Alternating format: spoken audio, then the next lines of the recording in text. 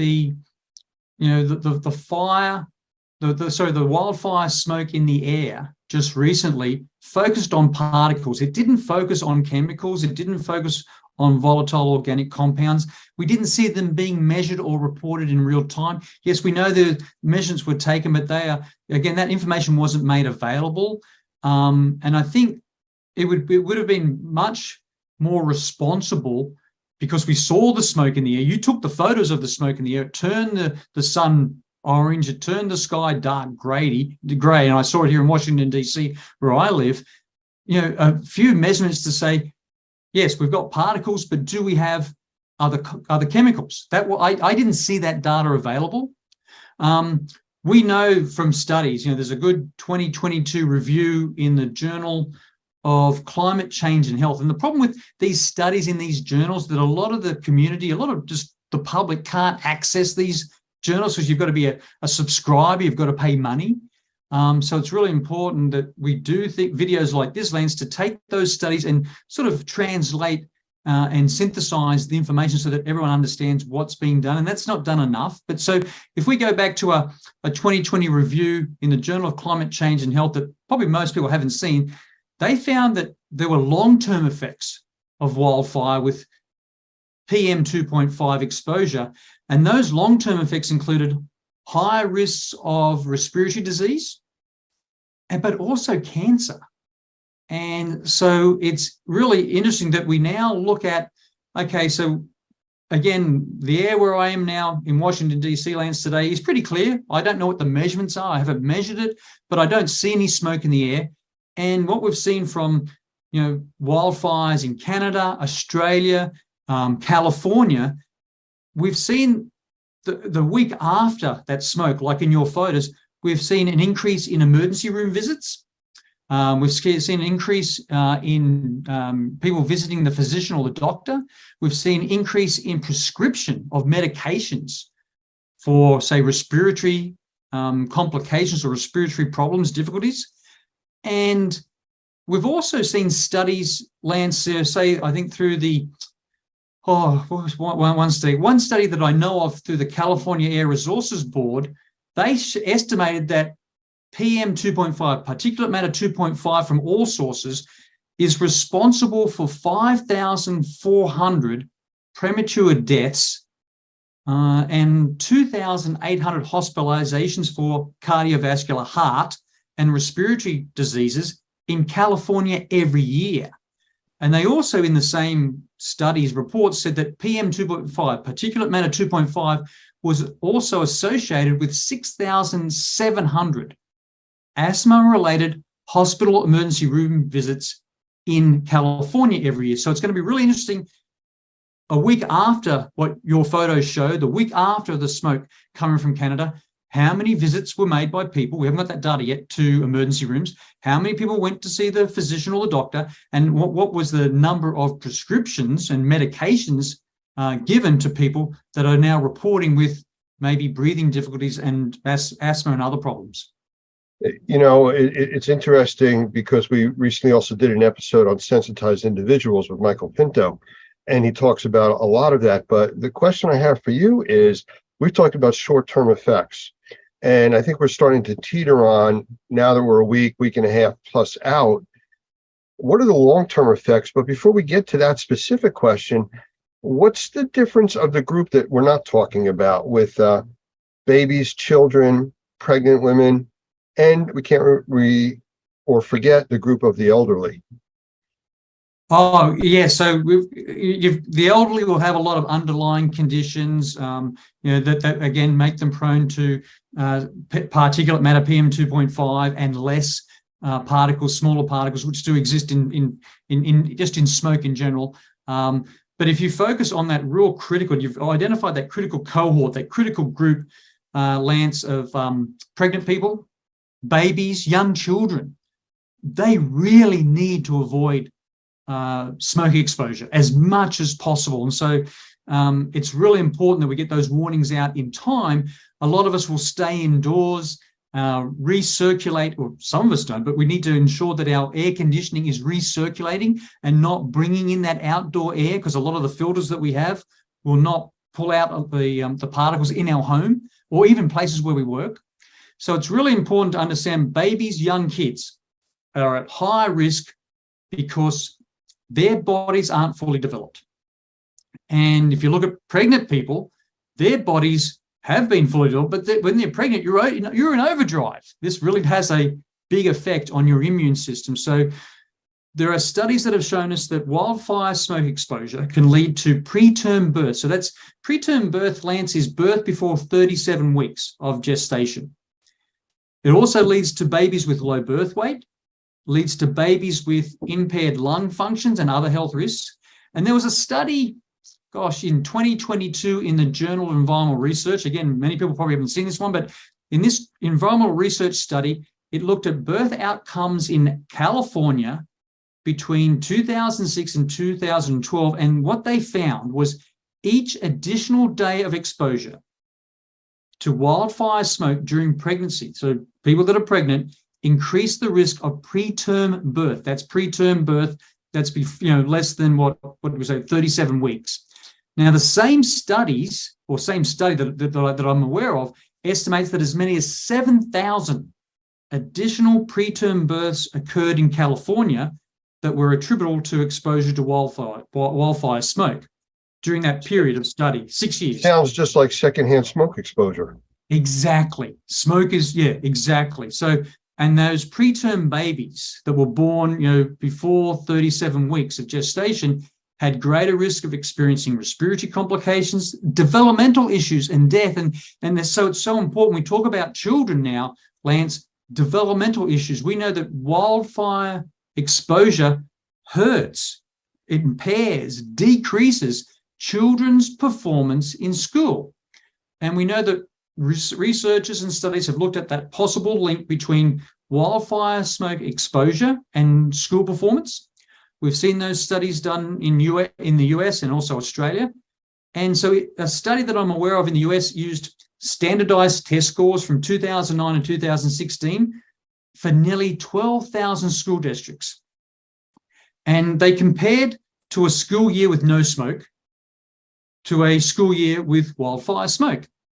And they found that the cumulative smoke exposure may have reduced student test scores by roughly 0.15% of a standard deviation. That may not mean much to people. That's a lot. And that information was published in the Journal of Nature in 2022. That is a significant decrease in people's ability to learn, to understand, to think. Again, that information does exist. There's so many effects, and we're starting to touch on the long-term effects. I've noticed from people within the circle that I travel starting to report eye infections, earaches, ear infections, sinus infections. And this is all a week after. I was kind of predicting out 2 weeks for people to start to have issues. But as far as the long-term effects, because the smoke cleared out, didn't do anything with all the debris left behind, all the ash that's dropped out of the air. I know the cars here had a grayish color to them, for days. And we haven't had rain for almost 4 weeks. We finally got some rain to wash some of it out of the atmosphere. But this is just something that is continual. And these particulates don't just vanish. Oh, no, you're right, Lance. And so we always say, dirty air leads to dirty surfaces, that those particles in the air will eventually come down and land on surfaces. So if I look at my car parked in the street over that course of the smoke in Washington, D.C. last week, I can see the particles on my car. It's a black car, and I can see how dirty the windscreen got and how dirty the surface of the car became just from that smoke. It's really interesting that when we start to talk about, it wasn't that bad, or it didn't really affect me, I only had the short-term effects of, particulate matter 2.5 or less could be, a coughing, stinging eye, scratchy throat, runny nose, chest pain, headaches, fatigue, wheezing. I run with a running group here in DC, and the people that ran last week told me on the weekend, we just don't feel good enough. We don't feel well enough. We've still got a scratchy throat. We still are wheezing. We've got some breathing difficulties. We can't run with you, Gavin, on the weekend. And would they make a would they make official data, official statistics? No, they wouldn't. So that's, the information that I've collected just through the group of friends that I have here in DC. So a lot of that information would never be recorded anywhere. And it takes then a lot of effort, like we talked about the Harvard study, Harvard University study and the California Air Resources Board studies, to then study the long-term effect. And a lot of people then will say, well, that happened years ago, and they don't relate or see the link between the time they were exposed, that week of being exposed to smoke, versus they might have respiratory disease, cancer, or cardiovascular inflammatory problems with heart attacks and strokes. Those correlations really aren't made because it's happened so much longer or over time since the actual acute event of being exposed to wildfire smoke. That's always a challenge for us, Lance. It's hard to tell people you've got to, there's a hazard, there's a risk, you've got to take precautions, you've got to do this, when they don't initially feel the really significant bad effects either that day or the next day. You're right. And, you had said that, which is what everybody else is saying, the news media, all officials, about staying indoors. But it's the same agencies like the EPA that are saying that in normal conditions, your indoor air quality is 5 to 10 times more polluted than the outside air. So they're telling people, especially sensitized individuals, children, things like that, to be outside, especially if you're having a positive reaction to your normal home. But now we're telling people to stay inside in the polluted area that is an issue, which is still less polluted than the outside.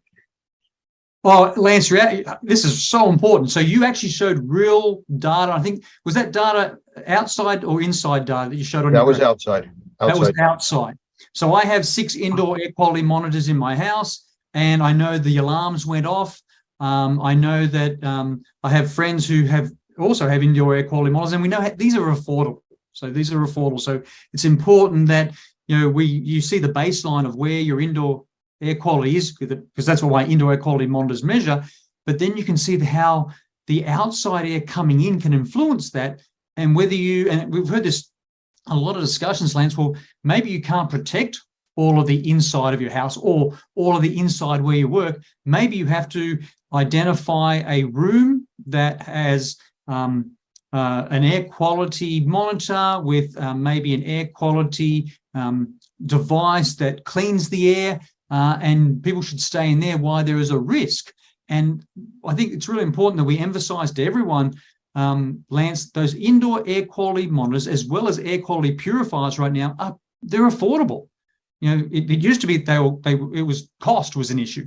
Not anymore. You can buy those, you can use those, and I would highly recommend that if you reach out to us, and we'll provide you, with a list of those that we have done our research on, we've done our due diligence, we know that they're backed by evidence and science, and it really will change people's behavior and improve their quality of life if they start measuring more.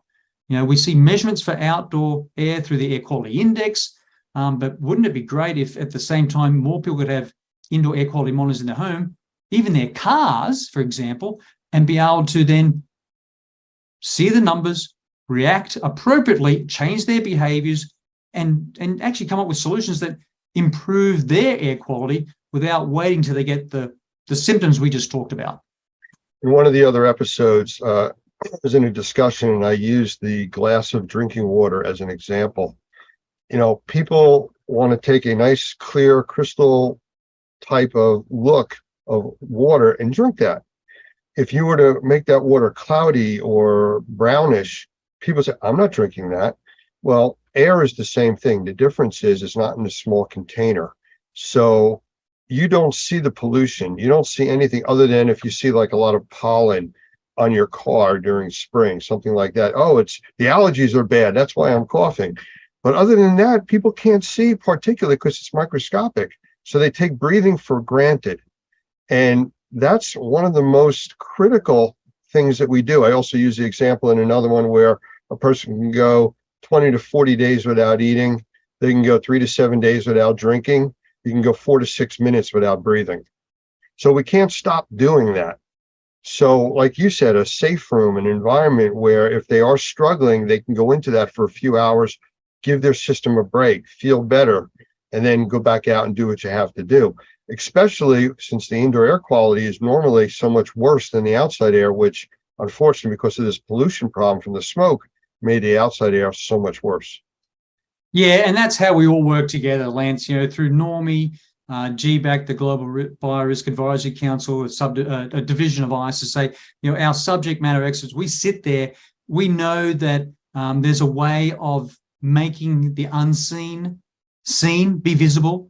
We know how to identify those hazards and then calculate the risk, likelihood of something happening and the consequence if it happens. And, we all know that we use that definition of consequences, how bad can it get? And so much of our air, as you correctly said, Lance, water is unseen. There can be contaminants, pollutants in the air, contaminants, pollutants in water, and it still appears, it looks, or even smells safe and healthy. But unless we measure more, we will never be able to improve. And that's why I think we all talk about that, it's so important. The tools are available, the equipment's there, the expertise is there, the science is there to start measuring more and then working with subject matter experts to interpret properly, appropriately what those measurements mean so that people can act, change their behavior, develop, implement solutions. And I think last week was a really good example with the smoke in the air, colors on a map, 6 different colors with the air quality index. And in my own personal opinion, maybe 6 colors is too much. Maybe it's confusing. Maybe people didn't understand what the colors. And then when we had the colors, we also got numbers. Here's 425 in New York City. Here's 350 in Philadelphia. Here's 308. All these different numbers came out for different locations. I don't think people realized what the number means. So if you give a color, if you give a number, then you must give an interpretation, a so what, and you must tell the public what to do. Well, there are other things that are also affected besides what we're talking about now. We've talked about, the young, the elderly. We've talked about pregnant individuals. We've talked about sensitized individuals. There's a few other things we need to talk about. Number one, and I know and I mentioned this in another episode, that it sounds a little bit on the dramatic side, but from this heavy smoke condition, we actually got a glimpse into what a nuclear winter would look like. The temperatures that are normally 80, 85 degrees in New Jersey this time of the year were barely able to get out of the 60s. It dropped the ambient temperature almost 20 degrees every day while there was smoke. Once the smoke cleared out, the temperature went back up to normal. Now that affects plant growth. It affects our food source. And speaking of food sources, it affects livestock with breathing. They're outside creatures. And we can't forget our pets, especially the ones that either have, like doggy doors that go in and out or outside pets. So how does it affect them? Yeah, really important, Lance. We knew in Washington, D.C., the National Zoo was closed to all people, closed to visitors because they had brought the animals indoors away from the smoke. Now, are all the enclosures at the National Zoo on air conditioning that recirculates? No, it's not, but at least that would decrease to some level, some degree, their exposure to the smoke that was outside. Again, in horses, equine asthma is real. And we know from, fires in Australia, information and data from fires in California, horses can suffer inflammatory diseases. We see equine asthma increase after forest fires or wildfire fires. That data is available. That's known. That's been studied. Less so in companion animals like dogs and cats. But yes, we do know that, again, those animals are breathing the same air that we're seeing, that we would breathe. Really interesting, just a couple of anecdotal reports that I've received from colleagues and friends here in DC. They had to let their cat or their dog out to go to the bathroom, the toilet, or just get some exposure outside so they wouldn't go mad inside when they run around. Opening and closing that door very briefly to let us say a dog out. And the people that had indoor air quality monitors saw that by just opening that door very briefly to let their pet out, changed their indoor air quality on their monitors significantly. And what I mean by that, if they were sitting at like a 95 to 98%, it dropped down in some of the photos that I received down to 70, 73% in that very brief period. So it's not like it takes a long time for the smoke to rush into the house. When you open the door, that smoke came in, and that indoor air quality monitor then measured it, and you saw in real time, right there and then, a change in your indoor air quality, by a number. The challenge we have, though, is how to interpret those numbers. So yeah, again, Lance, the many animals can't go indoors; they were exposed, and again, a lot of this data won't be measured, but we do know from studies that we do see inflammation problems as well as respiratory problems in animals exposed to wildfire smoke. One of the things, just like with very young children, animals can't really tell you what's bothering them. You might see the animal acting up or different or lethargic, but you won't know what's really going on, just like with children. So it's something you need to pay attention to. Don't forget about the pet that was outside all day during that smoke. They may start to have issues going forward. Yes, I'm a pet lover, can't help it. Oh, but very important, Lance, my dog Buddy did not want to go outside last week when we had all the smoke in the air. Now he has to. He's going to go out in the rain either, so Well, yeah, but he loves the snow. But you could see it was really interesting that to be at the door, trying to let him out. They get some exercise, to go to the bathroom.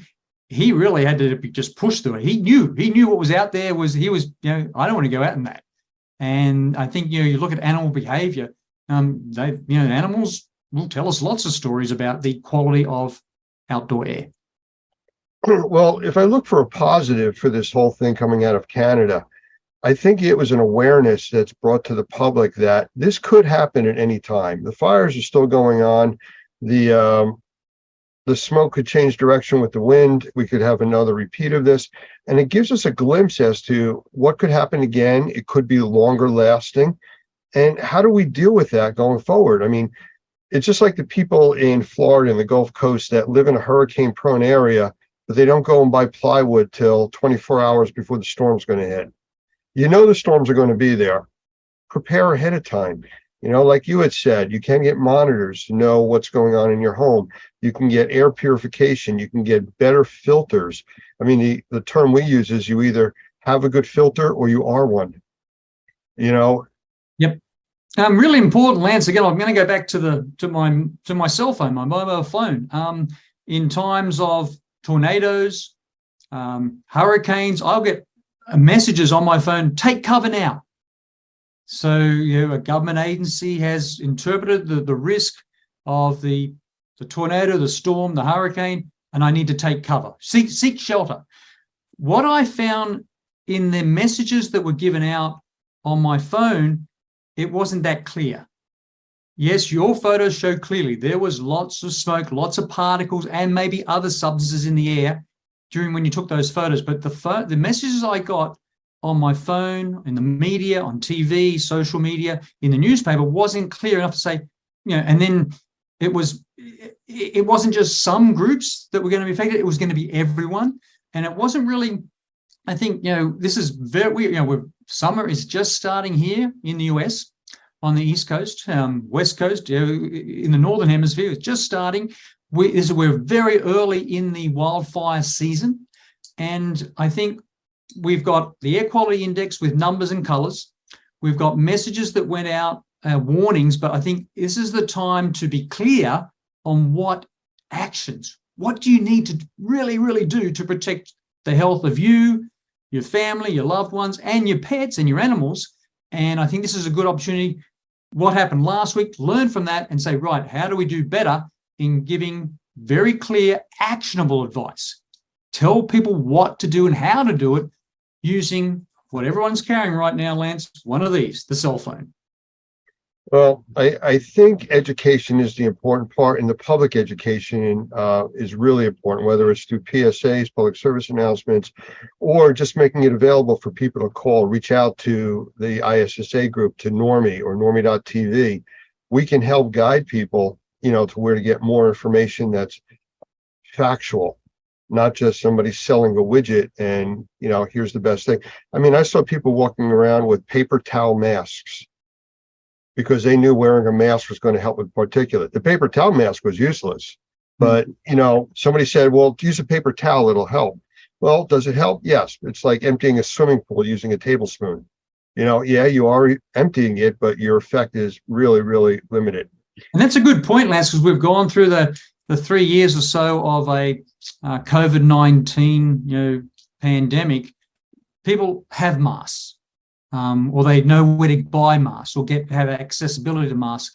The challenge we have, Lance, is there's so many people in our neighborhoods, our community, in our cities, our towns where we work, that they have to work outdoors. We saw when the photos you took, the smoke in the air, we saw the schools cancel all outdoor activities. We saw professional sporting bodies like the Major League Baseball cancel games. But again, that's for the population that was going to go watch a game. That's for the kids at school that wanted to play outside. What about the people that have to work outside? Where was the actionable solutions, the information there to say, you work outside, we need you to work outside, this is what you do. I really professionally and honestly believe, Lance, a lot of that information was missing, and a lot of people in our towns, in our communities, our neighborhoods have to work outside. They have no choice. I just read an article of the lawsuits that came out of 9/11. And Christy Whitman was one of the named individuals in that, I think director of EPA at the time, or one of those large organizations, where she came out and said that the air quality a week later was okay for people to go and work there and return to New York City. And 15 years later, she was found guilty of all this misleading information and stuff, because the data showed it was unhealthy. I mean, we're 20 plus years out. There's still debris from them in the walls, in drop ceilings, in buildings all around New York. So this isn't a short-term effect. Oh, it was there, it's gone, the air looks clear, it's nice out today. All of this affects us going forward. Oh, it's so important that everyone understands dirty air leads to dirty surfaces. Lance, I did 12 years in the military. When all the deployments I did around the world, we don't want to leave waste in a footprint in a foreign country, so we burn it. And so you can easily see, there's books written about, there's movies made, the exposure of soldiers and the military to smoke pits, the fire from fire pits, the smoke that comes from fire pits, and the increase in cancer in those military personnel. And again, look at the numbers that came out from 9/11 in 2001, when so many of our colleagues, Lance, went there with the best intentions to help, to do what they've been trained to do. And look at the number of friends and colleagues that we know of, that have been diagnosed with cancer since that deployment back in 2001. And I know the number of again, friends I have in the military that were exposed to smoke pits over the years and have cancer. It's real. What it means, we have to do better when we go to respond to those important acute events, to try to mitigate them, respond to them, and then go into recovery. We've got to do better in our training as well as our equipment to protect what we know in the long term causes inflammatory disease, heart disease, lung disease, cancer. Absolutely. Well, Gavin, I want to thank you for spending time with us today. I mean, it's always informative listening to you. I think this was information that we needed to get out in this series, with the actual data, a lot of the study information, short and long-term effects, which is what we've covered. And just give people a place to go if they have questions or concerns, how to reach out and get help. The Normie organization at normie.org, ISSA organization, GBAC. There's a lot of credible sources out there that are out there doing this for the right reason and trying to educate the public. So I want to thank you for being part of that. I want to thank you for being part of this series that we're doing on fire and smoke. And we'll do this again. You're more than welcome, Lance. Again, we're even at Normie and ISSA and GBAC now, we are still working right now. How can we do better in translating the information we know, the research we know, into helping people understand this is what you need to do when you see that apocalyptic look in the sky. The sun is blocked out. It turns bright, hot orange based on smoke or particles in the air. And it's something we're still working on, Lance, and hopefully we'll be able to do better and get better information out to everyone. You're absolutely right. And I think closing out, I just want to leave the images up there on the screen. Let's see if I can bring this up real quick. You have the sun up there now and the smoke. Yes, can see it, Lance. And as we know, we saw it, we lived through it, we breathed it, we kept doing the work we should do. But again, did we decrease the hazard, the risk? Did we wear the appropriate equipment to protect ourselves? No, we didn't do a good job at that.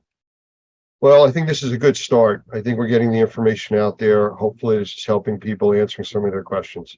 So thank you again. I appreciate the time, and we'll do more series down the road. You're more than welcome, Lance.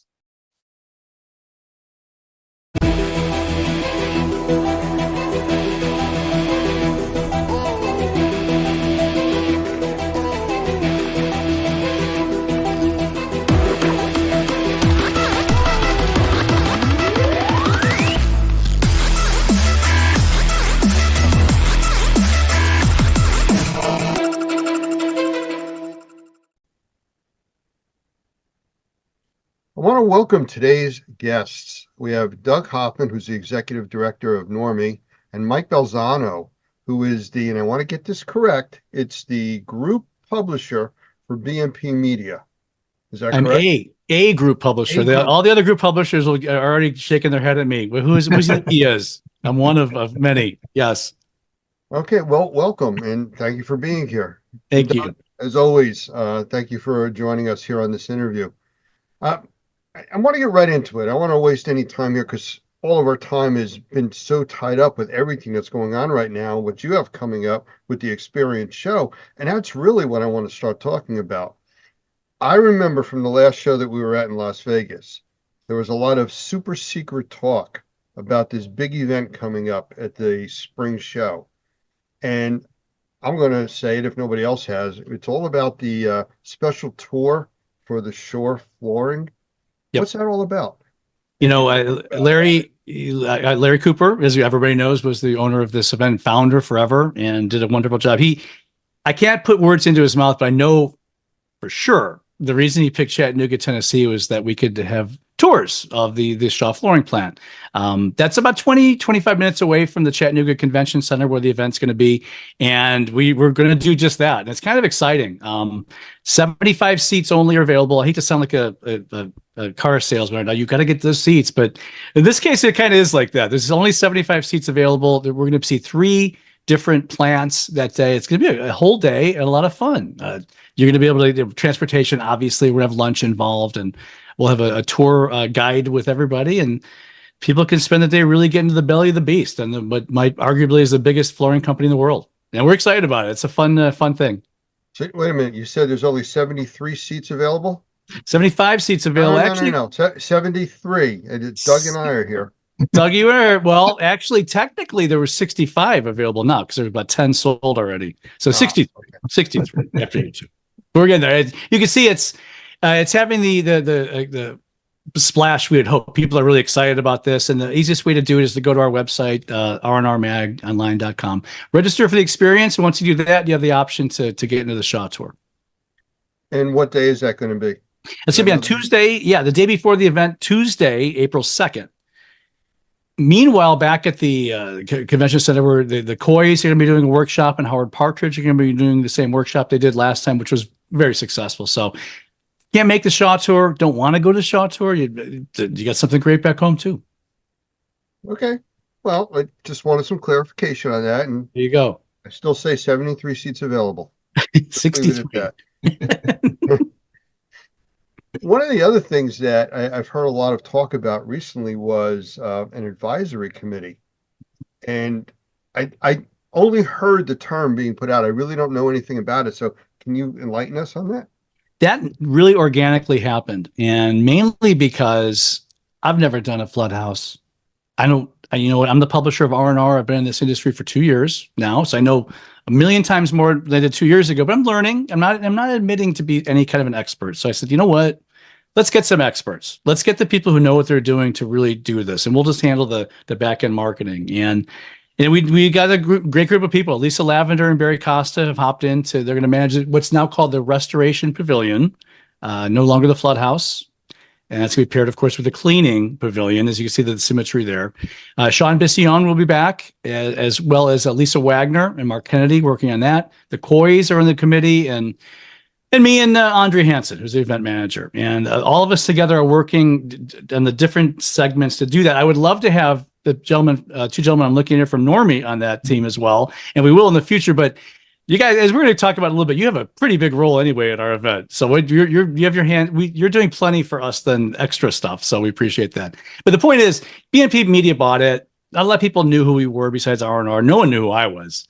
So instead of that goofy guy that keeps showing up on the podcast, let's get some actual people who know what they're doing to do this. And we've done that. And you can see the wheels going quicker now, and it's exciting. I tell you, I think that's just a great idea, Mike. I think having guys that are in the industry, they got their hands in the industry all the time, that's going to make it so much better. One of the things I've always said about the experience that I think it is just different from any other conference that we're a part of is that it really is an experience. You can go there and you can actually do and touch and feel the industry, which is really pretty cool. I've told our members for years, if there's only one show you go to, this is the show you go to, because it works. Thank you, Doug. And yeah, it was, I've said many times, it wasn't, I don't think he named this accidentally. There was a reason why he called it the experience. He wanted to be an all-encompassing experience for our industry and the people who come. And hands-on training is the big deal, even more so in these spring shows than in Las Vegas, our big show in the fall, which always is the big blowout every year. The spring show in fall, you have 3 days of straight agenda days. The spring show, the first day and the third day are agenda days, and the middle day is kind of a hands-on workshop agenda all day. In addition to the restoration pavilion, in addition to the cleaning pavilion, you just come in and learn how to do things. And I don't know if there's any other event that really, definitely not to this level, can provide that for everybody. Well, I know what we get involved with building our training facility, if you want to call it, when we break away and we're actually, the lumber is being delivered, so we're in there building stuff for a day or two prior to our training. So yeah, this is very different than the other shows that we go to.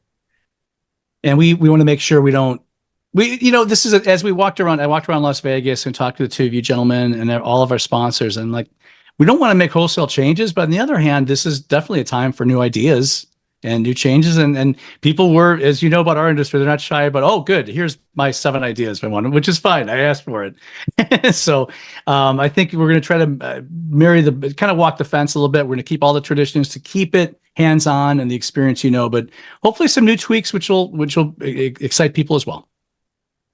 Well, I mean, you started talking about some of the stuff coming up. Why don't we just cover the agenda? If you can do that. I don't know if you want to do it from memory, if you want to bring up a website.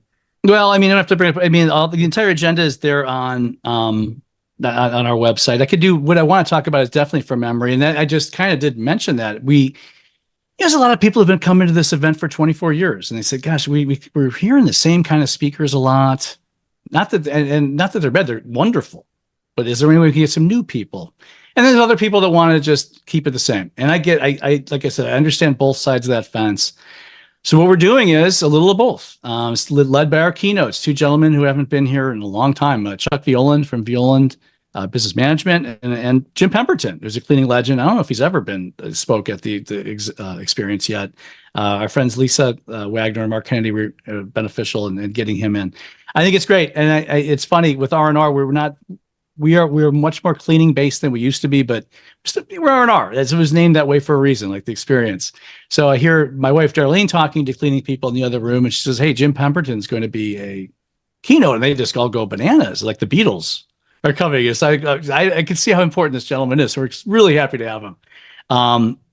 Eric Sprague from Super Tech and Katie Harris from Spot On Solutions, and a lot of other people. And we got the legends. I'm looking at 2 of them right now. Normie's got have a huge say in this event. I think you're doing with you and Mr. Pinto and the 2 of you at like 7 different sessions off and on. Right. And it's very important to us. Hart Partridge will be talking again.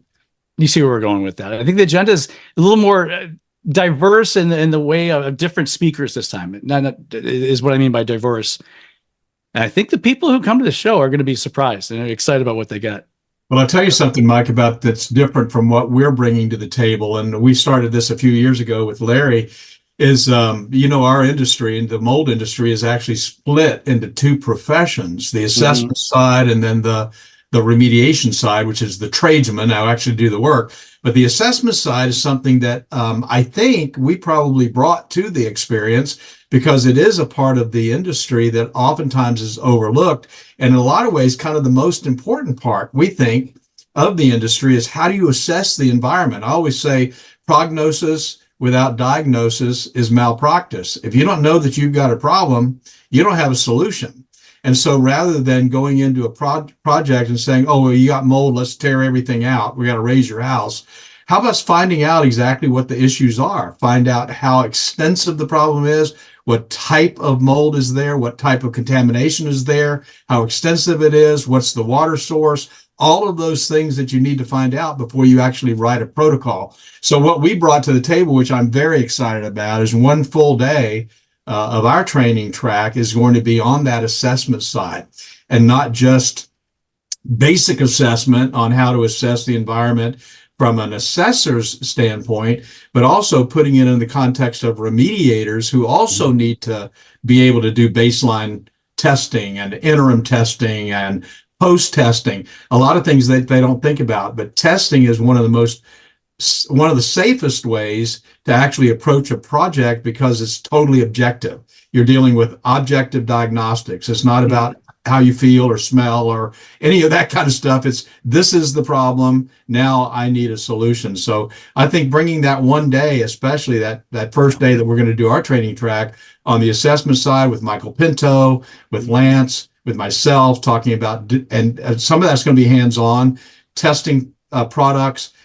I think that's a really exciting place to be. And so thank you for the opportunity to do that. I think it makes a big, big difference in the industry. That's such a great thing to say. Doug. I'm sorry, Lance. That's such a great thing to say, Doug. I again, with my industry knowledge and whatnot, I would imagine you're right. I mean, imagine these disasters happen and your first natural instinct is, let's just go in there and take care of it immediately. And someone's got to have the cooler head and say, wait a second, let's assess what's going on. Let's do the assessment, start from there. I mean, I think that's absolutely right. And we're happy to give you that mouthpiece.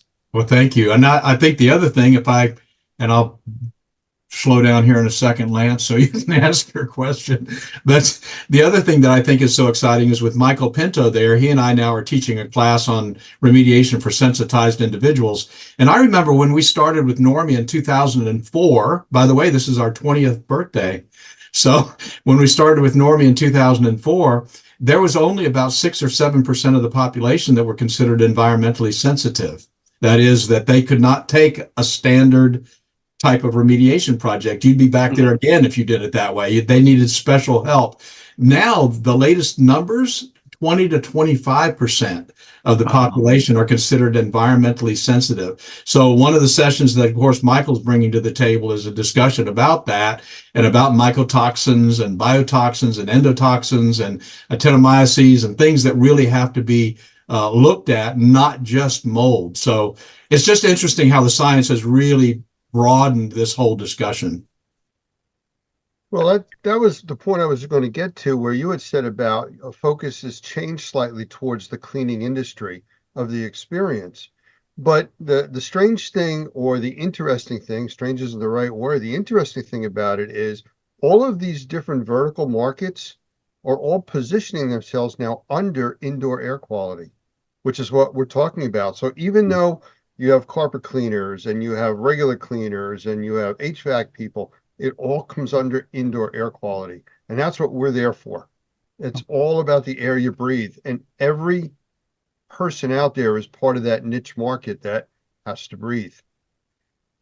We've talked about that a couple of times, Lance. And I remember talking to Jeff Jones, the microbial warrior himself. And he said, well, in his opinion, not to speak for Jeff, but what we learned from COVID was didn't have to do with touching things or surfaces. It had to do with what's floating through the air and the IAQ. And that makes what Normie's doing and your whole side of this industry and our whole industry so much more important because that's not going to be the last time something like that happens. And it doesn't necessarily have to be a big pandemic either. Just IAQ is important in so many ways. I'm preaching to the choir now. You know that.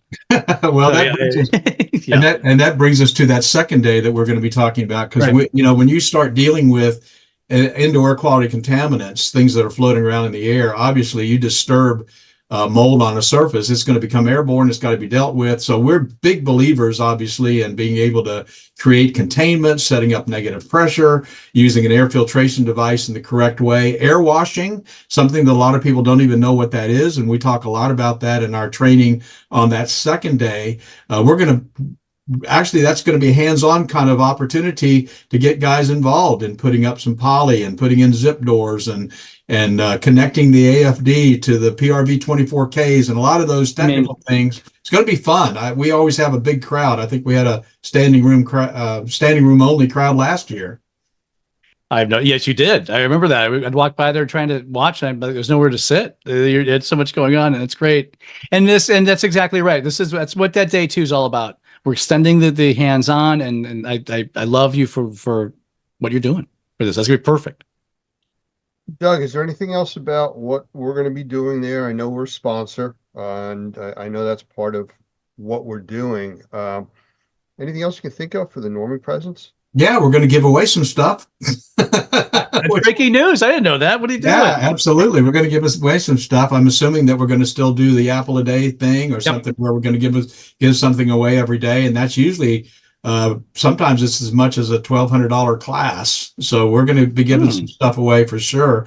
But I think at our booth, we've got a 20 by 20. So it's a nice little open square booth, place where people can come in and sit and do what we call huddles, where we can answer questions and deal with some specific issues that they might have.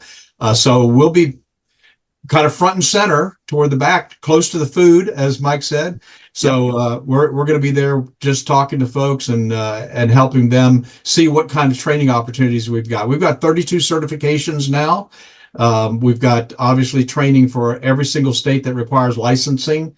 And we've got great recertification and continuing education training. So pretty cool. We opened up a training facility now, of course, in Fort Lauderdale, which is where we do our Normie Pro Academy, do a lot of live online training. And so, yeah, we're going to be giving away some stuff to get people involved with what we're doing. We want folks connected to the industry.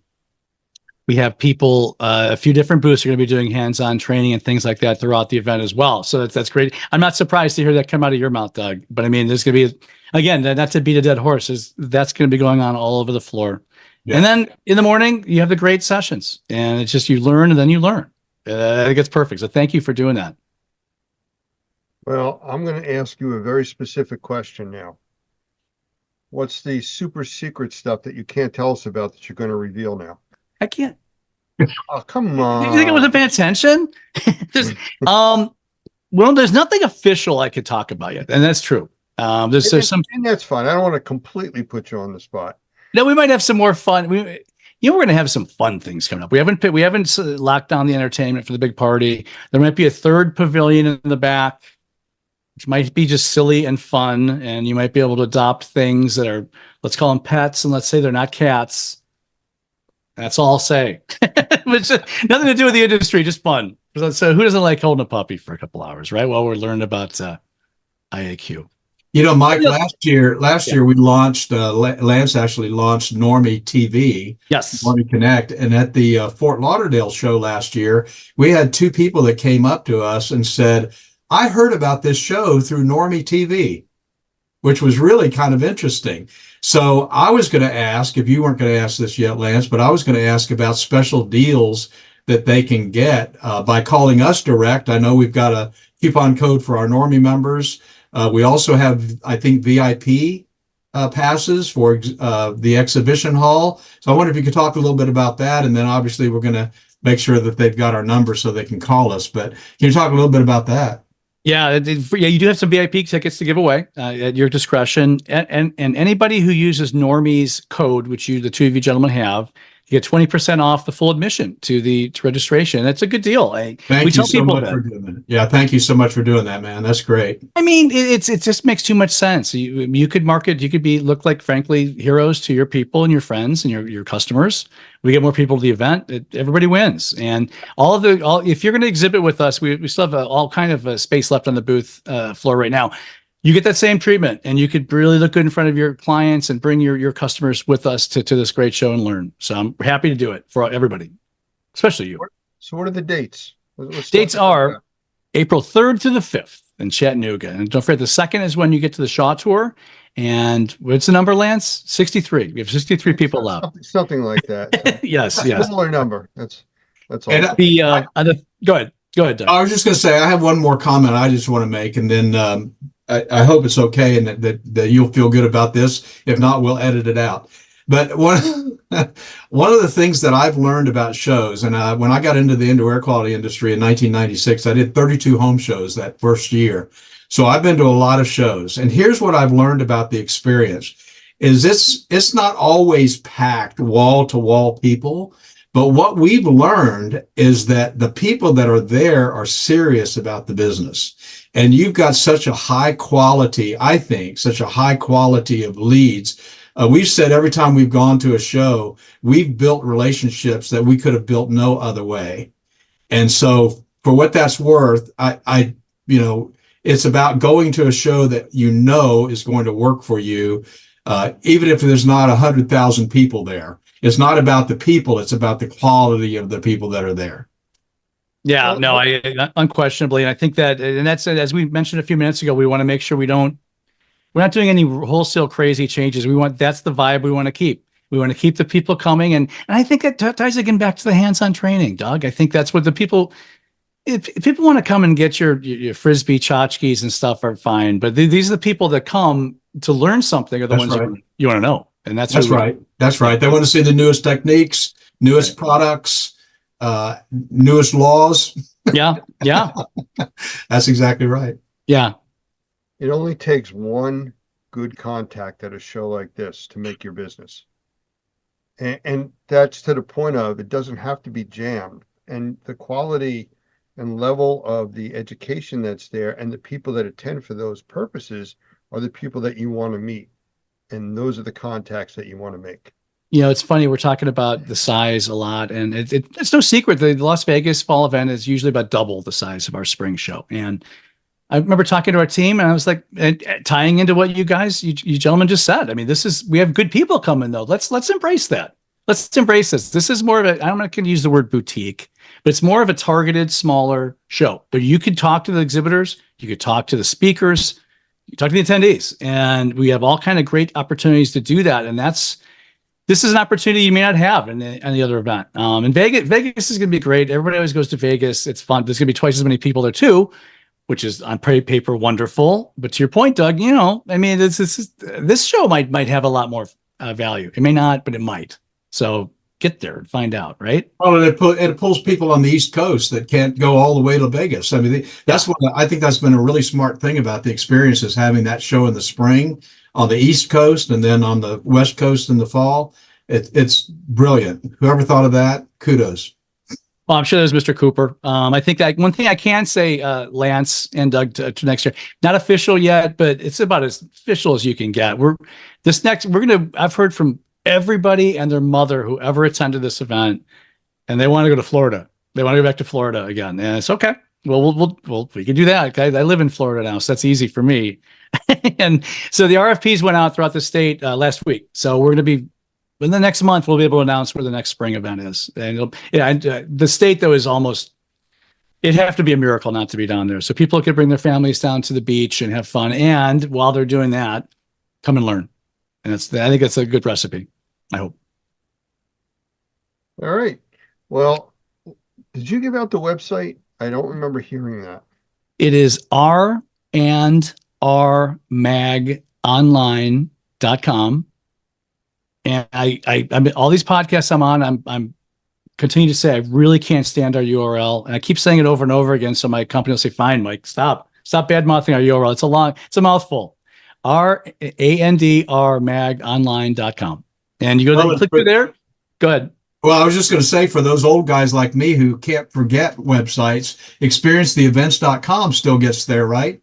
That gets there too. If you click on our website, it pops up. The first thing you see is you'll see experience ads all over the place. Just click on any of them and get right to it. And experience the events too. That's an easy one. Is there anything else you'd like to say about the show coming up? I mean, this is it. Here's your shot. Yes, there's one thing I want to say. I'm going to ask you this question. I asked you, Lance, specifically about a month ago. Are your fans The Normaniacs going to come. Are they coming to Chattanooga? The Normaniac. The Normaniacs. We discussed There's a this. new word.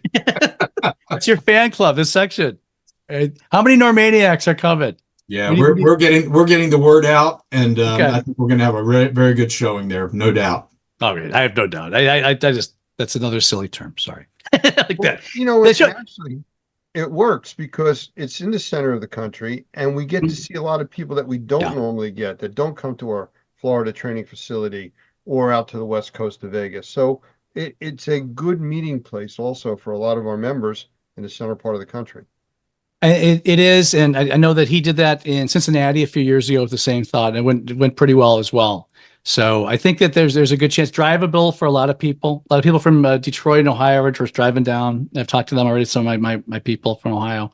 So it's easy. It's easy to get to. It's going to be. There might have to a connecting flight, but it's not that bad. It's you're not flying to Maui. You know, I mean, it's just a Chattanooga. But a lot of fun things. I was supposed to be on a site tour today. Unfortunately, our event manager got COVID, so we couldn't go. So we're gonna have some fun things to do outside once we break out of the learning, and we'll loudly announce that when we have that too. Doug, did you hear him say something about a trip to Maui? I think that's what I heard. Yeah. You know, my old magazine Snips used to have I shouldn't give them free publicity, but there's a association called SMACNA, very much the normie of that industry, and they every 3 or 4 years they have their annual event in Maui, and it's a big fight to see who gets to go to work that week, you know. But it's, bless their hearts, people go, they figure it out and they get over there across the pond and do it. But this is I don't know. I'm happy where we're going. We have a big training event coming up in Mexico, Puerto Vallarta. Yes. Same type of thing with the interest of people wanting to go there. I know a little about this. I know the people involved intimately. And besides, I think, and, I'm sure you'll have a tremendous amount of learning there. The people who go to that, and I'll let you promote that, Lance. That one. Well, yes, we will, and Okay. that's for another time. But you know, I understand what you're saying about a Maui type event, Puerto Vallarta. Yes, there is a romanticism around those locations. Sure. Doug, Well- you have anything else to follow up with here? I really don't. I want to thank Mike for him and his team and how hard they work to make this thing happen. I'm very excited about it. It's going to be a great few days with you guys. And if there's anything we can do to help facilitate, we're at your beck and call. Thank you very much, Doug. I know. And it's just, we love having you as partners, and we are working very hard. The whole team, I could speak for him, because told Larry last year in Vegas when we left, I don't know if I'm going to be here for 6 months or 60 years, but I'll do the best I possibly can. And we're holding that promise. And come to Chattanooga. You're going to love what you get. The agenda's good. The Normaniacs will be there. I'll hope to say that again. And you learn a lot. And I appreciate the time today, guys. Really. Thank you. Thanks for your partnership. Thank you, Mike. Doug, thanks for being here with us. And we'll have to do this again soon. Look forward to it. Take care. Hello, everyone, and welcome to the Mold Matters podcast. I'm your host, Jeremy Evans, alongside my co-host, Mike Adams. Jeremy, how are you? Great. How are you doing? I'm good, but you did the countdown and you never say 2, but you said 2 this time. Oh, really? You usually go 5, 4, 3, And then I go silent. and then you go. Yeah. Yeah. I don't know what's going on in your world right now, but No, my bad. no, that's How are all you right. doing? No, I'm good. I'm Yeah? good. Yeah. Yeah. Yeah. Just got back from vacation. Took the family to Disneyland with 6 grandkids, all under 7 years old. Oh, wow. How was that? Actually, no, all under 8. One's 8. It was a lot of work, Jer. It wasn't a vacation then? No, it was fun. It was fun. But That's fun, but a it's lot of work. tiring. Yeah. Okay. Yeah. So I'm good. All right. So you're rejuvenated. Yes. I haven't had any vacation, but I feel rejuvenated because we're having a special guest today. We have a great guest. A good friend of ours that we've become friends over the last year or so, Doug Hoffman.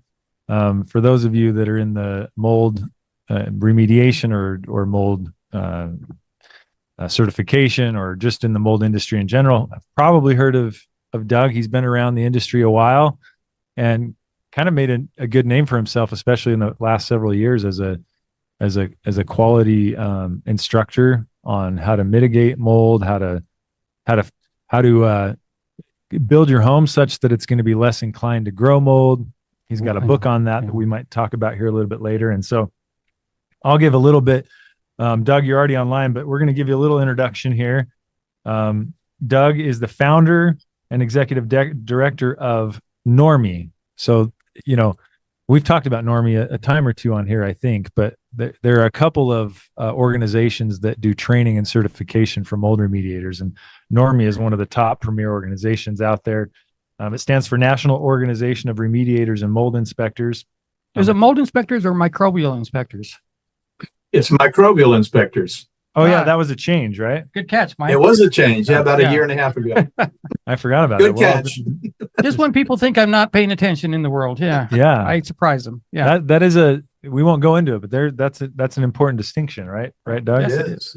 It is. So, his life passion has been helping people understand how to live healthier indoors and empowering them with the ability to have clean air. I remember you saying one time in your book, I think, that you spent part of your career building homes that made them moldy, and then now you're doing the rest of your career to reverse the effects of some of those early mistakes that you saw in the industry. Yeah, So- that's exactly right. Yeah. But anyways, Doug, we've been glad to get to know you, and we're glad you've come on the podcast. We found great synergy with Doug, and we kind of have that shared vision of trying to help people live happier, healthier lives by helping the microbial, load in their homes and things like that. So welcome, Doug. Well, thank you. I appreciate it, guys. Mike and Jeremy, great to be with you today and excited to share some information. I think one of the things that I love doing is teaching and training. And I think I've always believed that the person that's the best trainer is the one who can take complex subjects and make them easy to understand. And that's what we try to do in our training programs. And I appreciate your recognizing that. And hopefully today we're going to take a subject that's sometimes a little complex and make it simple so that we all understand how it can affect our health. Yeah. Yeah. I think, yeah. Well, I guess if you had to encapsulate the topic of what we're going to talk about under one umbrella, what would you say? Because I've read through. Well, it's definitely under the indoor air quality discussion. And we're talking about how our houses become contaminated. We don't often think about air infiltration and moisture intrusion problems, but that's one of the most common ways that houses get contaminated indoors. And then because we don't deal with it correctly, we build little toxic soups that we live in. So yeah. I think if that helps kind of focus on what we're going to be talking about, that's the idea. Yeah, I like it. And let's jump right in there.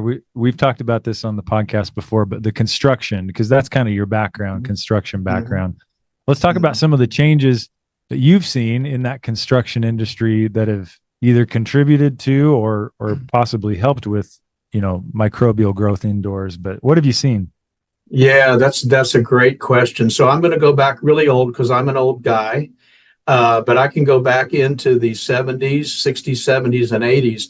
And I remember when I was growing up, I grew up in Florida, and I grew up in the construction industry. My dad was a plumbing contractor, as you know. And so I grew up in the construction industry, started working over the summers. This was back before they actually had child labor laws.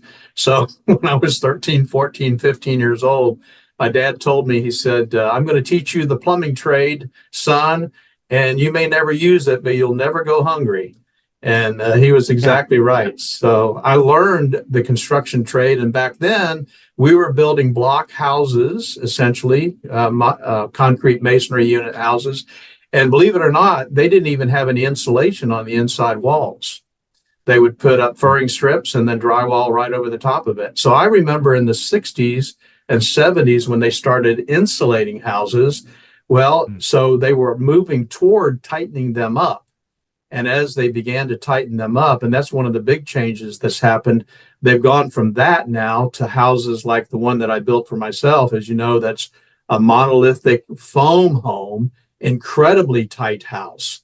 That difference has made a huge difference not only in the way we live indoors, but the way we react to our indoor environments, because now we've really tightened them up.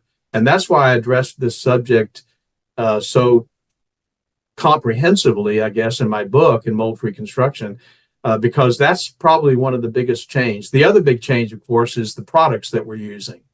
And it used to be we were using wood and concrete, and now we're using plastic. Almost everything is plastic and PVC and petroleum products and off-gassing stuff. And, so yeah, completely different kind of view of homes today than it was certainly when I was growing up. So, with that tightening up word, we tighten up our homes. I've thought about that wording. I think it's kind of funny, but yeah, we do. Yeah. We, like you said, the insulation is part of that tightening up, right? That's what right. you're saying. And then, That's right. And the Weather and stripping. then, weather stripping, the whole wrap that we do around the homes, that came about, the Tyvek wrapping that they do. When did that start? That started in the late 80s, early 90s. So this was all as a result of the Jimmy Carter days when we started. There was an oil embargo and everybody was concerned. I remember about getting gas and it being rationed, Yeah, You could get we waited gas, for hours for gas. Yeah. Yeah, exactly. Mm. Get gas every other day, based on your license plate or whatever it was. Yeah. My point is that the Carter days is when they really started tightening things up. Weather stripping was hard to buy. I'll tell you a funny story, Jeremy. I don't know if you know what a jalousie window is, but when I was growing up, my house had jalousie windows. And what that was essentially strips of glass that are 4 inches wide, and they just kind of sit against each other. It's like they're layered, almost like a cabana shutter. Oh, And yeah. so Yeah. I know exactly what you mean. Yeah. Oh, Yeah, so you open it up or you close it, and there's this huge gap between each layer of glass.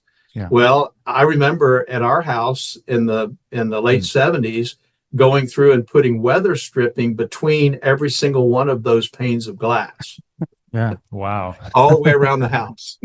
We did a Well, a church house in Kauai that had those windows around the entire church house. Yeah, Hawaii, exactly. Yeah, which So was they're still great for around. ventilation. Yeah, but yeah. Well, and isn't that how it goes? As you see innovation, even still, I mean, they're innovating in the construction industry, in the plumbing, in all the industries, there's innovation. That's And you right. always have to wait to see. Well, the pendulum always swings too far. Yeah, You know? yeah, They want to fix a problem and it goes a little bit too far this time fixing that. Yeah. yeah. But you don't see it for the, you don't see it immediately. It might be a few 5-10 years down the line before you start to see the effects of maybe that decision. I think that's right. And it's I put it in the category of giving the absolute benefit of the doubt that the motivations are right for the changes that we make. It's Yeah. the unintended consequences. It's Yeah. the things we don't know are going to happen when we make this choice. And I think that's what happened then, because there was this conflicting interests, basically, between energy savings and how is it affecting our indoor air quality. And there wasn't ever a consideration about both. Yeah, so let's launch into that. Tell us about the unintended consequences. Yeah, because our homes are definitely much more energy efficient. I can attest to that. I live in an older home right now that was built in the 60s, and it feels drafty. Right now in the winter, we're in the 30s, getting down into the 30s Fahrenheit, and you can feel the draftiness in certain parts of the home. Mm-hmm. So I'm not quite as tight as the newer homes, but yeah, what are those unintended consequences? Let's talk about those. So I'll tell you one thing that's interesting, Jeremy, you may or not know, but there are some cities now, San Antonio is one of them, that requires that you do a blower door test when you build the house. After you finish the house, before they'll give you a certificate of occupancy to prove that you've constructed a very tight home. So it's becoming part of legislation across the country to build these really, really tight homes. And so there's good to it. And as long as it's balanced, as long as you understand exactly what you're doing, I think there's some real benefits to having a house that's really tightened up, where you don't have a lot of the air infiltration issues that are going to contaminate our indoor environments. Yeah. So, Well, I was going to throw in this is off the subject just a little bit, but along the same time that we started wrapping the houses tighter, like, you know, late 70s, early 80s. We also, maybe it was in the 70s, that huge switch to sheetrock or drywall as opposed to lap and plaster walls. And then also particle wood or particle board, or, you know, pressed wood came along. Yeah. And I often think that stuff just led to all kinds of mold problems. You know, you put a drop of water on a piece of lumber, a good piece of lumber, that water just sits on it, right? You put a drop of water on sheet or on pressed wood or particle board, it immediately soaks in. Yeah. And so we've done some dumb things as well With the building with materials. the building materials and the changes with what we've done. Yeah. Yeah. Yeah. Would you agree with that, Doug? No, absolutely. I think you're exactly right. I think we don't, obviously, you're not going to build a house out of stainless steel, but the bottom line is if you don't consider what kind of products that you're using and where you're using those products, absolutely, you're going to create some problems with them absorbing moisture where otherwise other products absolutely wouldn't. So, yeah, I think you're right. Yeah. And so, you know, with air infiltration, that's kind of where we're going, air and moisture filtration, but with the tightening of the homes and minimizing the air infiltration from outside to the inside. Because this is actually something I want to hear your thoughts on this. I want to hear the negative consequences of it, but because you do often hear, and I actually, in many cases out here in Utah where it's dry air, I've kind of, there are many cases when I think, yeah, we do need that fresh air to come in, and it kind of helps. Fresh moving air, you know, can often be a good remedy for, you know, for some issues. So talk us through a little bit, because it sounds like you're saying air infiltration, generally we want to mitigate from coming inside. Talk about the consequences of that and what we need to do about it. Sure. Well, the air infiltration issues that we're talking about, I think, are a little bit different in the South than they are in the North. The different in dry climates versus high humidity climates where we are. But I guess what's common with all of that is that, yes, fresh air is a really important addition to our having, I think, good air quality. You've got to dilute the contaminants. I know that's one of the things the EPA says the answer to indoor air quality pollution is dilution. And there's a lot of truth to that. I mean, if you take a glass of oil and you put it in the ocean, it's not going to have much of an effect. But you put a glass of oil in your sink, you know, now you got a problem. So the idea of just the volume of air that you could bring in from the outside makes a big difference in terms of diluting the contaminants. But from an air infiltration issue, I think what we don't think about, Jeremy, are the things that you don't see that's coming in with that air on the airstream itself. And even if you're in the north and you're dealing with dry air, so you don't have a relative humidity problem, which we have in the south, when you're bringing air in from the outside, you're bringing in high relative humidity, much higher than you want indoors, 70, 80% in some cases. But besides that, what about the stuff that you can't see? The pollen, the mold spores, the microbes that are floating on whatever it is that's outside that's floating around in the air, those nanoparticles that you can't see. You see them in a shaft of light in the morning, you know, when you're looking at your bedroom window. Well, all of that stuff is in the air outside as well. And so now what's happening is that, like a little magic carpet ride, it's riding on that stuff, and the microbes are riding with that stuff as it comes in through those cracks and crevices in the windows and the doors. And so that's what I think actually needs to be mitigated. And there are a couple of ways to do it. That doesn't necessarily mean that you have so tight a house that you have no air infiltration. That wouldn't be a smart idea. But the idea and the way we approach it, and I certainly did with my house when I built that, is to have a place where I am bringing fresh air in through a fresh air makeup. And now I'm controlling the air that comes into my house. So I'm still bringing air in from the outside. But in my case, and the way we train on this, and my thoughts are, yeah, I'm going to bring it in, but I'm such an indoor air quality geek that I'm going to make sure that it's cooled or heated and filtered and purified before it ever comes into the environment.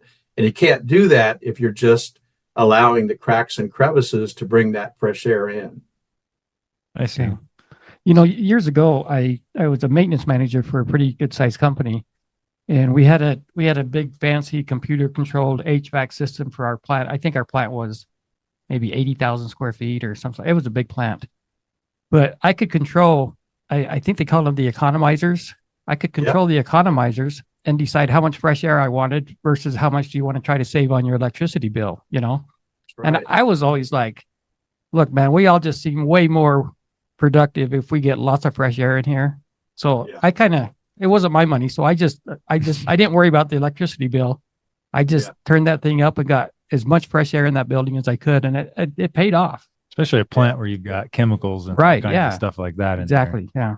Yeah. So it does Jeremy, if I kind of could sound. share- Oh, go ahead. I'm sorry. I was just going to share a concept with you. I'm talking about just kind of making it easier to understand.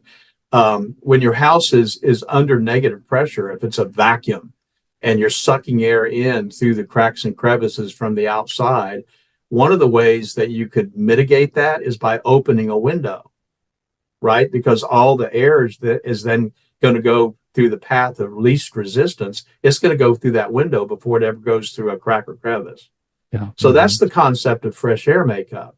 If you can control fresh air coming into the HVAC system, like Mike just talked about, you're bringing air in from the outside, but you're controlling it. And because it's the path of least resistance, then it's going to lower the chance of it coming through those cracks and crevices. Yeah. Jeff and I were just down in California helping a lady out, remediating her home. She hadn't been able to live in this home for a couple of years. And we treated it, and she said it's better, but it's still not quite right. And I didn't think it was. I left the day we treated it. I left, and I thought, well, I don't think we got it, Jeff. I told Jeff, I don't think we've got it.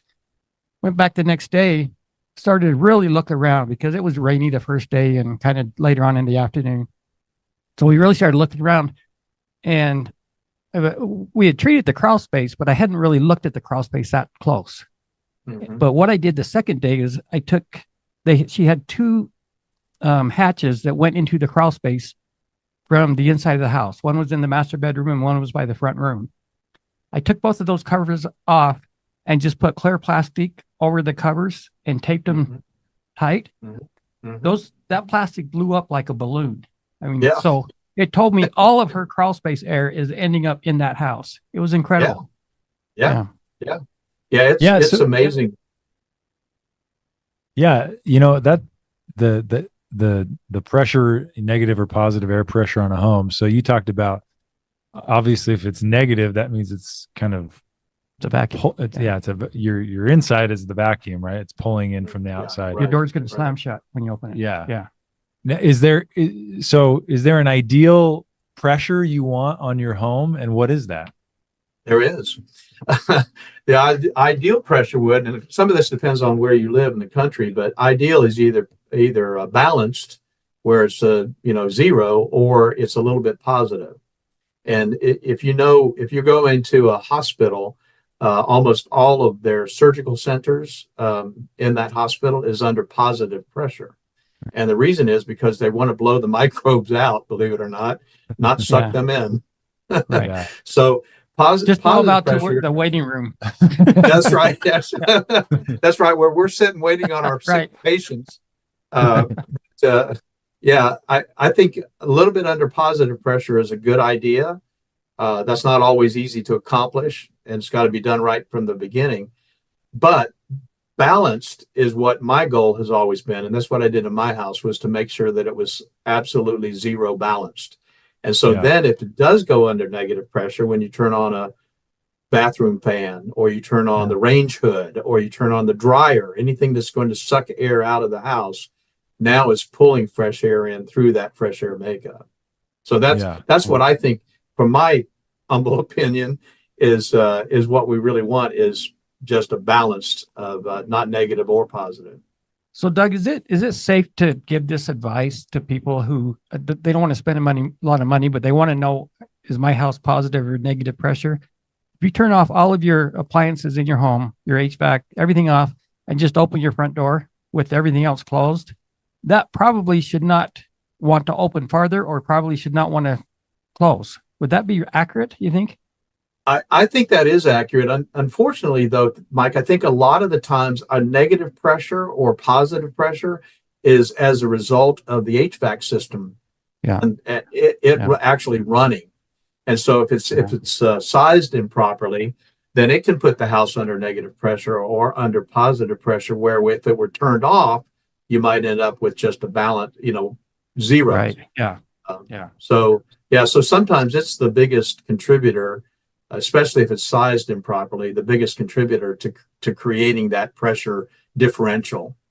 So is it so it's the size of the HVAC unit that contributes to the positive or negative pressure? Is it also the amount of returns versus supply registers? Does that play Absolutely. into it? So it's kind of Absolutely an does. equation of those things combined. Yes. I can see how that could Yes. get kind of complex. I don't know how to, I wouldn't be the one you'd call to say, help me fix my pressure per Come, se. come balance my house, Jared. Come balance please, if my you house. could. Yeah. But I can imagine it being complicated. Like I need to figure out if you got the right size first. Yes. And then, okay, maybe you only have one return and I don't know. And where is the return located? And Yeah. It is a complicated process, but fortunately, there's a lot of science behind it. And Mhm. unfortunately, a lot of HVAC guys don't know that this exists. But you probably remember in my book, what I did for my house was I hired a mechanical engineer, and it only cost me a couple of $100, but he ran what's called a manual J and a manual D. The manual J calculates the load calculation on exactly what size air conditioning system you need based on that specific house sitting on that specific lot. That's the manual J. And then the manual D designs the ductwork. So when you do that, now you're kind of in the commercial arena. They always do that for commercial environments. Yeah. They just Yeah. don't typically do it for residential environments, but that's how you solve the problem that you're talking about. Retrofitting is not easy. If you have a house that's Yeah. under positive pressure or under negative pressure, it can be done. It's just not easy. It's not nearly as easy as to do it from the start, which is another one of those unintended consequences. I saved Yeah. a few $100 because I didn't hire a mechanical engineer. Now I got to Yeah. deal with the consequences Yeah. the rest of my life, yeah. Yeah. Yeah, that makes sense. So let's Hey, move. let me ask one more thing that keeps sticking out in my mind. On this house I talked about in California, it was a fairly modest, just a Rambler house, Mhm. one level, Yeah. but they had just a ginormous air conditioning unit on the outside. Yeah. Is that as big an issue as an undersized or oversized furnace itself, or how does that play in? Is it the furnace you're looking at, or is it the air conditioner, or both? Yeah, it's actually the air conditioning, the sizing of the air conditioning system itself, I think is probably one of the most neglected areas addressing indoor air quality. And the way I think about it is this way. If it's oversized, an air conditioning system is primarily designed to dehumidify, to take moisture out of the air. That's what it's primarily designed to do. If it's oversized, then it's going to short cycle and it's not going to run long enough to get the moisture out of the air. So you got a moisture problem. Yeah. On the other side, if it's too small, it's going to run and run and run and run and run and Yeah. never get the moisture out of the air. So Yeah. you've got the same result, which is what you and I deal with all the time, mold. You've got the Yeah. same problem on either side. If it's undersized or oversized, you're going to have a moisture problem. Yeah. Yeah. So that it- helps. In that crawl space example that Mike gave, because that's technically not, a living space usually. And so, that's almost a whole nother deal, right? Because the HVAC system, if it's not plumbed, down into the HVA or down into the crawl space, you've got the living space that, say you get that under a neutral or positive pressure, that crawl space could have its own dynamic in and of itself, right? Absolutely. Yeah, And- absolutely.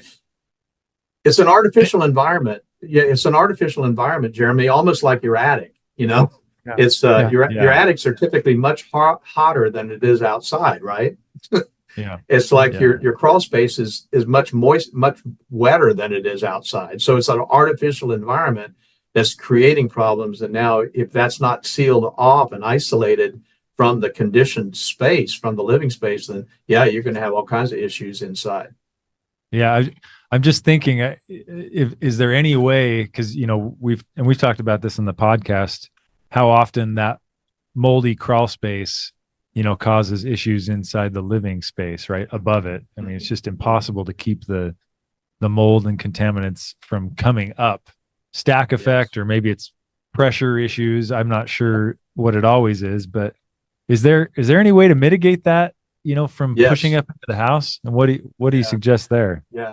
Well, absolutely. I think so. Here's a concept. I know you'll really like this. You'll grab onto this, but we always tell our guys when we're training them that, especially on the assessment side, if they're doing mold assessment, they need to go to a subdivision somewhere where they're building houses and look at those houses and the crawl spaces under construction and see how many holes there are in the floor. Holes for plumbing, holes for electrical, holes for the tub, Yeah. And if you don't seal those up, what's going to happen? All that stuff in the crawl space is going to come up into the environment. Yeah. So yes, it's not an easy task retrofitting, but what we think in terms is you really only have two choices with a crawl space. You either isolate it from the conditioned space, which means sealing off that floor and subfloor in some way so that crawl space is truly outside air and not contaminating the inside, or you incorporate the crawl space with the living space and make it conditioned space so that now you've sealed it from the outside and it becomes part of the air that you breathe. And that's the concept of a conditioned crawl space, where you've got the floor sealed, you've got the perimeter wall sealed, and now what you're doing is you're essentially air conditioning the crawl space. Right. Yeah. And the other thing I thought about was the vents in the crawl space. I think that's incredibly important. This house did not have vents that I'm talking about. We had them cut vents and then go back and treat the house one more time. And she's back in the house now. But that crawl space had no vents. Well, and that's something we talked about too, because here in Utah where we're dry, it really in most cases is a great idea just to get ventilation in that crawl space because it's dry air. Right. Yeah. But we talked to some of our guys in the South, and they're like, Well, that makes it worse. Yeah. that makes it worse. You're just inviting all this humid air into the house. Yeah. So I know some of that's regional, like you're saying, and probably That's right. situation specific to. So what do you recommend down in your area, Doug, down in Louisiana? Do you recommend for crawl vents? space Yeah. vents or? Yeah, we highly recommend that it be completely a part of conditioned space, a part of the living environment, that you isolate it from the outside. I think the problem is, like you said, in the South, you're dealing with 80+% relative humidity outside. You can't get enough vents to get that air exchange underneath the crawl space. Even if it's on pilings, it's really hard to get the air moving underneath that crawl space and getting rid of the moisture. So what we always recommend is, if you're going to have vents, which some people are not going to go the conditioned route, if you're going to have vents, then you need to figure out a way to isolate that floor, somehow seal it underneath so that you're not bringing those contaminants indoors. Yeah. I see. And sorry to go back to the sealing up the cracks and stuff in the subfloor and flooring between the crawl space and the living space, but is that not standard protocol for a construction a contractor, or is that something you need to request if you're building a home? Or well, I'm sure that's probably a regional thing as well. I'm sure there are probably some municipalities where they require that, like I said in San Antonio, where they're requiring blower door testing. That would be part of things that they would require as their local code. But that's one of the reasons why I wrote Mold-Free Construction, Jeremy, because I think a lot of things are different in different parts of the country. Some places they will allow things where they wouldn't allow things in another part of the country. Short story, I built a house for a friend in Atlanta. I was actually living in Florida at the time, had a Florida license, had all my licenses in place. It was actually Rome, Georgia. It wasn't Atlanta. Went to Rome, Georgia. Was going to build this 3,000 square foot house for this guy. I went up there in a suit and tie, took all of my licenses and all my credentials, sat down with the guy that was going to approve the drawings. And he said, "You ever built before?"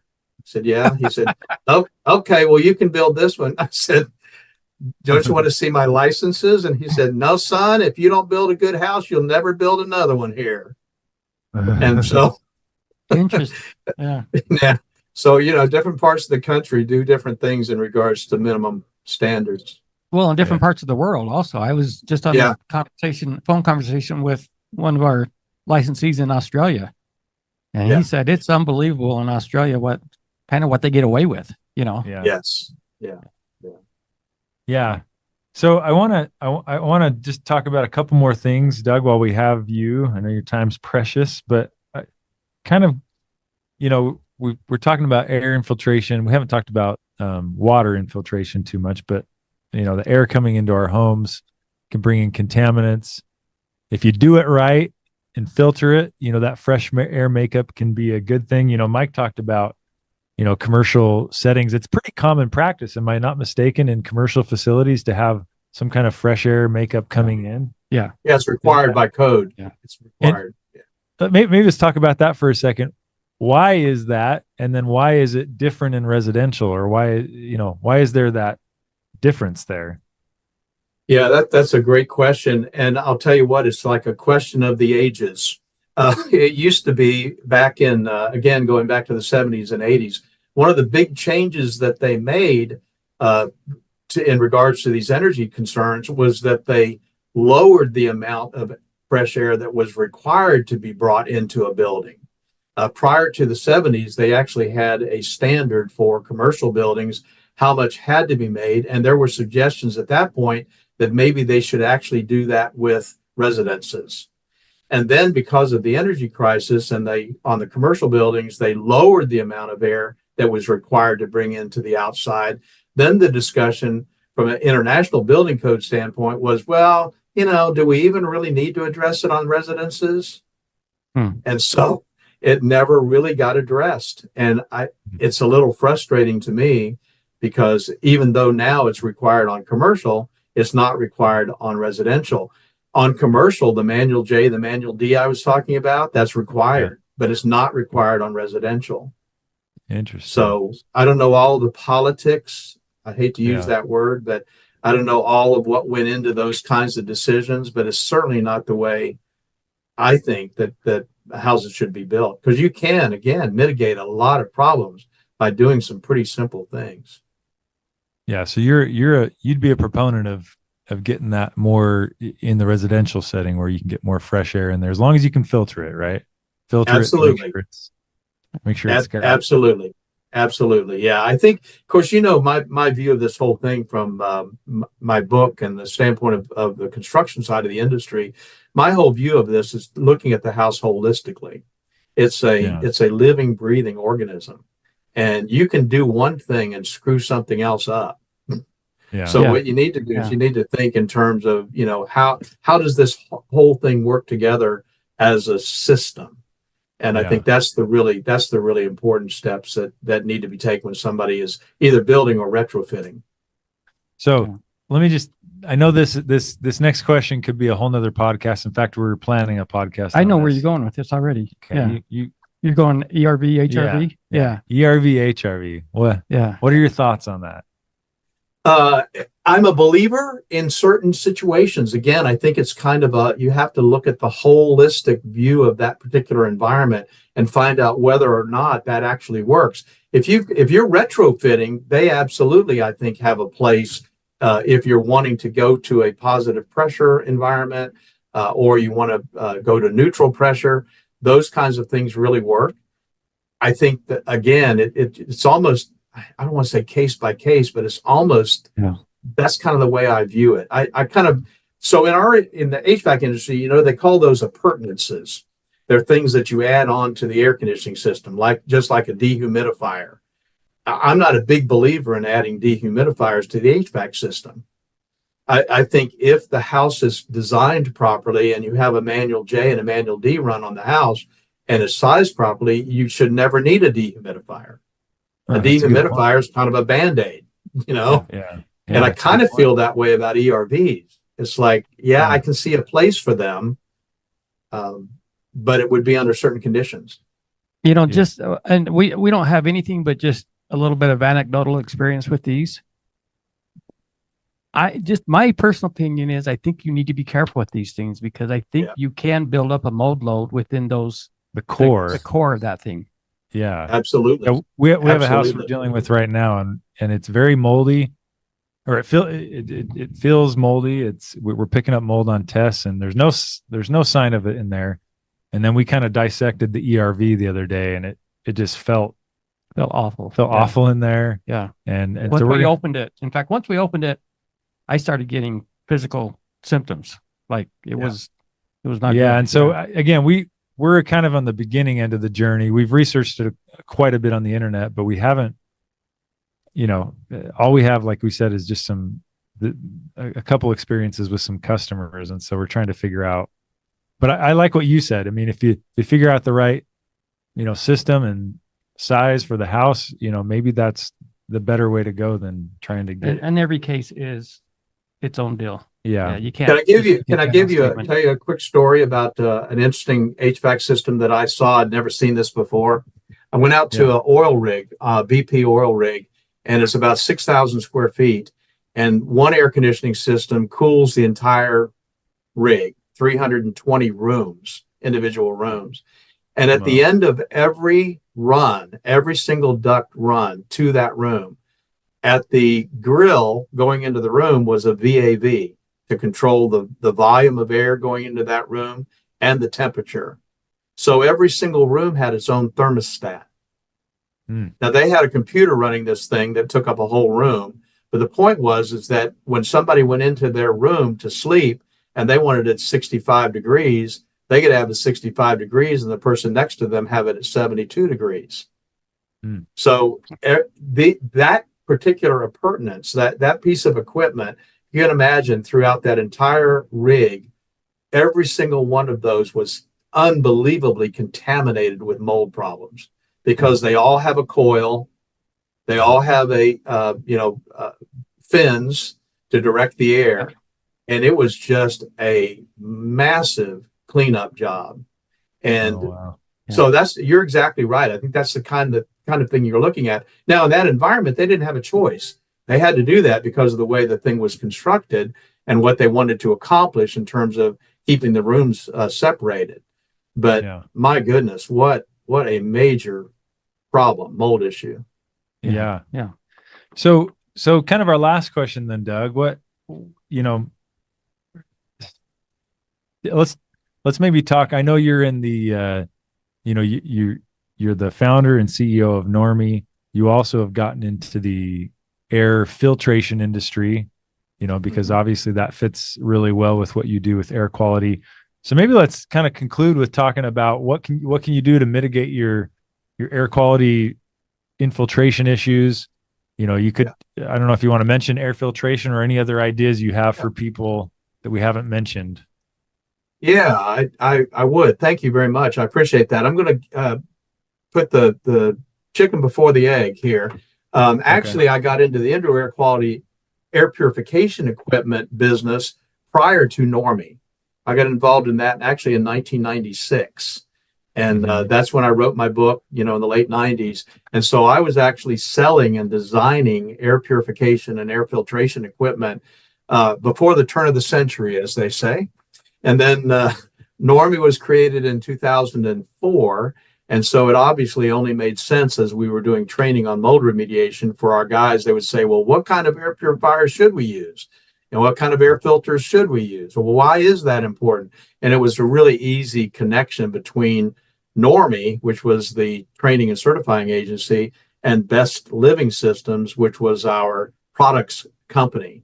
And of course, full disclosure, I own both, but we do a lot of really cool stuff with air purification. We've got some really unique trademarked patented technologies that nobody else in the country has. And what's cool about that, Jeremy, and I think what's really important to this discussion is that we were talking about mitigating air infiltration and moisture intrusion problems.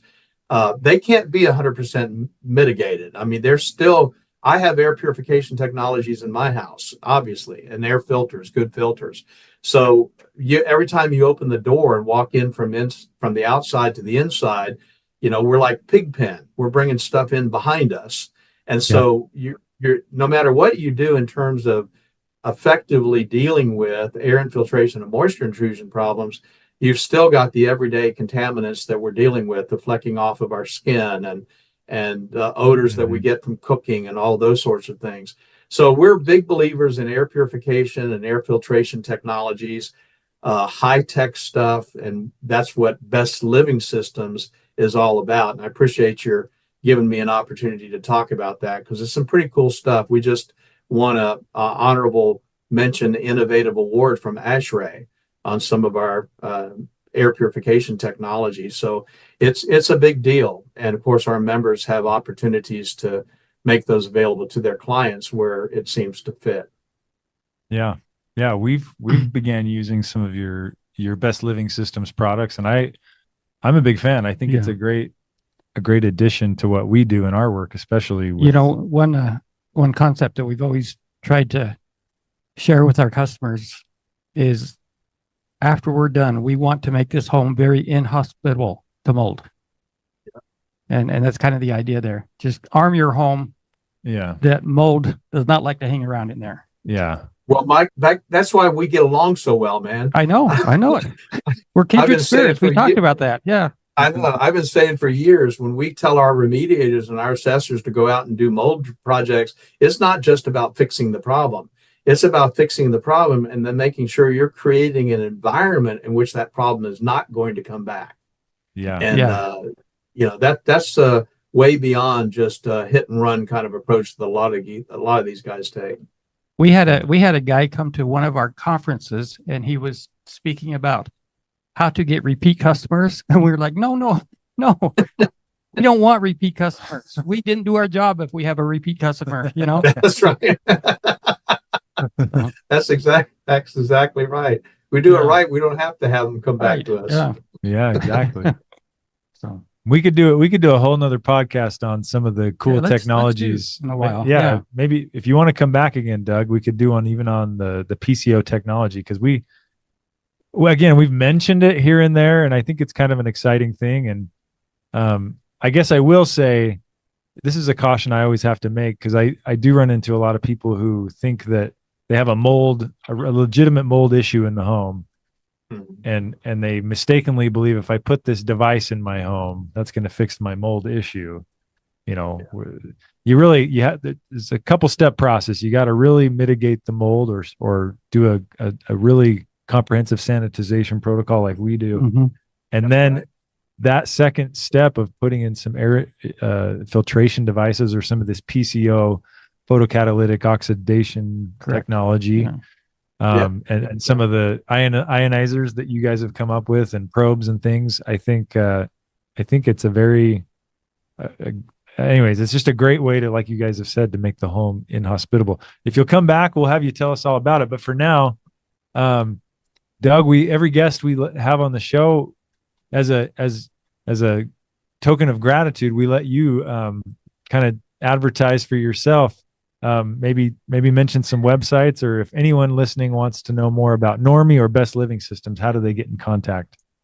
Well, thank you very much, guys. Love working with you, and look forward to many years of fixing people's unhealthy homes, which is kind of exciting to do. So Normie, our simple website is www.normie.org. Normie.org. Very simple. We've got a great staff of people that can answer your questions if you email us or call us directly. That's pretty easy to do. Best Living Systems' new website is blsproducts.com. blsproducts.com. And we just put in place, in fact, introduced last week, a new affiliate program for guys who want to build a team of people to sell some of these products and represent that company, some of the neat stuff that we're doing there. But that's where it is, and we're just happy to help. Thank you for the opportunity to kind of blow our horn. We think we've got something that's unique and something that is definitely needed. We always say that we're all about helping people have cleaner, safer, and healthier environments. And I think when you look at these multifaceted problems and you've got a multi-strategic solution, you're on the right track. And that's what we're trying to do.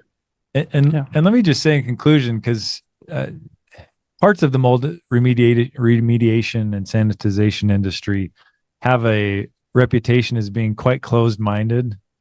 I wouldn't say all of it, but it's been very refreshing getting to know you, Doug, because you do have kind of this expansive vision and you're pushing innovation, I think, which is very much needed. There are so many gaps and holes in some of the current protocols out there that we're, and I wouldn't even say we have all the answers completely yet ourselves. We're all figuring it out, but it's been good to get to know someone like you where you're great. Yeah. Where you're open-minded, you're pushing the innovation, trying to figure out, better ways each day to improve the mold remediation protocols out there. So hats off to you, and to many more years as we try and navigate this world and figure out how to make homes healthier. So thanks for your time. Thanks, Jeremy. I think we got a big market out there. I always tell people the only people who need what we have to offer are people who breathe. And so I think that is true. I think we're going to have a big market for a very, very long time. I agree. Yeah. Well, thanks, Doug. Thanks for joining and for you. your expertise. I learned some good stuff today. I do need to learn more about HVACs, and that's something I should put on my to-do list. So thanks for your time, Doug. Guys. Okay. We'll be in touch. We'll catch up down the road. All right. Thanks. All right. Thank you. So I have a friend of mine here, Barry Menken, who's been around for quite some time with the Normie organization. And I wanted to talk to you, Barry, about a few things that have recently happened, especially the NCRSI class, which I know you went to. So could you kind of just give us a quick overview as to who you are and where you're located and your company? Absolutely, yeah. So again, my name is Barry Mankin. I'm with Four Corners Environmental out of Nashville, Tennessee. And we do, all things environmental as it relates to testing and inspections. And so we attended the most recent class down in Florida and had a wonderful experience. And I am already applying it to my business as we speak. So, excuse me, it sounds like you've changed your business model. Has it had that kind of an impact? Yeah. So we've had in the past, I don't know, maybe a couple years, the sensitized individuals have been a larger part of our clientele. At least they've taken some of that market share as it relates to the business side. But we've also gone after trying to get some exposure into these functional medicine clinics, and just to let them know, hey, we can build a bridge between what you're seeing with your patients and our patients, if you will, with my patient being the house. And so we just treat the house like a person, which is lockstep with, what we were talking about in the class. And so getting that bridge built and being a little bit more detailed and more comprehensive through the class as far as definitions and protocols and that sort of thing was more beneficial for us for sure. But that's kind of how we've taken our clients, and now we have a better process to walk them through that's repeatable. Well, it sounds like you've been dealing with the sensitized individual group for a while. I mean, it was like 5% of the population like 15 years ago, and now they're looking at up to almost 25% that could be affected as a sensitized individual. So from the NCRSI class that you took, did you get anything new out of it that's helping you move forward with this group? Yeah, I'll just mention one term that was talked about in class. I love the HEPA pizza concept. So, but yeah, it's other than just it's kind of like a think tank. The type of people that are in this class are usually the guys that have been around and that have been dealing with this for a while, and they all have different approaches. They're from different parts of the country. And they have their own set of sensitized clients for different reasons, where, I'm in the South and we have a lot of high relative humidity down here. But, guys out in Colorado, it's going to be a whole different ball game, so seeing how their approach is for their people, when we're dealing with maybe more particulates as opposed to more mold counts, or somebody's got an asbestos thing or whatever, cleaning is still applicable across all different platforms. And we're trying to take those same cleaning concepts and make them applicable across the country, right? And so that process has been really good to get nuggets from guys in other parts of the country. And that part I really, really enjoyed, and it was very, very helpful. The other part is just the level of detail and having the process and talking about a process that, again, is repeatable. That just learning how to formulate that and say, okay, once we identify that this is a sensitized individual at whatever pain point that they have, now let's bring them up to here and say, this is more of a, you're going to need this protocol instead of like the standard. And just defining that for somebody and categorizing that, getting them on that path.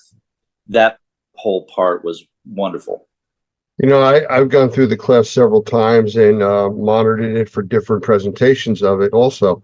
And one of the things that stands out to me is all the resources that are kind of made available to the guys taking the class. Did you get anything from that? Any new resources that you didn't have in the past?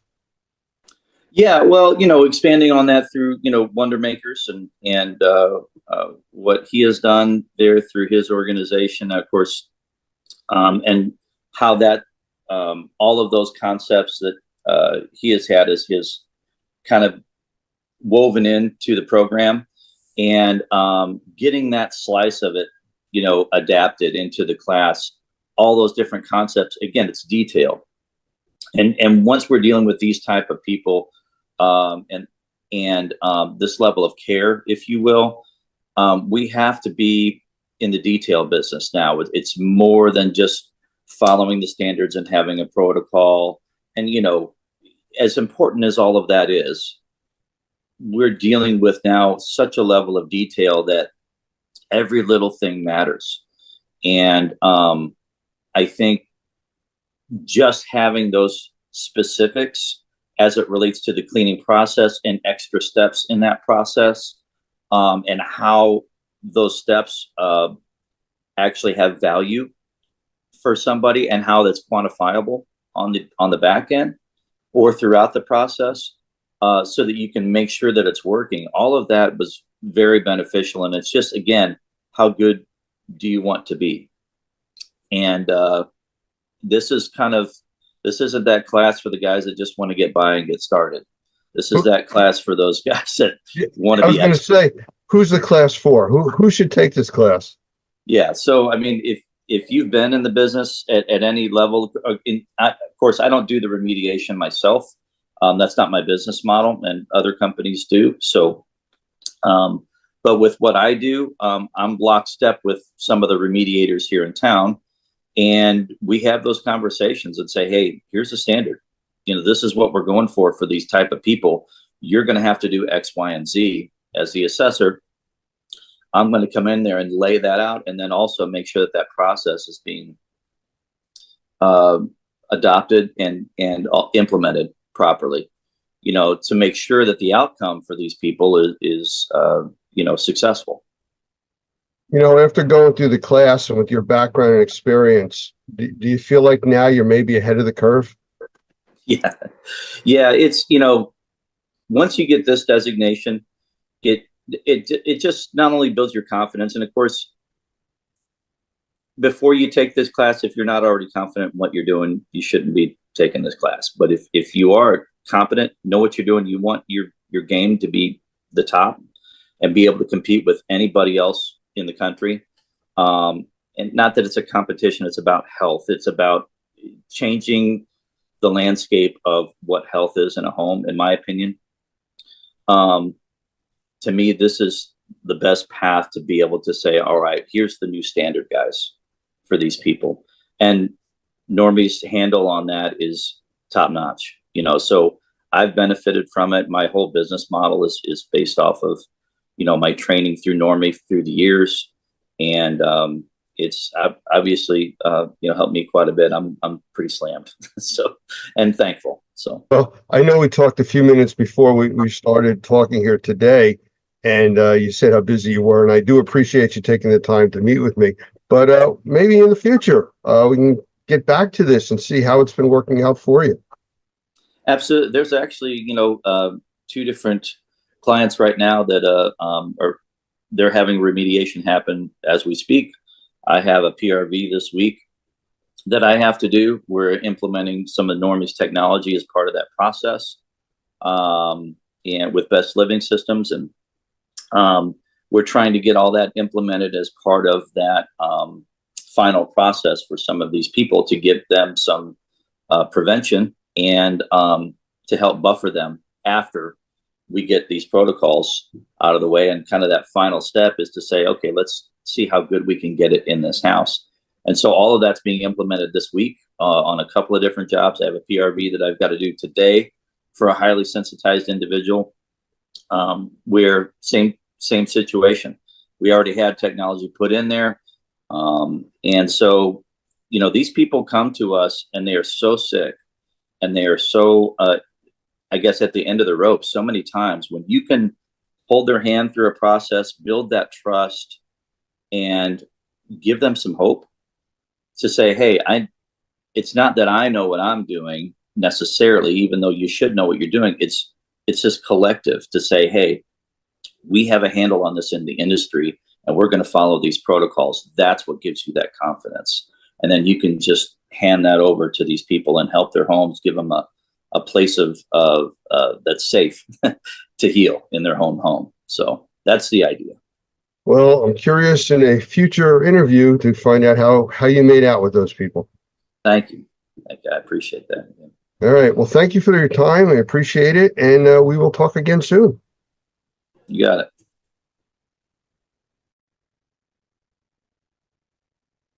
Okay, everybody, and we are back here at the Experience trade show in Chattanooga, Tennessee, and I am happy and privileged, actually, to be sitting next to an award winner from R&R Magazine, Lori Jones. So, Lori, I want to say hello and tell us about this award, because I was trying to read about it, and it's just more than I can explain it correctly. It's actually the Women in Restoration, and you are nominated by colleagues, friends, family even, and they open it up for about a month. And there's usually a couple of hundred people that get nominated, and they go through a judging cycle and they read everything about everybody, and then they choose from there. And I won.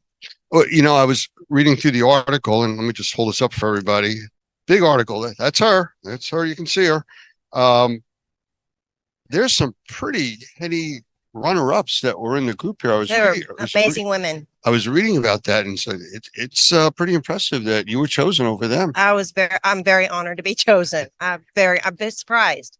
I mean, really? Yes, because I don't think since I'm doing something that I love to do, I don't think it's outside of the norm. So to me, it's just every day, and then to be recognized for it, it was just like, really? Thank you. Oh, wow. And you just, whenever I was saying thank you last night, I got really emotional because it just hit me how important this award was, or is, I should say. Well, congratulations. Thank you. So tell us about the business that you're in and what you actually do, because again, I was trying to read through some of the titles, and there's a long list here of things that you're certified in, and the type of work you do, forensic restoration. Let's start with that. Tell people what that actually is. Forensic restoration. I'm actually a certified bioforensic restoration specialist. And what I can do is I clean up after crime and trauma scenes and hoarding, mass casualties, WMDs. And I'm also a trainer with my husband, Jeff. And so we teach people how to do these things too. And it's a microbial warrior. And that's basically what we do. We treat our business back home in Oklahoma as a business or as a ministry, because it's what it is to us. It's a ministry. And so we're going out to help people. So when they call us, they're not having a good day. I understand that, and I've come across a lot of that, from my past and everything. Yes. But it's funny because sitting here talking to you, it's kind of like the mild-mannered reporter that rips off the mask and is now the superhero in forensic cleanup, crime scene cleanup, meth lab, stuff like that. You also do, right?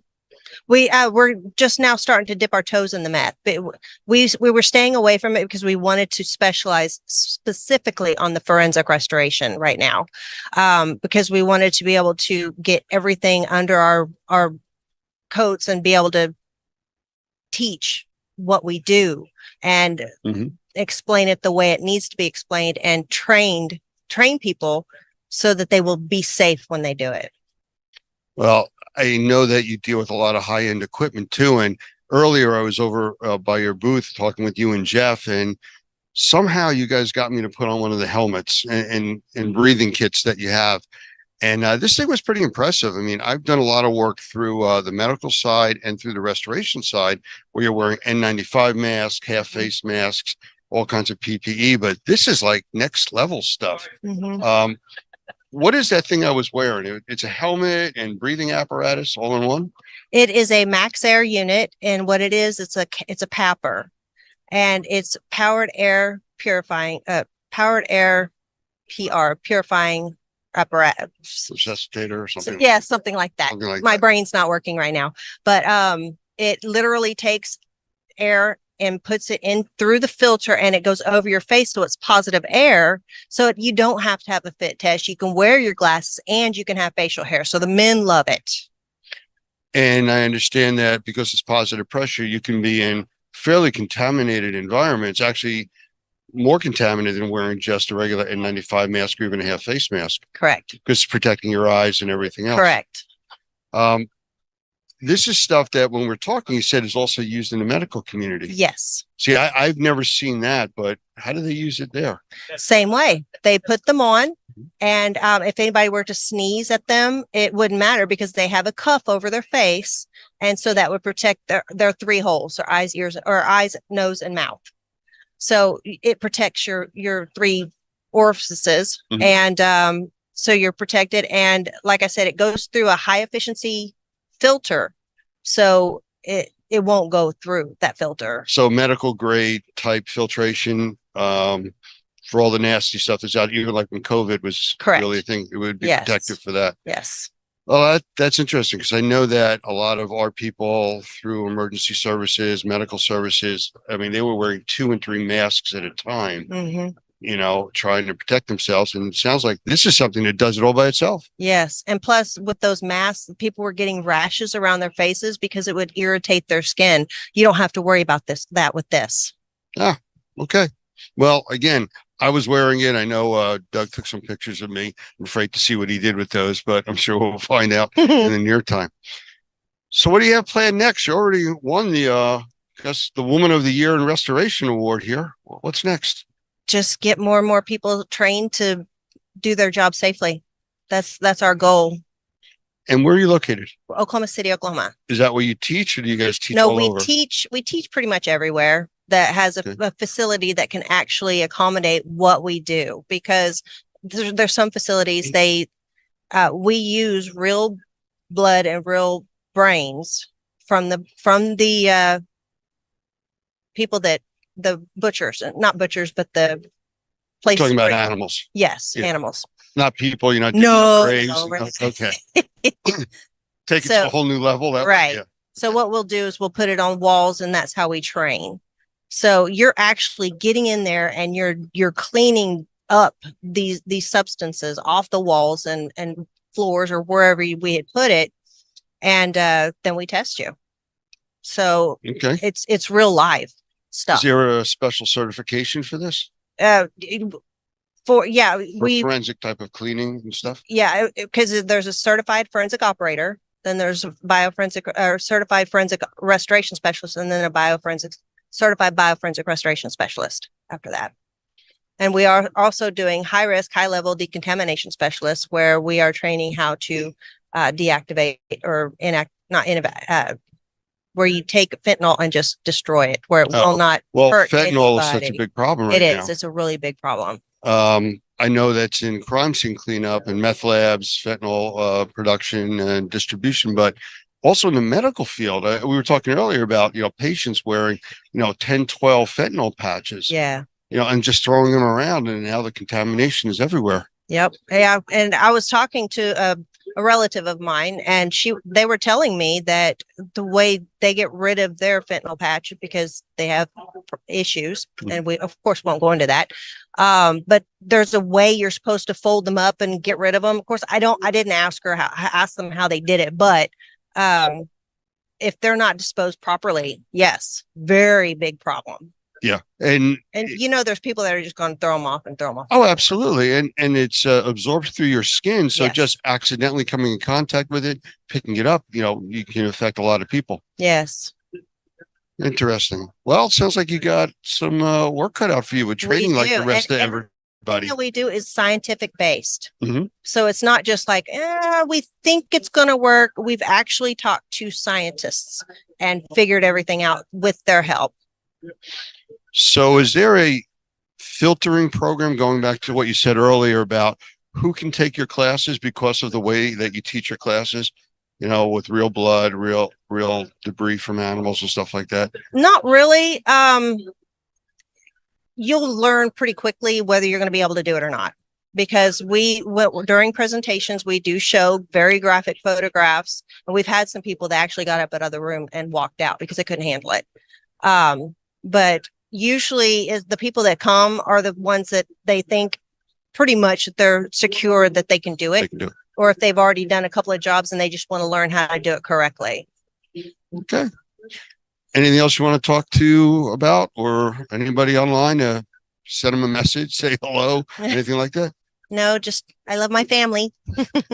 All right. Well, congratulations. Thank you. Thank I you. appreciate it. Thank I you for appreciate being here it. with us. And we'll have to chat some more. I would love to take one of the classes one day. Okay, So we'll that'd be talk. awesome. Okay, sounds good. Okay, thank you. Thank you.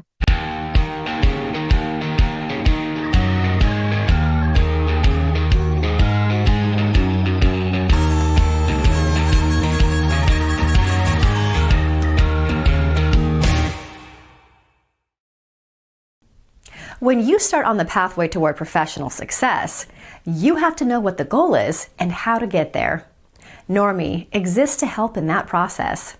It's not just about taking a class to get a license, but also about starting on a pathway to professional success. Whether you want to work for yourself or be the best qualified employee on the team, this path will take you there and help you succeed. Pick a track, click on the class, and get your journey started. Normie is here to support you all the way to become the Normie Pro professional you want to be.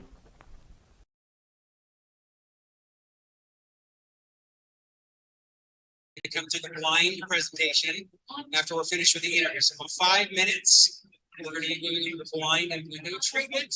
And if you would like a raffle ticket, find the train engineer. Hey, everybody. We are back live from the Experience Show in Chattanooga again. And I have Michael Pinto with us. And we've talked many times on these different TV platforms that we're broadcasting on now. But he was doing a presentation today, actually following the presentation I did. So I want to bring him in to say hello and talk a little bit about what he was talking about.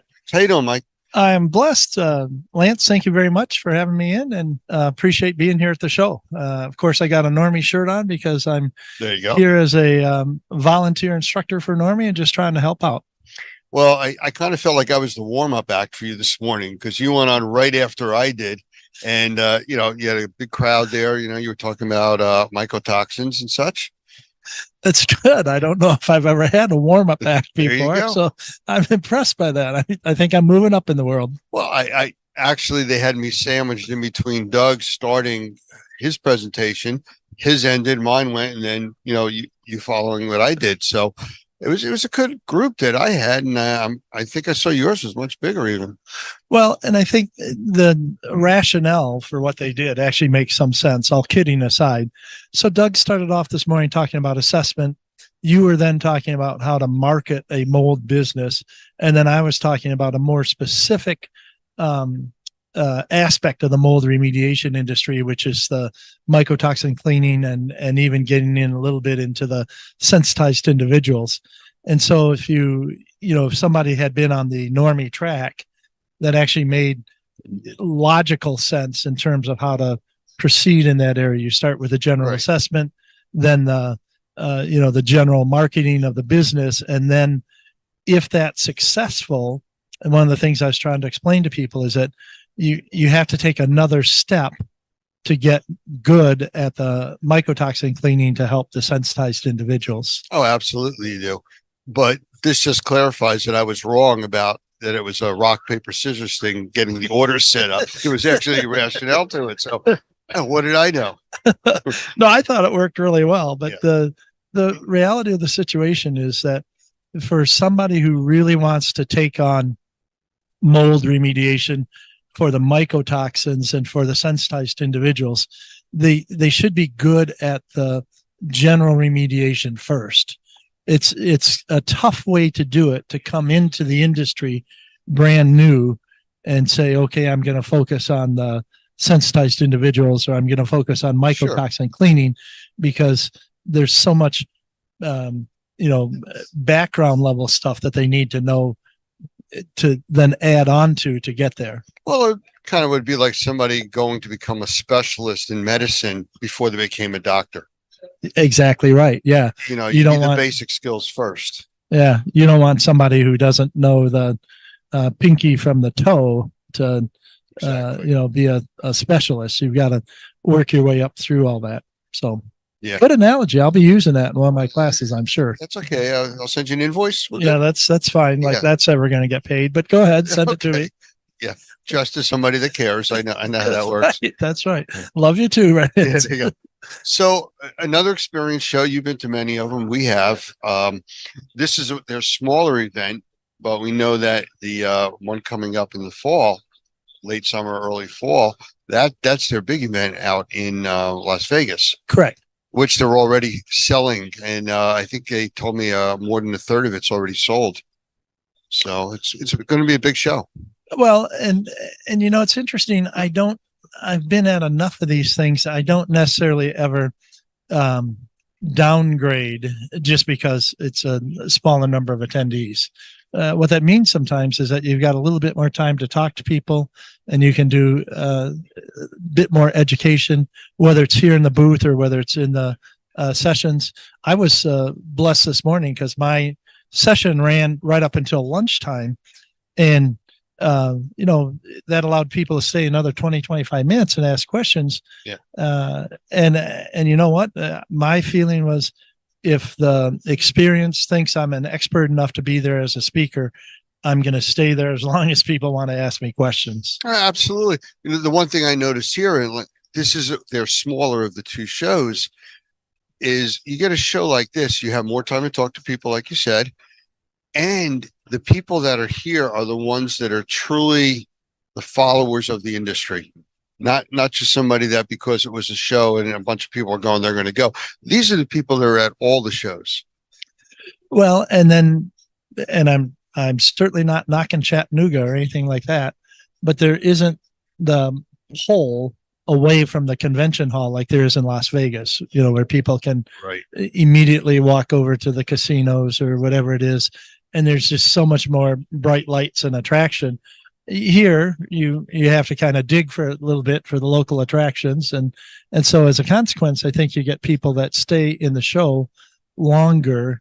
And I thought it was really good attendance at the educational sessions this morning. I thought that, There was. even at Doug's at 8:30 in the morning had a lot of people in it. Yes. But in reality, to give it the feel of Las Vegas, we have David DeGraff here wearing his fluorescent orange suit, which hopefully we're going to get him to stand still long enough a little bit later on and be able to talk to him also, because he's part of this industry. He provides very valuable service. He's not on the educational side, but he provides the manpower. And also, doesn't he have something to do with the chemicals too, or no? No. He's more of a manpower provider. You have a major job or disaster. Okay. You need 200-300 people. That's what you call. Okay. He sends the crew in to help out with that. But back to you and what you were doing. Everything you talked about this morning, the people that come to these types of things are starving for. They want that information. They're hearing it from the customers about mycotoxins, endotoxins, all the types of problems like that. So, and I'm not trying to toot my own horn or anything, but one of the things that I really work hard at in these presentations is to make sure that it's not only good information and credible information, but it's digestible. So several times I noticed during the presentation today, I was talking about studies, as in medical or environmental studies that get published in peer-reviewed journals, that a lot of times the layperson just isn't going to A, take the time to get into that, or B, is going to get lost in it. And so being able to read those, extract the 2 or 3 core items from it, link it to core items that I've taken from other studies, and then make sense of it all. That's what the process was all about today. And it was, as a speaker and as an instructor, I think you're familiar with this as well.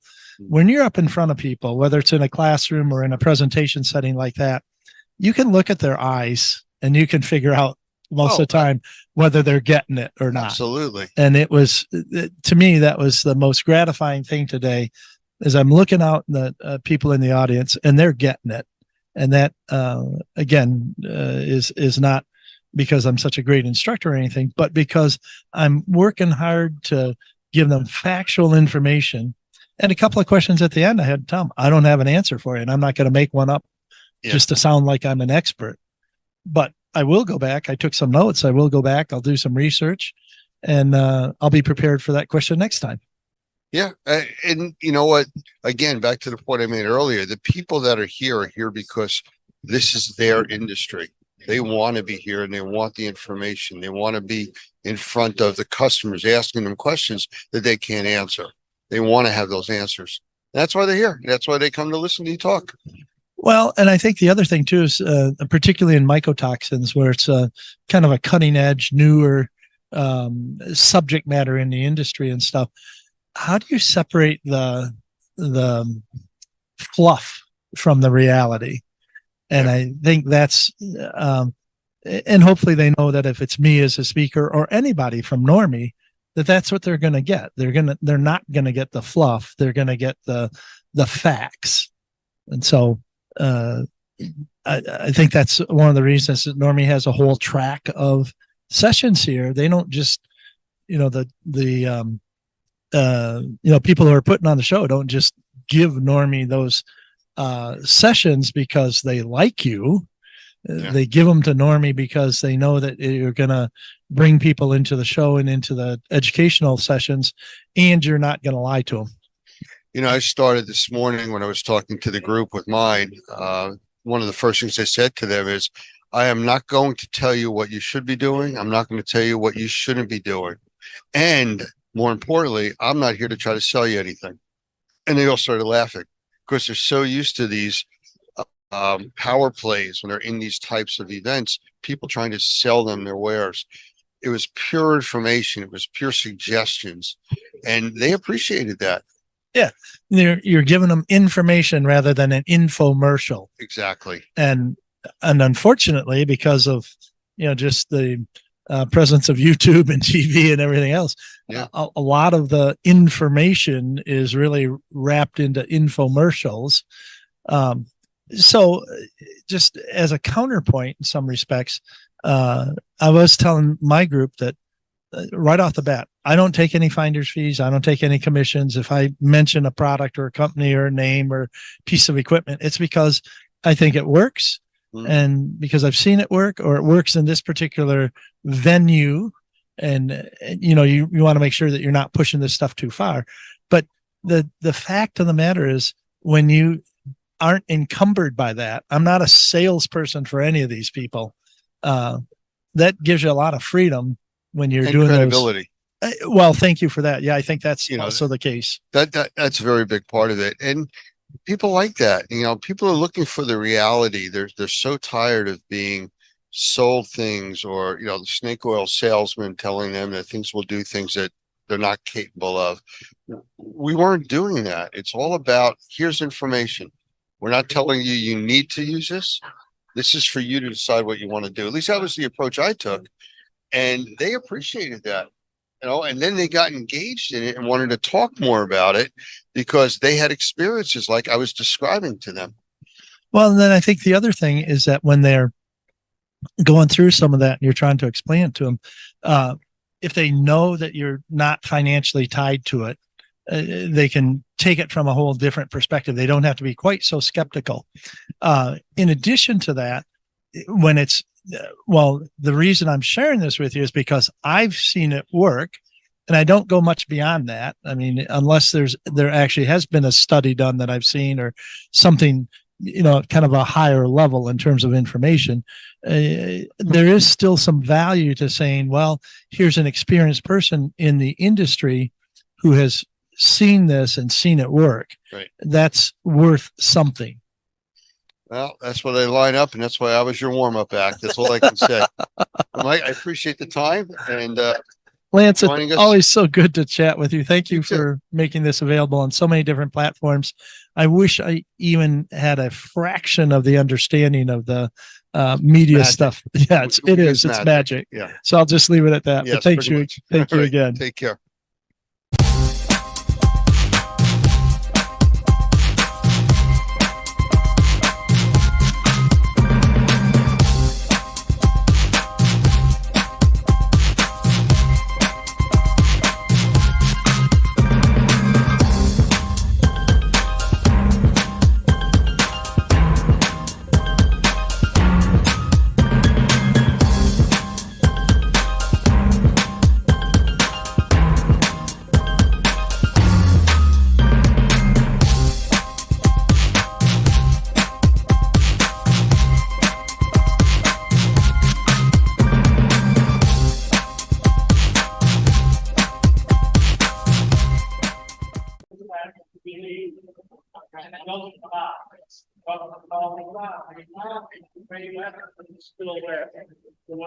Everybody, we are back again in Chattanooga at the Experience Freight Show, and I have one of our Normie members with us, Barry Menken, and he's been around for quite some time, and he's always interesting to talk to, and he has some definite insights into this industry. So, Barry, welcome. Thank you. Thank you so much. I'm really excited to be here.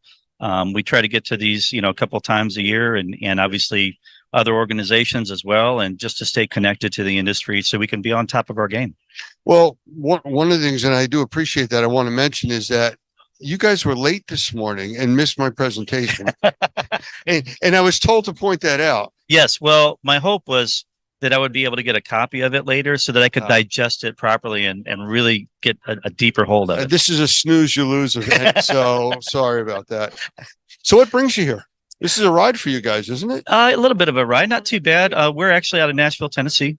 So, about 2.5 hours for us to come down. And basically, this event, I think, is really beneficial just because there's so many different players here that crosses different industries, but we're all trying to get things clean at the end of the day. So that whole joke in the industry is, what is clean? Well, there's several different people here trying to clean from different angles, from different, sects of that business or different industries. Yeah. And so to be connected to them, I think, and to understand their approaches and the products and processes, and it's really, I think, helpful for everybody to be able to play together, if you will. And it's funny because you mentioned about getting things clean, and we've started using different terminology that you can't really get something clean because what is clean? But we can make it cleaner. We can show where you started. We can show at the end how much better it is, cleaner, healthier, safer. And yeah, and that seems to be a theme traveling through this whole thing. Absolutely. Yeah. And, today we can see things that we couldn't see before. We can see past 0.1 microns, right? So we have different things that we can say, you know what, we can do better. And, so much of the industry standards, I think, address the minimums. And, nobody should be bragging about getting a D-, like if you're just doing what code says. If you're in the building industry, it's like, well, it passes code. Well, that doesn't make a healthy house, and in our industry, it's like, let's not do the minimum. Let's find out how good we can be. And the technology now can help us do that. Yeah, it's funny. We use more or less a joke when we talk about things with people doing testing and stuff. And to your point, a doctor that graduates med school last in his class, lowest possible score, he's still called doctor. Right. But being proud of that, yes, you're a doctor. Congratulations. I'm glad you did it. But then again, look at the people that really scored way up top. They're really engaged in the industry. They're there for the right reasons. Yeah. And that's what this kind of show is about. Yeah, I would say when I come to these shows, the people that come here, especially not necessarily even the vendors, but the people that are coming, they're hungry. And if you care, you're going to show up. And those are the people that want to be excellent at what they do and learn from you guys, right? Yeah. So prime example. And to me, I've grown exponentially through Normie and just being connected to all the different organizations the best way that I can and help take the right things out of each one and try to find out what works for my business model. And it's been very helpful. So very thankful. I'll give you a moment for a shameless plug. Who's the company? So my company's name is Four Corners Environmental, the number 4. And I've got 3 companies. So basically I have a home inspection business still. So what we try to do is our take on how we deal with the environmental side of the business. We come from a water end, from the outside in. So I'm looking at the building science, not just from the inside out kind of thing. I want to look at the grading. I'm going to look at the gutters. I'm going to look at foundational issues. Then we get into HVAC issues. We dive into all of that. And we see holistically, how's this house operating? What's the moisture? How's that reacting? And how are all these systems working together? And then we're just measuring food and water at the end of the day. You know, mold needs the same things that we do to grow. We're made out of the same stuff, you know, so we're just trying to help people manage the food and the water well, especially in a humid climate like we have, where we have high relative humidity all the time. So listening to you, how do I get you to raise your level of dedication to this industry? Because it sounds like you're in hook, line, and sinker. Yeah, I mean, I was a contractor for a long time. I've worked for different companies as I was younger, and I've worked with my hands my whole life, you know. So once I got into the inspection side after I sold that company, everything just kind of hurt. So I mean, I couldn't physically do it anymore. So, but I had all the knowledge base, and then I wanted to fill in the holes that I didn't know. And I've just been so hungry ever since then, because the more you know you can help, and the more viable you can be in your industry to have the answers for people that need healthy homes. And so Normie's been, again, a huge part of that process for me, and a practical approach for a lot of my clients. So, well, and that's the whole idea. It's to keep it practical, to keep it doable, not make it so complicated and difficult and expensive that people can't afford to have the help that they need. So exactly. And, you know, so many companies just come in and they just want to spout out how much they know and impress people, you know, by however many letters that they have behind their name. And the letters are important. You have to know what you're talking about, but so much of this is how you communicate to your clients, not just the what, so that they can actually utilize the knowledge and start to apply those things to their home and have solutions. So how many of these experience shows have you been at? This is my 3rd or 4th one, I think. So, yeah, this particular show. Have you been to Las Vegas? Roger? Yeah, that's the one I was at last year. Or was it? Yeah, last year. Yeah. That is their bigger show of the year. This is kind of like their warm-up show they do in the spring. Right. And then in the fall, they do the big show in Vegas. So looking forward to that. Me too. Yeah. You know, it's usually a good time out there, and exciting, big, too much walking now. Yeah, it's good for us because we usually eat a little bit too much while we're out here. So that is true. All the rich foods and everything. So, but the walking's good. So, all right. Well, I appreciate you stopping by. I know you're here with a few other people. You're wandering and looking at everything. So yeah, we're enjoy. excited. I appreciate you coming by. Appreciate it. Thanks for having me. Thanks for stopping.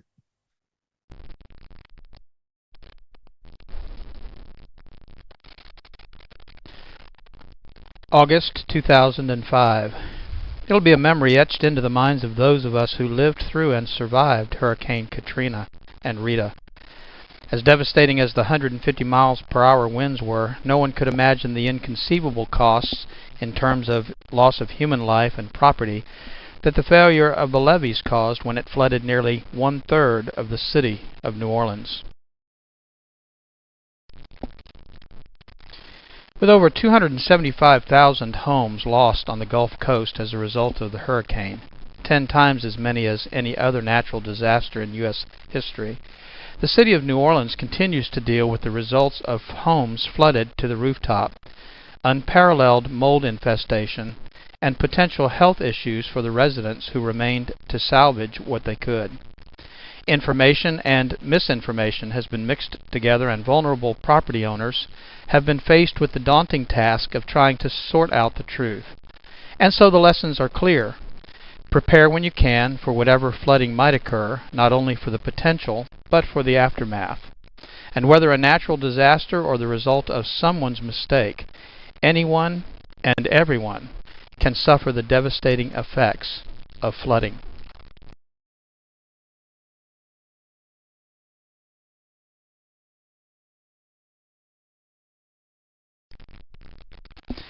My name's Doug Hoffman, and I'm the Executive Director of NORMI, the National Organization of Remediators and Mold Inspectors. The information you're about to hear is designed to provide steps, guidance, and assistance for reacting to flood conditions in your structure. In most situations, a common reaction to a water flood event is to simply react and plan afterwards. Tunnel vision or over-focusing on the emergency can, at times, distract or omit safety concerns, and poor planning can leave you to fend for yourself after the storm is over. Caution and common sense should always be employed before any action takes place, and I hope this presentation will help you focus on the real issues both before the potential flood and consider the solutions available to you in the aftermath. Without a plan, the results of a water flood event will be worse than you've imagined, so there are several things I'm going to ask you to consider during these first few minutes we have together.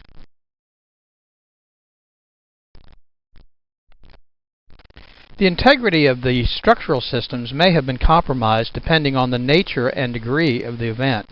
In all cases, if you are unsure of how to proceed or to create a safe environment to work in, contact a professional to assist you.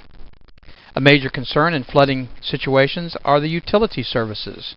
Wet or submerged electrical devices, outlets, and wires can energize the area you're working in.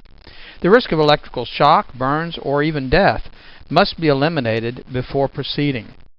This may require the power company to deactivate your service. And of course, natural gas and propane sources should also be protected, secured, or deactivated. This would include pilot lights, heat sources, and gas storage tanks.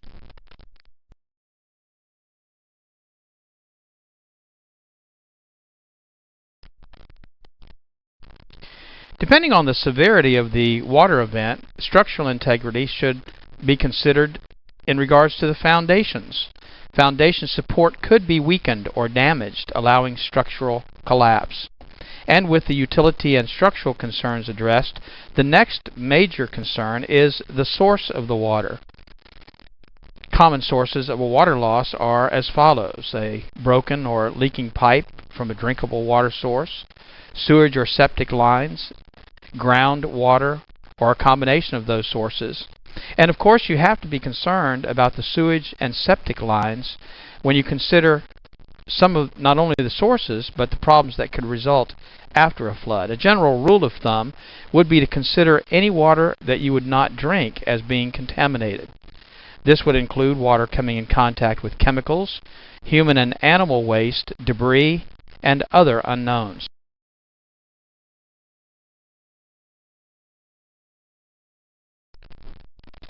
Protecting yourself is one of the important first steps post some water event.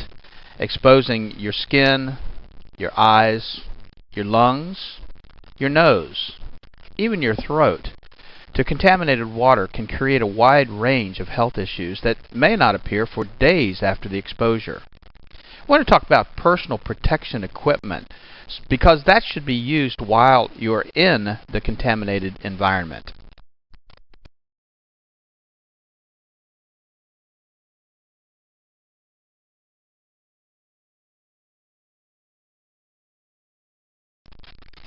Personal protection equipment can include a wide range of items, including boots, clothing, gloves, goggles, and even a mask. We recommend, under normal conditions, a N95 or dust mask that you can find pretty much anywhere. In some situations, the contamination levels are so high that you might even require a respirator. But each situation would require different types or combination of these types of protection. With safety and health concerns addressed, corrective action can then be taken.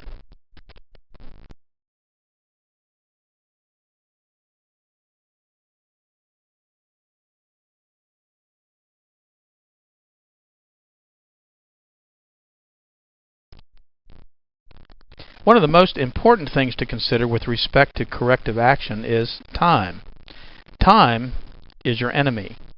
Once materials get wet or contaminated, damage and additional contamination growth is exponential. A clean water loss, if not corrected, can promote mold growth in as little as 24 to 48 hours. And contaminations due to sewage or unknown water sources will simply exacerbate the problem.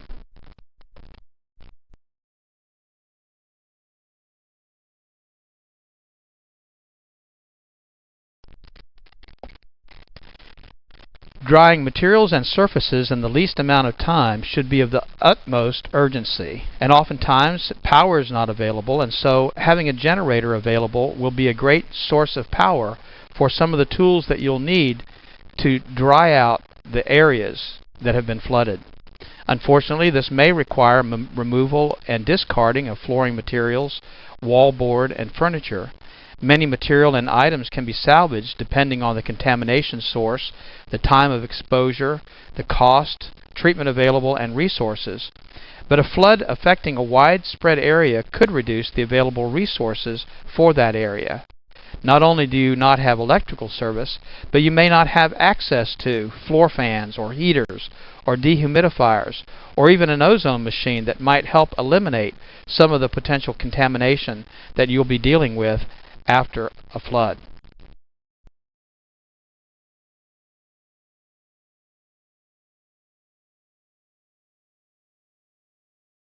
The following suggestions may not be appropriate in all situations. However, in all situations, safety must be the primary concern.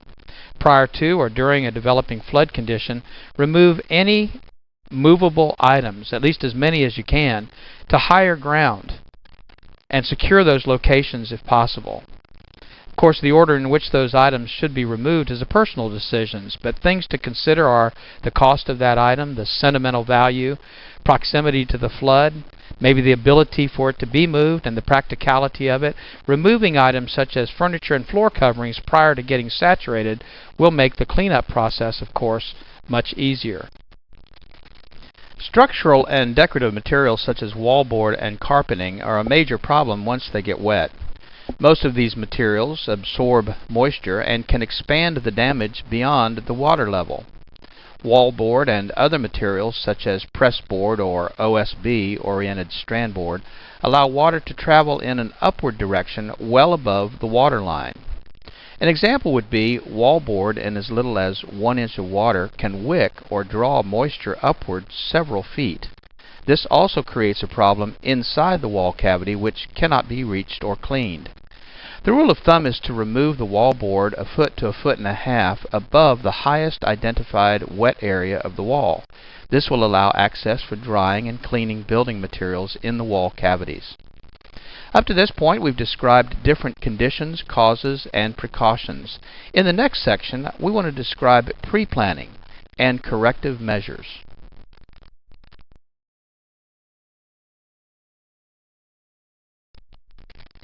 The preparation checklist. As mentioned earlier, safety is the most important issue to consider. You know, taking the important stuff with you is, of course, a great way to prepare for what may be coming. But what can you do to plan for the aftermath of the flooding? That must be considered too.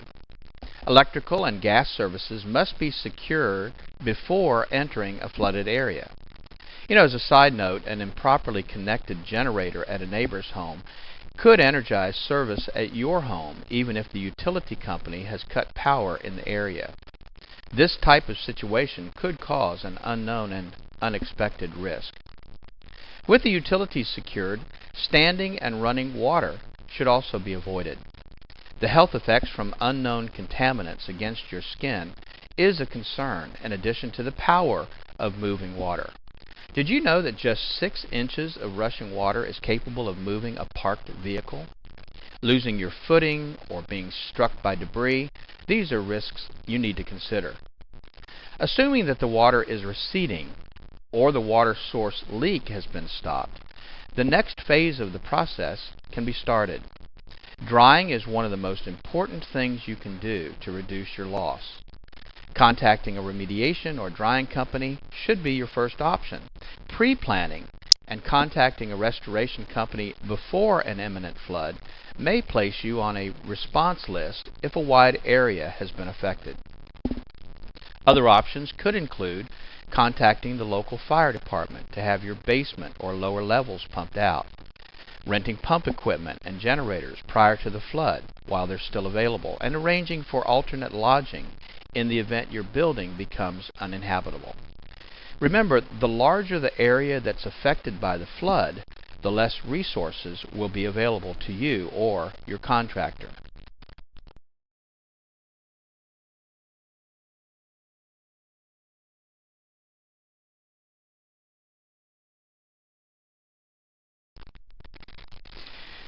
Here are a few internet resources for finding qualified contractors and some definitions we think you should know to protect yourself. NormiePro.com is a great resource for you to find certified mold assessors, inspectors, remediators, and other indoor air quality specialists, and you can find those certified contractors by your zip code. ServiceMagic.com is another great resource for construction contractors throughout the United States, and you can find them by the type of work they do and by your zip code. And then, of course, EnvironmentalExpert.com. To avoid being taken advantage of by a contractor during a flood emergency, understanding the following construction terms will be helpful. Licensed. In many parts of the country, having a license to do certain types of work is not necessarily a measure of that contractor's competency. Sometimes it simply means that they have government approval to work for a fee. Certified. Certification is often offered by certifying agencies, a specific organization that recognizes the skills, training, and the ability of the contractor who is certified. Being certified does not necessarily imply that the person certified is actually licensed to do the work. Insured. A contractor stating that they are insured is a pretty general term and could simply mean that they have auto insurance. Special types of insurance are required for specific types of work. For example, general liability insurance is not appropriate as coverage for mold remediation work. Qualified. A qualified contractor has been trained to perform certain types of work. However, they may not have the required insurances or licenses, or may not even be certified to do that work. The bottom line is that you need to understand the type of work that needs to be done, the capabilities of the contractor that you intend to hire, and then for your protection, have a written quote and description of the work to be performed. Make sure that the contractor that does the work is licensed by the municipality in which he's working, that he has the proper type of insurance, and request a certificate of insurance evidencing that specific type of insurance for the work he intends to do. And make sure that he's trained, either qualified or certified, to do the work for which you're hiring him. Keep in mind, using a contractor that's not appropriate for the work being performed may preclude you from any insurance claim, and you may give up your legal protection. If you cannot obtain a contractor, your only option may be to do the work yourself. With the decision to do the work on your own, we must stress that safety must be the main focus of your efforts to clean up after a flood.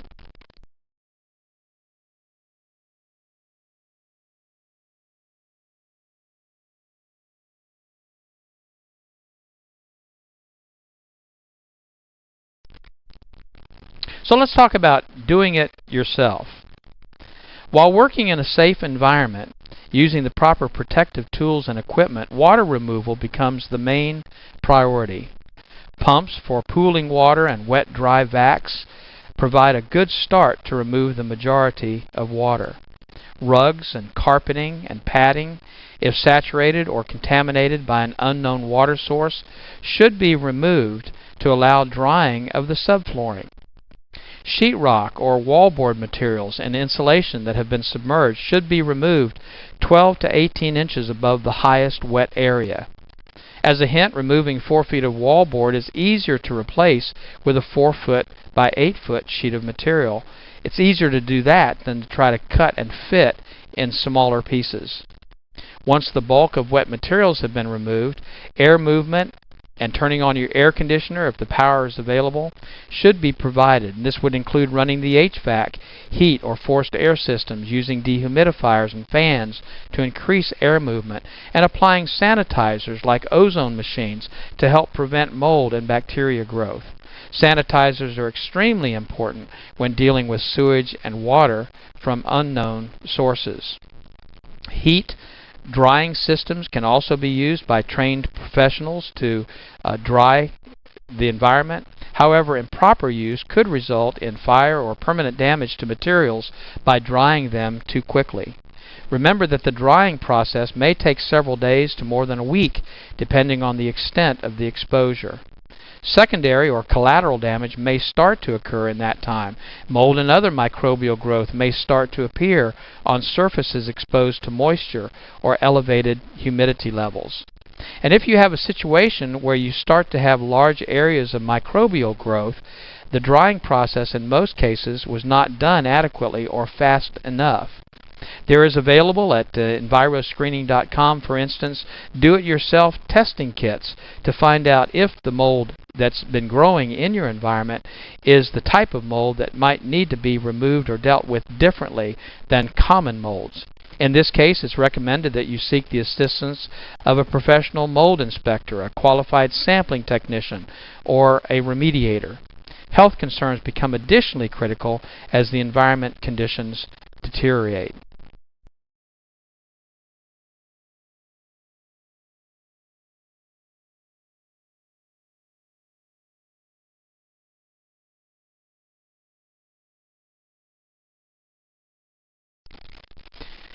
In regards to mold licensing laws, there are currently only 4 states that have mold licensing laws in place. Texas and Louisiana, of course, have their mold licensing laws in place. Florida has their licensing law in place, but it doesn't go into effect until 2010. And then just this year, the state of Maryland put in place their mold licensing law.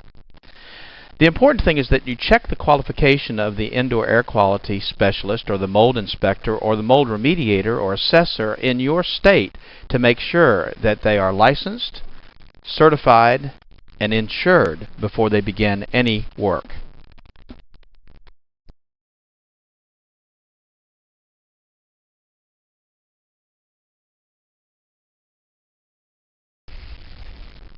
Let's talk about some common misconceptions and myths pertaining to flood and mold and indoor air quality. Oh, bleach kills mold. How many times have you heard that? Well, bleach is an effective sanitizer, but in many cases it will not sanitize or remove mold at its root.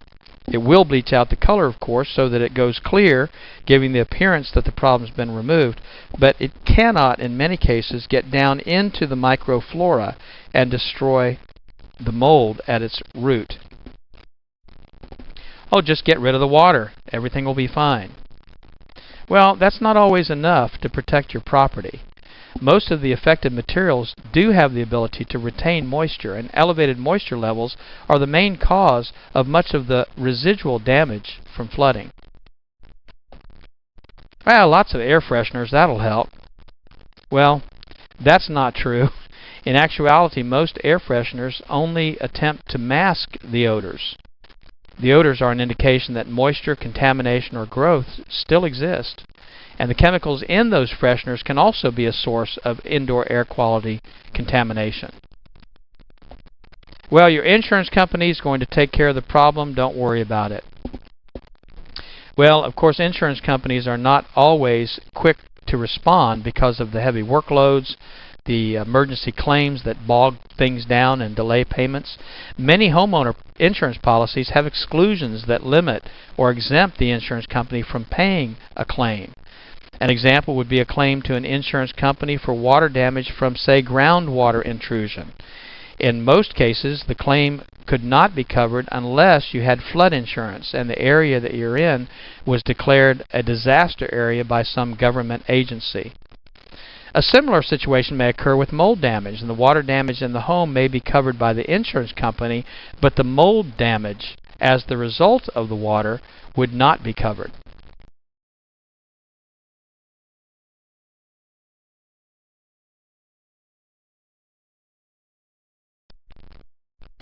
Here are several resources that may provide you with some additional assistance. Of course, the FEMA and the EPA government websites are good resources for more information about how to contact those agencies in an emergency. And also at the normie.org website, we've located a lot of resources for you, articles in regards to antimicrobials, information about mold screening kits, and other things that we feel will be helpful to you. We highly recommend that you seek professional assistance when dealing with a flood, mold, or indoor air quality issue. And please remember that the information that we have been providing to you is really for your information and not intended to replace professional training and assistance. I want to personally thank you for taking the time to listen to this overview. I am hoping that you will benefit from the resources we've made available to you, but also from the training that we offer industry professionals to help you through the process of getting things back to normal. It's my hope that you will never be faced with the issues we've discussed, but if you are, you will now be better prepared. Thank you.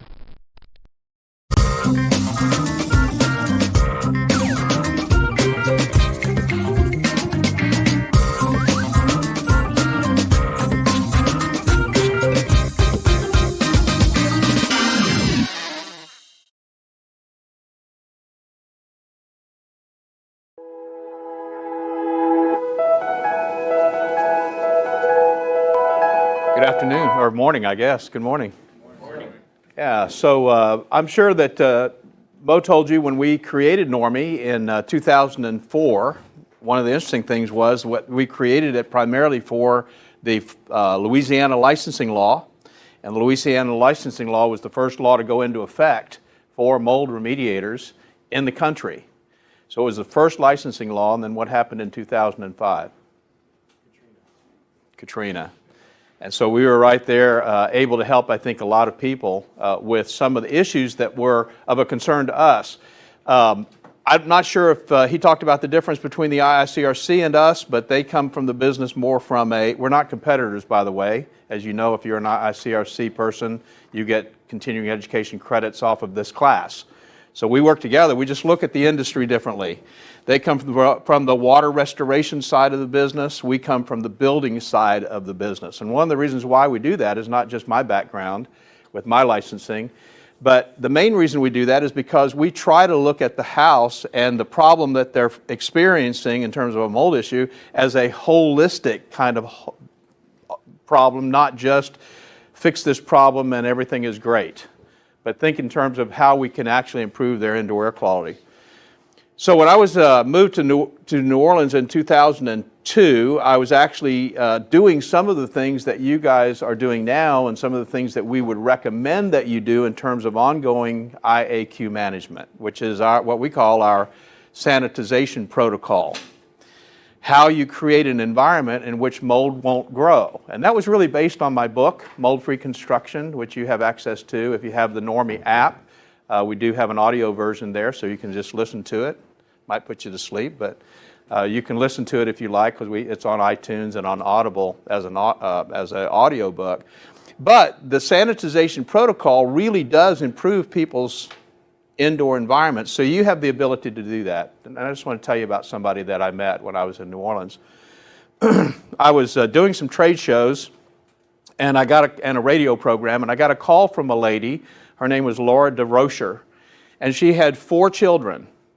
And her youngest child, who was 8, had some very severe sinus issues. In fact, as she was talking to me, she had, of all 4 of her children, The other 3 had constantly been to the allergist every month. Now think about that for a second. Every month, for years, they had been to this allergy doctor. And she had found some mold up in the kitchen area over one of the cabinets, and she was concerned about how that might be affecting their kids, because she heard me on the radio and she knew that mold was an indoor air quality problem. She'd never really thought about that before. It's mold, how could it affect my children's health? But she was putting 2 and 2 together. She was saying, maybe there is a problem here with this mold that I'm seeing. So I went out there and I did the assessment. It took the sanitization protocol. It was not the amount of mold or the type of mold, or there wasn't a moisture problem that actually was causing the mold. It was actually a HVAC problem with the relative humidity. So we did the sanitization protocol, put it in place just like you see it today, exactly the same protocol. And she was really excited because in about a week she was feeling better. Her kids seemed to be feeling better. She wasn't sure. But the interesting thing that she told me when I was there visiting her was that her little child, the one that was just a few months old, they had scheduled that baby for surgery, sinus surgery. And she said, we've decided to kind of put it off because things seem to be going better. We'll see how this goes. Well, interesting story to kind of shorten everything up. About a year and a half later, maybe 2 years later, I got a call from her and she said, I got to tell you an interesting story. She said, first of all, I got a phone call from my pediatric physician, the allergist. He was concerned that we had switched doctors because I haven't taken my kids to the allergist in almost a year. We decided not to do surgery for the baby, and the baby is doing great. Now, a couple of years old, doesn't seem to have any allergies to the environment and what's going on. She said, I think you really solved a bigger problem than you maybe think you solved. The reason I'm telling you that story is because we hear that story over and over and over and over again. Maybe not quite as dramatic, but we hear that story over and over and over again. You are in a very, very important industry. You may not realize it, but one of the reasons why it's regulated is because you're dealing with people's health. The health of your employees, the health of your clients. That's what you're dealing with.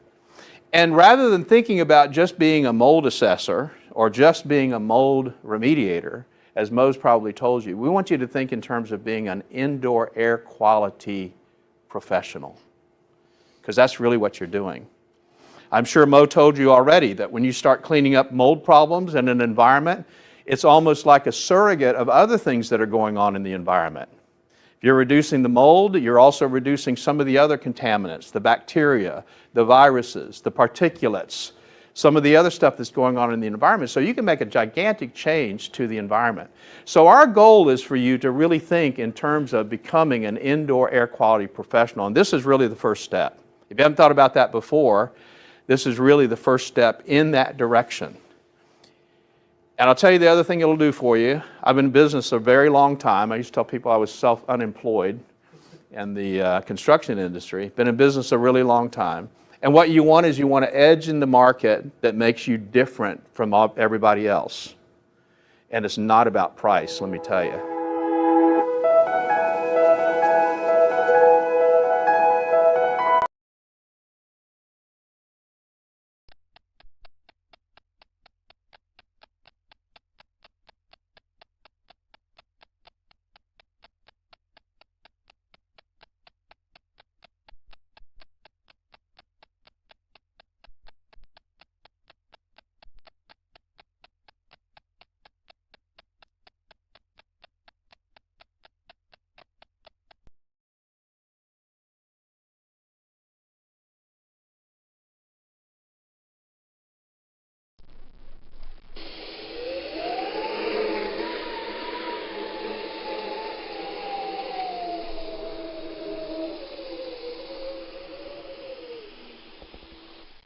Hurricanes.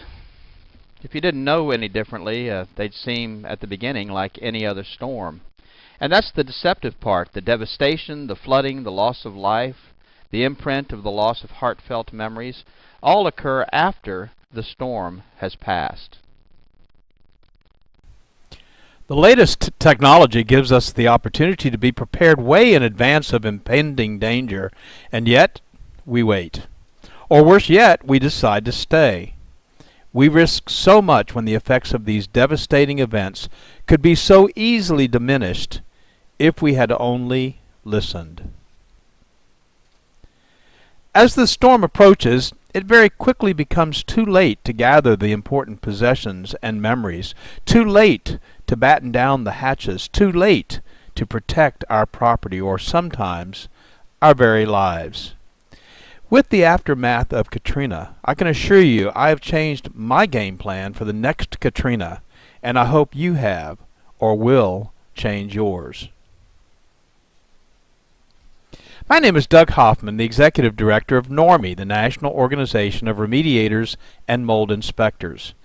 We train mold professionals to assess, evaluate, and solve the problems associated with water events, both major and minor, as those events result in mold damage to property, and in conjunction with the NORMI Pro Environmental Task Force are ready to help when disaster hits. Check our resources at normi.org and normiproetf.org for current ways you can help yourself and others when disaster hits. Sometimes an event is so horrific that it results in massive flooding and wind damage. We lived through Hurricane Katrina right here in Louisiana and have been privileged to help hundreds, maybe thousands of Katrina victims rebuild their lives after one of the most devastating natural events ever to hit the Gulf coasts of Texas, Louisiana, Mississippi, Alabama, and Florida. We learned some very important lessons, and we're hoping this short video will help you prepare for the next major event that may hit your community. With thermal imaging and from a satellite, the images are staggeringly beautiful, but closer to Earth, in the midst of the rampage, frightening doesn't begin to tell the story. Being prepared for what might be coming and then managing the recovery will help you keep your mind on the important task ahead. The unpredictable nature of the season simply requires it. The dates of the North American hurricane season span from June 1st to November 30th. By no means will these dates prevent the forming or sustaining of a tropical event in the Gulf of Mexico, the Atlantic Ocean, the Caribbean Sea, or the Pacific, but these dates are a guide or a timeline based on previous storms over the last century. Dropping your guard or dismissing weather events outside of these dates could result in being caught off guard for an approaching storm. But these dates, in particular, are a time to be specially aware of the news and weather reports. 26 named storms churned in the Atlantic in 2005, and many of them hit land. Following their paths shows the unpredictable nature of nature. Because of the fickle nature and path of many tropical storms, a large part of the general population hesitates or fails to take precautions until the last minute. In the year 2005, an unprecedented number of named storms developed in the eastern and Gulf Coast, exceeding even the English alphabet, and many of those storms made landfall. And when that occurs, especially in densely populated areas, the results are mass evacuations, highway gridlock, and supply shortages. In simple terms, everyone that waited until the last minute is scrambling to prepare or leave. The following information is provided as part of the Community Awareness Program, CAP, from NORMI, the National Organization of Remediators and Mold Inspectors. Additional CAP programs can be found at normi.org or at flood.normi.org and include realtors awareness, first responders awareness, and other information targeted to specific groups. These are presented in an effort to fulfill our mission and fill a void in accurate and timely trainings. How often have you seen news reports about the long lines at hardware stores where residents of areas prone to tropical events are waiting in lines for hours to purchase plywood or other needed supplies? The general rule of thumb is if you find yourself in this situation, waiting in line to take your turn, you may have waited too long. Our goal at NORMI is to provide you with general preparation and safety information for your time before, during, and after the event. Let's get started, and please feel free to take notes or revisit this video often. Sometimes a reminder can be very timely. So let's get started. Plan to be prepared before the event. Know how and where to get emergency information from your local emergency management offices. Follow instructions for evacuations if you are advised to leave, and leave.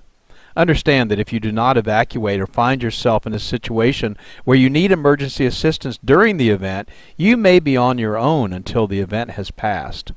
Emergency services will also be stretched beyond normal capacity, and assistance may be days or weeks away. Remember that people that choose not to evacuate when instructed to do so are either victims or survivors. Neither title is as a result of good planning. When you do evacuate, if you have carefully planned your evacuation route well in advance of the evacuation and you know where you will be staying, life will be much easier while you are displaced. So if you are not prepared to fend for yourself for an extended period of time, consider relocating prior to the event. If you have the time, tidy up the house, wash and put away the dishes, clean the coffee pot. When you return, you'll feel better about this kind of detailed planning in advance and appreciate the preparation you've made for your return. And of course, traveling during the event is not advisable in most cases. Some of the following information are recommendations from FEMA, the Federal Emergency Management Agency. And they suggest, before the storm, make plans to secure your property. Permanent storm shutters offer the best protection for windows. A second option is to board up those windows with 5/8 marine plywood, cut to fit and ready to install. Tape does not prevent windows from breaking.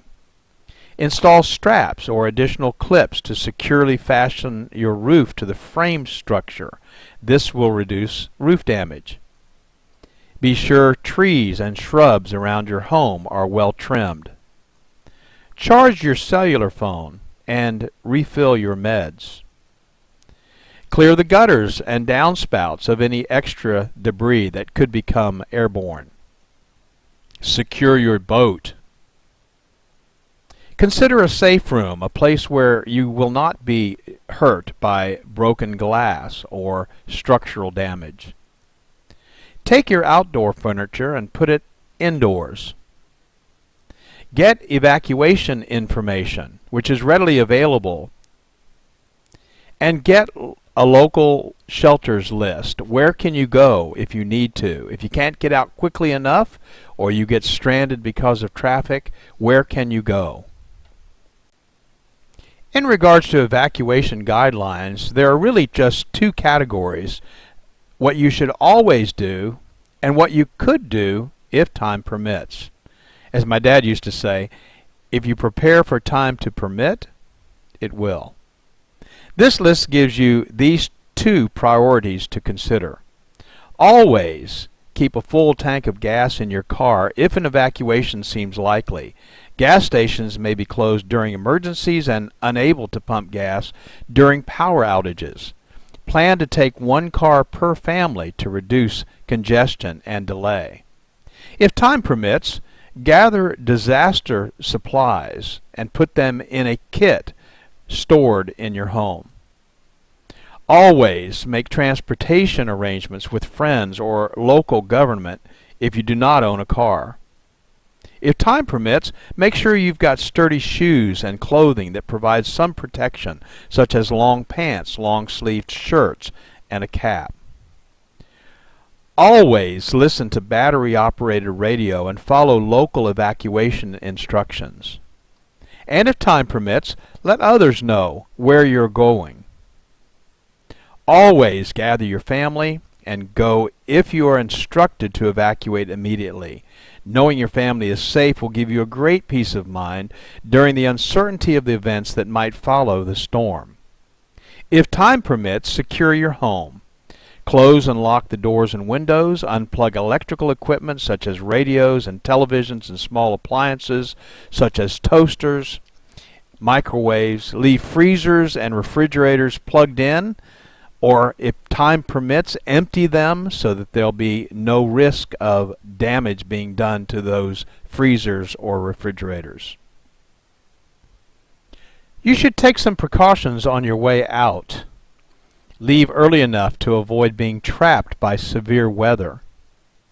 Plan to follow recommended evacuation routes. Do not take shortcuts. They may be blocked. Be alert for washed out roads and bridges. Do not drive into flooded areas. And stay away from downed power lines. And of course the question always arises, when should we evacuate? Well, you should evacuate under the following conditions. First, if you are directed by local authorities to do so, be sure to follow their instructions. If you live in a mobile home or temporary structure, such shelters are particularly hazardous during hurricanes, no matter how well fastened they may be to the ground. A Cat 4 hurricane can remove the entire roof of a commercial structure, so what do you think it could do to something as light as a mobile home? And of course, you've always got the added concern of tornadoes. If you live in a high-rise building, you should evacuate. Hurricane winds are stronger at higher elevations, so your safety might be jeopardized if you decide to stay. If you live on the coast or on a floodplain near a river or on an inland waterway, flooding might be the biggest concern because a storm surge of some kind always precedes a hurricane. The Gulf Coast of Louisiana and Mississippi experienced anywhere from 15 to 40-foot surges, enough to totally wipe out the coastline for several miles back into the non-water frontland. If you feel you're in danger, you should leave. And if you have health issues that might need emergency or regular attention, you should go to a place where your concerns can be addressed readily. So what if you decide to stay? Well, you definitely want to listen to the radio or TV for information, so be sure to have plenty of batteries for both. Secure your home. Close the storm shutters, secure outdoor objects, and bring them indoors. Turn off the utilities, if instructed to do so. Otherwise, turn the refrigerator thermostat to the coldest setting and keep the doors closed. This will ensure the preservation of frozen foods for some time following the storm should power not be restored for a long period of time. Well, frozen foods could last for a couple of days in the freezer, even without power. Turn off propane tanks. Avoid using the phone except for serious emergencies. Moor your boat if time permits. And store a supply of water for sanitary purposes such as cleaning and flushing toilets. Did you know that a toilet will flush simply by filling it with a gallon of water? After thoroughly cleaning it out, fill the bathtub and other large containers with water. If you're unable to evacuate, have you considered the possibility of creating a safe room? If you don't have one, follow these simple guidelines. Make sure that you stay indoors during the hurricane and away from windows and glass doors. Close all the interior doors besides securing and bracing exterior doors. Keep curtains and blinds closed. Don't be fooled if there is a lull. It could be the eye of the storm, and the high winds could pick up again. If necessary for your own safety or that of your family, take refuge in a small interior room, closet, or hallway on the lowest level, but where flooding won't be a concern. And if you sense tornadic activity, which often accompanies a hurricane, lie on the floor under a table or another sturdy object. We have incredible technologies that give us advanced warning, tell us the intensity of what we might be facing, and track the storm from its inception to its end. What makes us think we can weather the storm? But we often try. The following are the basic emergency kits and supplies recommended by FEMA. Basic disaster supplies should be stocked in preparation for what may occur during and after a flood, hurricane, or other water event. Let's take a moment to simply list the 6 basic items, and then we'll talk about each one of them in a little bit of detail. This checklist will serve as a great starting place to be sure you are prepared. There are 6 basics you should stock in your home: water, food, first aid supplies, clothing, bedding, and sanitation supplies, tools, and specialty items. And keep the items that you would most likely need during an evacuation in an easy-to-carry container. Possible containers could include a large covered trash container, or a camping backpack, or even a duffel bag. First, water. How much water do I need? You should have at least a 3-day supply of water, and you should store at least 1 gallon of water per person per day. A normally active person needs at least 1/2 gallon of water daily just for drinking. Additionally, in determining adequate quantities, take the following into account. Individual needs vary depending on age, physical condition, activity, diet, and climate. Children, nursing mothers, and ill people need more water. Very hot temperatures can double the amount of water needed, and a medical emergency might require additional water. How should I store water? Well, to prepare safest and the most reliable emergency supply of water, it's recommended that you purchase commercially bottled water. Keep that bottled water in its original container and don't open it unless you need to use it. Observe any expiration or use by date. If you're preparing your own containers of water, it's recommended that you purchase food-grade water storage containers from surplus or camping supply stores to use for water storage. Before filling with water, thoroughly clean the containers with dishwashing soap and water and rinse completely so there is no residual soap. Follow the directions below on filling the container with water. If you choose to use your storage containers, choose 2-liter plastic soft drink bottles. Not plastic jugs or cardboard containers that have had milk or fruit juice in them. Milk protein and fruit sugars cannot be adequately removed from these containers and provide an environment for bacterial growth when water is stored in them. Cardboard containers also leak easily and are not designed for long-term storage of liquids. Also, don't use glass containers because they can break and they're heavy. If you're storing water in plastic soda bottles, follow these steps. Thoroughly clean the bottles with dishwashing soap and water. Rinse completely so there's no residual soap. Then sanitize those bottles by adding a solution of 1 teaspoon of non-scented liquid household chlorine bleach to a quart of water. Swish the sanitizing solution in the bottle so that it touches all surfaces, and then after sanitizing the bottle, thoroughly rinse out the sanitizing solution with clean water. Then you're ready to fill the bottles with water and seal them. Food. However you do it, you need a checklist. Put it in a magnetic clipboard attached to the side of your refrigerator, a post-it note on the inside of a kitchen cabinet, on your PDA or your phone app. But make a list now while you're calm and in your right mind. And remember these important points. Store at least a 3-day supply of non-perishable food. Select foods that require no refrigeration, preparation, or cooking, and little or no water. If you must heat food, pack a can of Sterno and matches. Select food items that are compact and lightweight. Avoid foods that will make you thirsty. Choose salt-free crackers, whole grain cereals, and canned foods with high liquid content.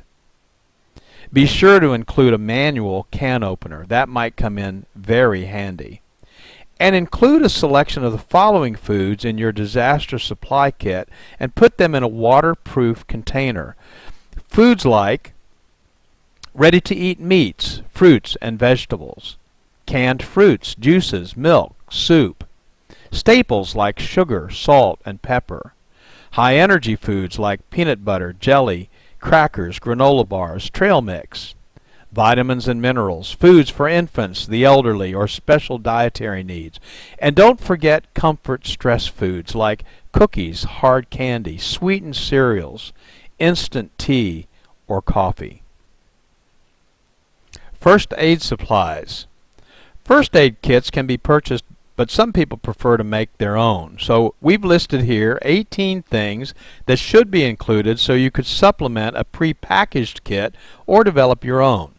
You'll need to decide which items you would want to include or exclude based on budget restraints, but even the seemingly least needed item could become extremely important in a life or death situation. Take the time to study this list, and we've provided a printable copy of this list as a resource at hurricane.normie.org website for your review.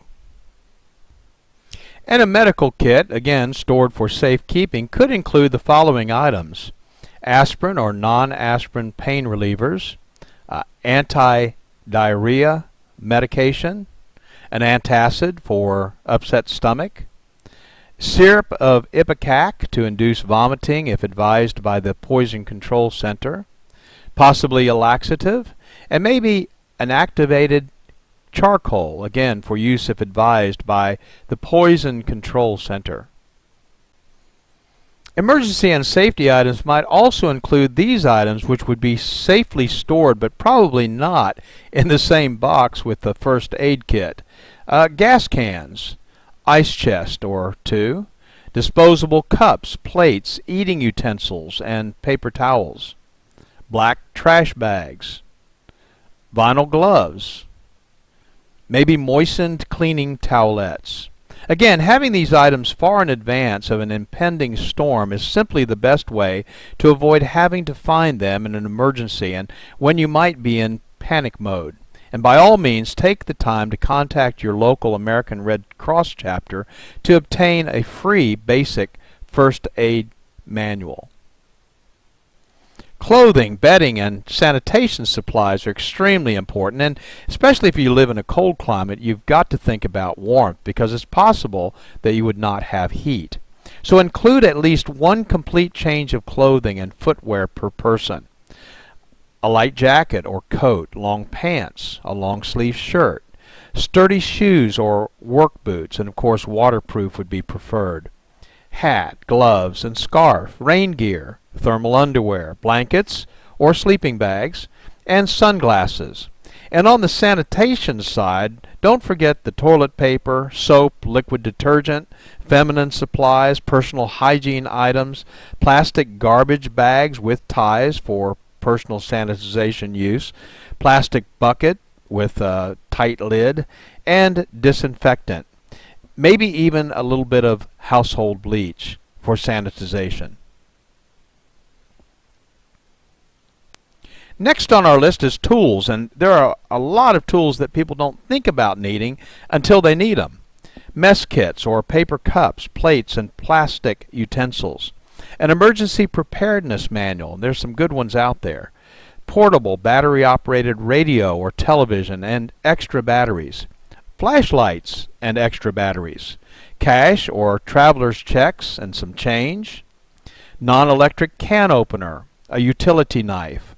Fire extinguisher, small canister, ABC type, a tube tent, pliers, tape, compass, matches in a waterproof container, aluminum foil, plastic storage containers, rabbit ears for your TV, signal flare, paper, pencil, needles, thread, a medicine dropper, a shut-off wrench to turn off household gas and water, a whistle, an axe, plastic sheeting, and a map of the area for locating shelters.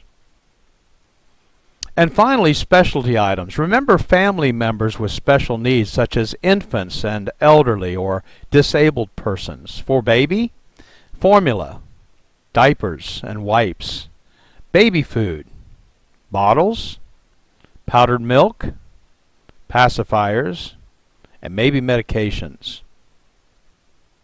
And don't forget the adults. Heart and high blood pressure medication, insulin, prescription drugs, denture needs, contact lenses and supplies, extra eyeglasses, hearing aid batteries. That's a lot of stuff to remember. And you can make this a special project, taking the important family documents and putting them together in a place where they're safe, photocopies of credit and identification cards, maybe in a Ziploc bag, plastic container, but you want to keep these records in a waterproof, portable container. Your will and insurance policies, contracts, deeds, stocks, and bonds. Photo IDs, passports, social security cards, immunization records, bank account numbers, credit card account numbers and companies, inventory of valuable household goods or important telephone numbers, family records like birth and marriage and death certificates, your checkbook, cash and coins, and then of course some entertainment, games, and books that you might need while you're away. So, what's the target? The goal? The goal during a tropical event is to not need the items and procedures that we discussed in this presentation. However, being prepared is a good alternative and may make the difference between being a victim and being a survivor. On a personal note, from those who have been there, during the aftermath of Katrina, many suffered intense wind damage with trees through their roof and rain pouring through. Your prized possessions, though not as important as your very life, of course, should be taken with you. If you evacuate, and you can do so without compromising the essentials, take the things that are important with you. I want to personally thank you for taking the time to watch this video. It's our hope that you will never be in a situation where you will have to consider all the things we've discussed. But if you are, now you're prepared to be prepared and survive. For more information, go to normie.org or normieproetf.org or email us at support@normie.org. We're here to serve you. Thank you very much.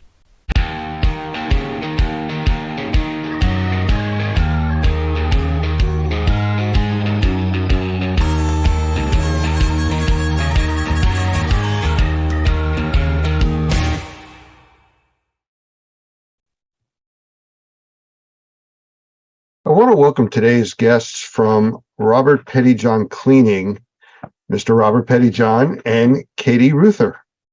Guys, want to say a quick hello? Hello there, Lance. It's a joy to join you and the millions watching on their computer. Thank you, Robert. Hi, Katie. How you doing? Thank you. I'm good, Lance. How are you? Good, good. Well, let's get started here. And for those that don't know, Robert is one of our senior trainers.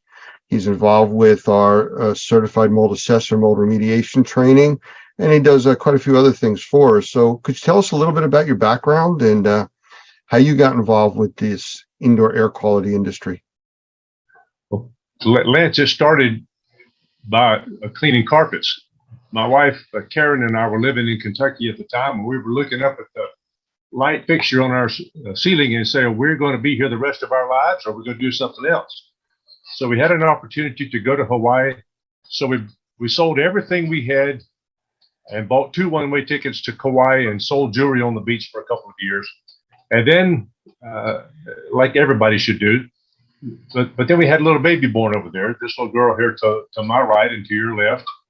Little Katie was born over there on Kauai, and we couldn't imagine raising her far away from my mom and daddy or Karen's mom and daddy, Mr. and Miss Chapman, in Easley, South Carolina. So we came back to South Carolina, and I did a few odd jobs, and one thing led to another, and I felt the Lord lead me to come up here to Southeastern Seminary to get a PhD in world religions. But he obviously had other things in mind because we were stone cold broke when we got up here. I said, Lord, what are we going to do? I answered an ad in the newspaper that said, clean carpets, make $800 to $1,000 a week. I said, well, that'll pay a few bills. So I started doing it. It was a carpet cleaning company is what it was. So I started doing that, and then one thing led to another, and I realized that I didn't know everything I needed to know. So I went looking for some other resources, and fortunately I found them. But that's how we got started cleaning carpets in 1989 here in Wake Forest, North Carolina. You know, we've talked in the past about diverse backgrounds and, you know, where people are today and where they came from. So I just want to get this right.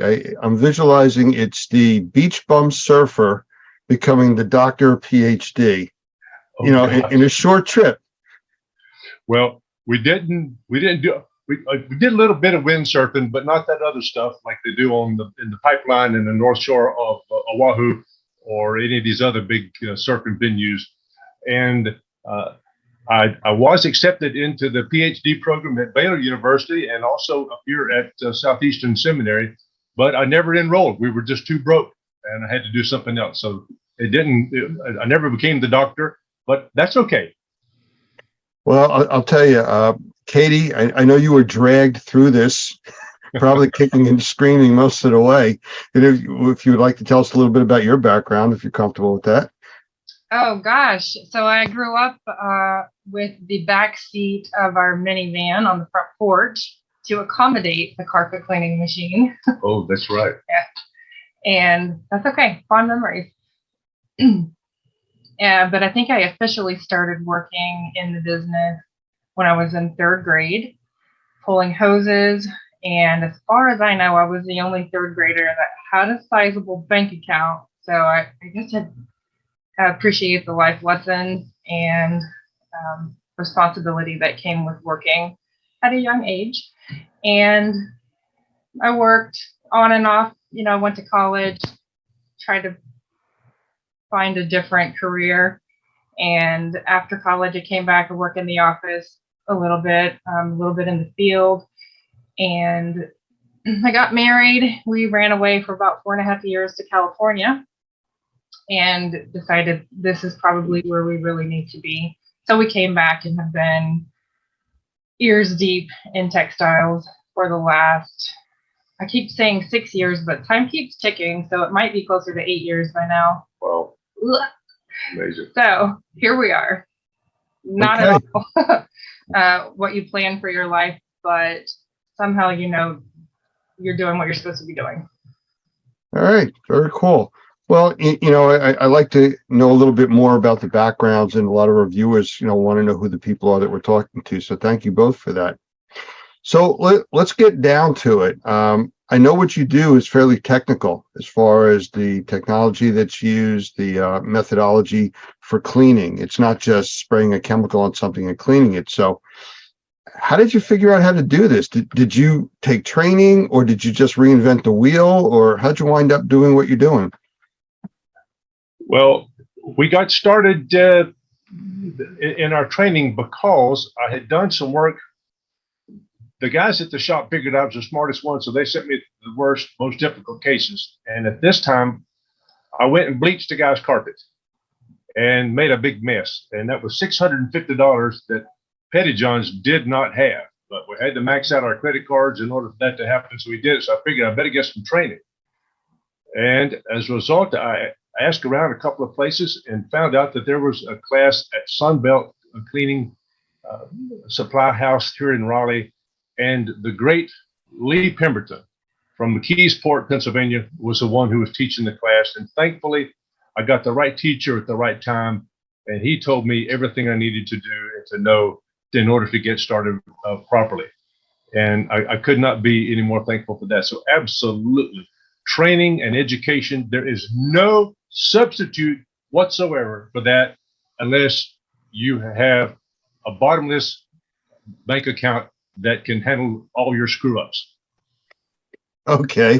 Well, with that, in the world of indoor air quality, which is where we all work under, I know there's a lot of trade organizations and support groups and things like that. Did you ever try, or are you still working with those types of groups, trade associations, organizations that helped you through this? To back up to education for just a moment, one of the fun full circle parts of being in a family business is, while my dad took classes from Lee Pemberton, I think I was able to fully explore my love of upholstery cleaning from Lee's son, Jim, a few years ago. Many years later. So I think that their family business becoming full circle as our family business has become second generation is one of the beautiful little components that you don't just see everywhere. So That's very well put. yes, it is. But does that really mean that when you were in 3rd and 4th grade, you were helping him with his homework? Oh, no. You're exposing all our family secrets now. I just wanted to make it clear for everybody where we were. Well, that one of the benefits of being at a class like that is that you usually are associated with people that are where you want to be. And one of those people was a fellow named Chubb Safrit, S-A-F-R-I-T. He lived in Concord, North Carolina, right outside of Charlotte. And Chubb at that meeting told me, he said, Robert, if you want to do this business, you do this and this and this and this. And I did that and that and that and that. And then one thing led to another. And now here, what is today's date? 24th. The 24th of what? March. March 24th in 2023. I'm being interviewed by the great Lance Eisen and the Normie crowd, along with my baby daughter, Katie. And I'm so very thankful to be here. But that would not have happened had I not been in the right training organization, doing the right things by people who knew what they were talking about. Well, I understand, and I thank you for that. And I understand that you've been a part of and some leadership in organizations too along the way. That's where I was trying to go to with this, to kind of talk about your path to where you've gotten to now with the different groups, support groups, organizations, things like that you've been involved with. That's a good question. Well, you ask good questions, man. Thank you very, very much, Lance. Well, yes, both my wife and I have been privileged to serve as president of the Mid-South Professional Cleaners Association, the finest regional trade association anywhere in the country, without question. My daughter Katie is on the board of directors right now at Mid-South. We were the founding members of the Association of Drug Care Specialists that is headquartered in Dallas, Texas. One of the charter members of that organization. I'm one of just a handful of certified drug specialists here in the United States, the only one in the Southeast. I'm also privileged to be a part of the Restoration Industry Association, where I'm one of about 125 certified water loss specialists in the whole country. And that's a real big deal. So you begin whenever, years ago, we used to go get gas and we had to get paid for it inside the convenience store. And when I came home, Karen said, "You went to the gas station, didn't you?" I said, "Yeah, how do you know?" "Because you smell like smoke." You remember that everybody smoked inside those gas stations. Well, that's the way it is now. You start to smell like the people you hang around. And fortunately, being a part of this national organization, Remediators and Microbial Inspectors, known as Normie, I'm beginning to smell like you, Lance, and I'm so thankful for that. I know there's a compliment in there someplace. I'm just not quite sure how far I have to dig for it. So I'm just going to kind of move on, and let's talk about indoor air quality, as long as you talked about, smells and things like that.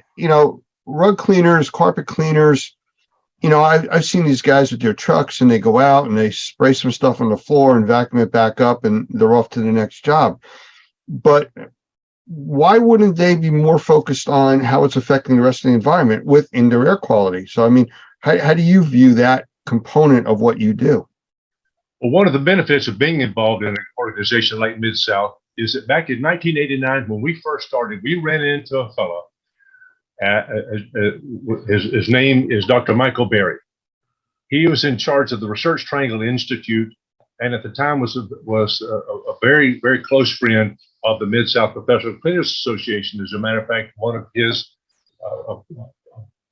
students, a guy named Donald Pumphrey from up in Brown Summit, North Carolina, did a cleaning of the Frank Porter Graham Child Care Center in Chapel Hill and discovered that the recidivism rate for people who got for the kids that were in that carpet cleaning, they got their carpets cleaned regularly, was much, much, much less. They almost never, ever got sick. So Dr. Berry, in his book called Cleaning for Health, I don't know if people can see this. This is the one that Dr. Gavin McGregor Skinner is very interested in working with right now. But he says in his book some very, very powerful things about this business of cleaning. He said, in carpeted buildings, check entrances. It is especially important for you to analyze how and where unwanted matter gets deposited inside. This matter can be wet or dry or oily when it rains or snows or whatever the case may be. But he also says something very, very profound. He said, with housekeeping, we manage and take advantage of the sink effect we find inside. Kitchens have a literal sink. If dirty dishes and garbage are allowed to build up in it, bacteria will proliferate, and someone is likely to get sick. Some surfaces are better sinks than others, Dr. Berry says. Carpets and fabrics are very effective sinks. Pollutants stick on or fall into their fabric surfaces due to gravity or electrostatic attraction. Such complex webs of fibers can trap and hold pollutants for a very, very long time. Housekeeping that makes the indoor environment biologically clean promotes long-lasting health. We were fortunate in 1989 to be associated and to be acquainted with Dr. Michael Berry. And even as my role with the ICRC, I was fortunate to serve on the board of directors and the executive committee of that organization for 6 years, for crying out loud. But one of the people we met was a brilliant fellow who worked with the Journal of Cleaning, Restoration, and Inspection. He wrote an article called The Influence of Flooring Type on Allergen Levels and Airborne Particles. This thing right here. An amazing, John Downey is his name, an amazingly brilliant fellow. But he says, and I'll just read one short sentence or two. In conclusion, the results outlined here do not support the common recommendations favoring hard flooring rather than carpet that are currently given to those with asthma and allergy concerns. Adds to the growing body of research that suggests no flooring type is definitely preferable over another. We hear so many people, Lance, as you well know, say, rip the carpet out, take the carpet out. Well, no, the carpet is an effective sink. With every 1 square yard of carpet, there's 1.4 acres of surface area in that. That's a great sink, or a reservoir, as Dr. Gavin McGregor Skinner says. But that reservoir, that sink, needs to be emptied on a regular basis. Hence, what we're here for today is we are impacting people's indoor air quality in ways they will never have any indication. So, well, industry that does this, that allows us to do this, sir. Let me toss up a softball to you guys, for you guys to take a swing at, using a baseball metaphor here. Here comes the pitch. In most structures, what is the largest filter in that facility or home? Katie? The carpet. There you go. Pretty much what you just said. I mean, it's a massive filtering system, and it's so important to address it the right way. It's crazy when the largest filter has been ripped out and replaced with a filter that can't hold on to anything, like a hard floor. That changes the whole maintenance protocol for the house, the whole level of expectation for the homeowner, for the inhabitants and their respiratory existence, in my opinion. But your opinion is right. And the fact is that big sink that filter has got to be cleaned and emptied on a regular basis. I'm sorry, nobody put a gun to your head, made you buy that carpet or buy that Oriental rug, but still you got to maintain it. Nobody made you have babies. Nobody made you buy that house, but still you got to maintain it properly. Absolutely. And that was the whole purpose for asking that question like that. You know, when you do take out the carpeting, it does change everything. The whole indoor air quality structure changes. So let's get a little bit more into the technology side of it. Could you give us some examples or demonstrations? I know you have some videos that you were talking about in a previous conversation we had about carpeting and cleaning and things like that. That's a very good question, Lance, because cleaning carpets really does impact the 7 elements of indoor air quality. And those 7 elements, of course, are particles, odors, gases, biopollutants, temperature, relative humidity, and comfort. That's how you got to measure something somehow. So let's measure it with these standards, these criteria, that Mr. Hoffman and Normie have established as extreme, and research over the decades as established as necessary elements of healthy indoor air quality. How does what we do impact healthy indoor air quality? Katie, how does all that happen? How would you show that? I would like to start with reel it back a little bit and talk about why before how. I think one of the questions that is often overlooked when it comes to how are you going to clean my rug? Can you clean my rug? What are you doing? Why should I choose you over someone else? Is come back to why are we even doing this in the first place? And the Sunday school answer is indoor air quality. But there are other answers to those questions, and those are going to be very simple. Why do you do what you do? Because it's important to your precious customers for one, but you've got to also understand what you're doing. Where does this rug come from? Where do these textiles come from? How did they come about even in the first place? And I think you may have a couple. We're going to show you a couple of videos, Lance, and your audience too. They're short videos. They're not going to last forever, but sometimes a picture says more, 1,000 words, 10,000, or whatever it is. Short videos, like an active picture, so you can just catch a little glimpse of interaction and not necessarily watch the whole movie. And you got some of those videos? I think I've got a few side Oh, that's great. Let's do it. Okay, we'll go for it. Good. All right. So let's do a share screen. Eeny, meeny, miny, moe. So why do we clean rugs? Oh, One of the first whys is this right here.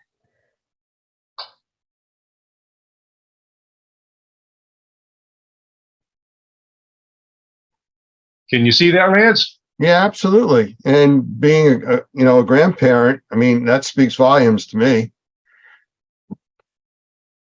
All right, that little bugger is my nephew, and clearly, oh, there's my niece. And this is one of the primary reasons I clean things, is because I've got little kids and nieces and nephews that are crawling on my floor, and I've got a dog at home, and I know what the dog has done. I know what my kids have done to my floor, and while they're not this young anymore, literally eating the carpet as they pull themselves along, it's still shoes in my house. They know what's this close to their face. And it's important to keep the little people in my life safe. Plus, their respiratory systems are much less developed than the rest of us. And there's that bell curve of life that from the very beginning, you're more sensitive, and at the very end, you're more sensitive too. So not only for babies, but for seniors in their homes, for people who are having elective surgery, for people who are bringing children home from freshly been born. Oh gosh, there's all kinds of reasons. But this is why we do what we do, dadgummit, is because there's people lives that are dependent on what we're doing. We're cleaning for health, my friend. That's a big deal. Well, one thing that's a little different is most indoor air quality mold assessment work is measuring environments in that 4 to 6 foot breathable range. That's kind of the standard that most industrial hygienists look at, and testing is done at, because most people exist in that area breathing wise. The children that we're looking at, they don't fall into that range. They are way below it. They're down in the more humid area. They're down where the bigger particles are collecting because they're heavier. So they're exposed to more, and the carpeting. So I agree with you completely. And if people don't take their shoes off when they come in their house, that's the single most important thing you can do to maintain your carpets, by the way. We clean for a lot of Asians, and they're accustomed to taking their shoes off and their slippers, they call them. We lived in Hawaii, and everybody would take their slippers off when they came into the house. Well, these people that we clean for from the Philippines and from other Asian places, their carpets, I said, what are we here for? And they said, to clean your carpets. Well, they look fantastic. Why? Because they don't walk on them with their dadgum shoes. They take the shoes off before. It makes a huge difference. Okay, let's look at some more videos. Let's have some fun today. Okay, Kate? All right. So as a company, Petty John's, we do a lot of oriental rug washing, area rug cleaning, loose rugs, not to differentiate between installed carpeting. And matter of fact, there's a rug on the back right behind us in the screenshot. That is an Afghan war rug with the tanks. Yep, the tanks and all that. That was made at a special time. We have a rug here on the wall from Tabriz in Iran. We got a bunch of rugs out there from Iran and from Turkey, Syria, from up in the Four Corners area of our country where the Navajo rugs are. Big deal. Let's show the video and see where they come from. so before you clean something, it's helpful to have an understanding of how it's made. And I like to differentiate between loose rugs and installed carpet because there's a lot of, can't you just clean my rug in my home? It's sitting on the floor just like my carpet is. Well, the construction difference between broadloom carpet that's installed in your home and a hand knotted oriental rug or even a machine made loose rug is wildly different. The density of the tufts, the material, the backing in and of itself is just wildly more accessible and meant to be cleaned in home on a broadloom installed carpet versus a hand knotted rug, which is super, super dense and a lot of that dry soiling is going to get driven into the foundation and it's just not accessible from a cleaning standpoint in the home. While Katie's looking at these videos, let me say one thing to you, Lance. You used the term broadloom a while ago. Hey, Robert, hang on one second. If you're guys are gonna talk for a while, stop your share so we can see you on the big screen instead of just a little screen with your files. Okay. Oh, that's fine. So I understand. So that was just the tiny amount of background before we get into where does the oriental rug come from or where does the hand knotted rug come from?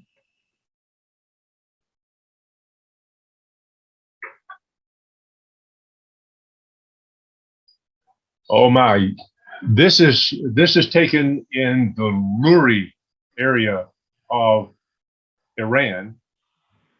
There are two major nomadic tribes there, the Luris and the Qashqai's. And you can see that this is a big deal in their lives. I mean, this was only taken just a few years ago when I had the privilege to go to Iran and see these sites firsthand. This is something that you just don't see very much at all in our society, particularly in America, but gosh, almost anywhere. And then look who's bringing up the rear, being sure that the job's done right. Two women by George. Isn't that fascinating? Wow. So we start the journey with the sheep walking on a dusty road, and we are going to go to the sheep have got to be shorn and the wool's cut off. It's got a very high lanolin content in it, so it's got to be washed first. Once it's washed, it can be put into a dye vat and dyed almost any color imaginable. And these guys that do this, these dye masters, using all kind of natural vegetal dyes, are some of the most incredibly brilliant people on earth. They are the most highly respected anywhere along this rug chain. It's those people who know how to match colors and to get them exactly what the customer's looking for. Those are really huge. And I've had the privilege of getting to know some of these folks and to watch how hard they work. Man, you just never see them taking breaks. So one of the questions we pose to ourselves before we clean a rug or anything in reality, what's it made of, what's happened to it, and what's the value. We're going to dig into the what's it made of portion right now as we've been. And so people may find this awful pedantic or something kind of, why you show me all these things like this? Well, there's got to be an entertainment value to what we're seeing. You're seeing some stuff that you've probably never ever seen before. We're lifting up the sheets, and now you can see what's going on in between. And it's a beautiful story of what all's been happening over the years, and to see that this. By the way, the oldest Oriental rug discovered was in the Pizric Mountains of Russia. It dates back to 5000 BC. It is constructed exactly the way that Persian or Iranian rugs are constructed today. Amazing, amazing. This here, you're seeing a lady in the Luri tribe. She is spinning the wool that's been cut off of the sheep, and it's all been cleaned up, and now they get big old skeins of this stuff, and it's got to be spun now into a yarn that can be used in a rug. But just look at all the times that this is being held by the human hand. Look, all the oils, look at the soil that's on the ground. I mean, these things, you'll see how this is taken care of down the road. This is a beautiful process. And whether you're washing upholstery, whether you're cleaning dishes, whether you're cleaning up a television set or whatever, you got to know how things are constructed. And look at these incredible ladies there in the Kashka'i tribe that are actually weaving a rug on the ground. These are nomadic tribes, much like you read about in the Old Testament. And these girls are all dressed up, ready to meet their husband should he come by. And it is, I mean, literally, that's the truth. And just look at what they're doing on the ground, for crying out loud. Wow. If this doesn't want to make you want to preserve the investment, we're, as Ron Toney says, who's the IICRC #1 certification, by the way. Ron Toney says we are able to preserve time spent. Oh, what other job can you do that can preserve time that's already been spent? I've got 2 daughters, and a lot of these people who are making rugs, as you'll see in the videos, they're all women. Men are out there smoking cigars and drinking tea and trying to sell something. But no, these ladies are the ones working.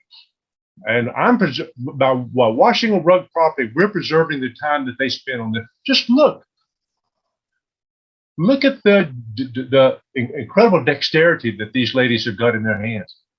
They're taking 2 or 3 of these yarns together, and this lady is cutting this yarn off as she goes. Those knives are unbelievably sharp, but her fingers, no slices whatsoever. Just a beautiful, beautiful context of why we do what we do. And if you don't know why you do what you do, it becomes a game of gossip, somebody has said. No, you've got to know why you do what you do. This is why we do it. And once the rug is got to be finished. So let's see what's going on here. If you've ever felt a wool rug on the back of the rug, it can feel kind of scratchy and kind of rough. Well, in order for that not to happen, they actually set fire to the bottom of a rug. Wool, on the other hand, wool rugs do not catch a fire. That's why they are used exclusively in the airplane business. You look at the airplane that you fly, the Delta, Pan Am, whatever you got. There's not Pan Am anymore, is it? No. Okay. But any other airline you fly, they all have wool carpets. Why? Because they don't catch a fire and burn. What does the burning actually do? The burning actually removes the scratchy stuff that's on the back of the rug. And there's an aesthetic value to having an Oriental rug. And one of them is it feels so soft and so plush under your hands. You can pick it up and look at the back side of it. But now, after all those rugs are dealt with so many times, They got to be cleaned somehow. Let's watch and see how these folks are washing the rug. There's 6 elements to any cleaning process. There's chemical action, mechanical action. This is where you're brushing your teeth or your hair or your dishes or whatever. Chemical action, mechanical action, dwell time, temperature, rinse, or dry. Those 6 elements. You can see that they're wetting this thing down. They're actually using laundry detergent to wash these rugs out on. And they want to wash them and get them as clean as possible before they. But you just look. Are they rinsing them out completely? Are they really getting those things completely clean and rinsed out? There's the question about that. Let's continue. Now, once you wash something, you got to dry it up.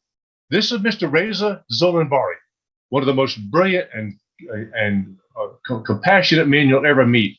He has Zolanbari rugs. You can look them up. And these are, you see the rocks out in Iran, that sun is beating on those rocks all the time. And they've taken these rugs, they've turned them face up, and the rugs, the bottom of it, what Mr. Zolanbari is explaining is that these rugs are drying from the bottom and from the top with the sunshine and a little bit of air. There's not very much air movement. Temperature, air movement, and dehumidification are the 3 factors that influence drying anything, whether you have a flood in your house or you're drying wet rugs. Temperature, air movement, and dehumidification. You're seeing that process. Plus, they're being exposed to the UV light, which is helping to deepen the colors in these yarns. They thought of everything over the thousands and thousands of years that they've been doing this. It's in the book of Judges. You can hear it, read it. But when you make a rug, you got to sell it. So here they are, flipping rugs. It's called flipping rugs to the public. Here's what that looks like. And this was taken in Iran or Persia, whatever you want to call it, by some of the most careful, beautiful human beings. Just look at these textiles. Look at how beautiful they are. Oh, my stars. So many hands are involved in the production of the rug before a brand new rug gets to a showroom or gets to your home, where it's new and presumed to be clean and ready to use. And the concept of clean, the definitive clean, it's kind of vague because, hold on just 1 second, you'll see in this video, it's about 2 seconds away. You're going to see oops, that has just potentially touched a brand new item that you're going to bring into your home and your child's going to crawl across, or you're going to drop a little crumb and you're going to pick it up and eat it because that was a really good blueberry muffin and you just bought the rug so it's clean. So this is actually the very first rug I ever bought. It's actually a grain bag. I bought this at the Grand Bazaar in Istanbul, Turkey. And to be able to, and what happened was that the folks used to put the grain in these bags and put the bags on top of, on the back of the horse and take them back and forth to wherever they needed to go. So this is now, fortunately, this has been cleaned, and that man that you saw in there has got a huge, huge heart, but he is unfortunately no longer with us. A dear, dear friend of our rug industry, and he's no longer with us. So, but this is understanding where these come from and how they get around and how they make it into people's houses.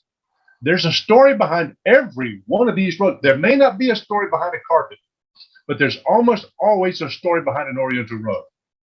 We bought this rug in Ephesus on our honeymoon when we were on the Mediterranean Sea. We bought this, the very first purchase we bought, we went downtown and bought it at the rug shop. And now this is the first thing we ever bought as a married couple, somebody would say. Or I don't want to start crying or nothing, but my granddaddy taught me how to dance on this rug. Or this is when my brother and I used to play the Hot Wheels around the outside edges of the guard border on these rugs. All kind of stories behind them. And you just mentioned one about your mama a while ago. There's stories behind them all. And these are very, very real. A lady brought a rug into us the other day, about 6 or 8, 9 years ago, something like that.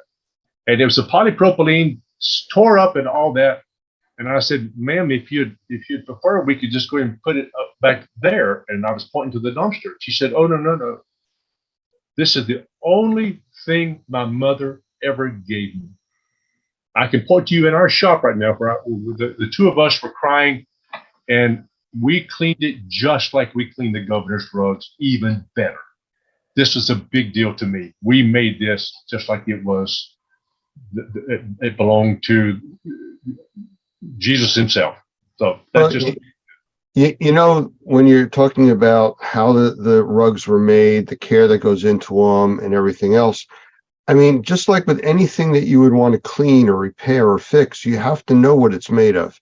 You have to know how it's constructed. Otherwise, you're blindly going in there and possibly doing something to damage it, throwing bleach on it to get the dirt out. Well, that's going to take out the color, you know, or using the wrong type of equipment to disassemble something. So it's really important to understand how things are constructed, which is what you just showed us. So thank you very much for that.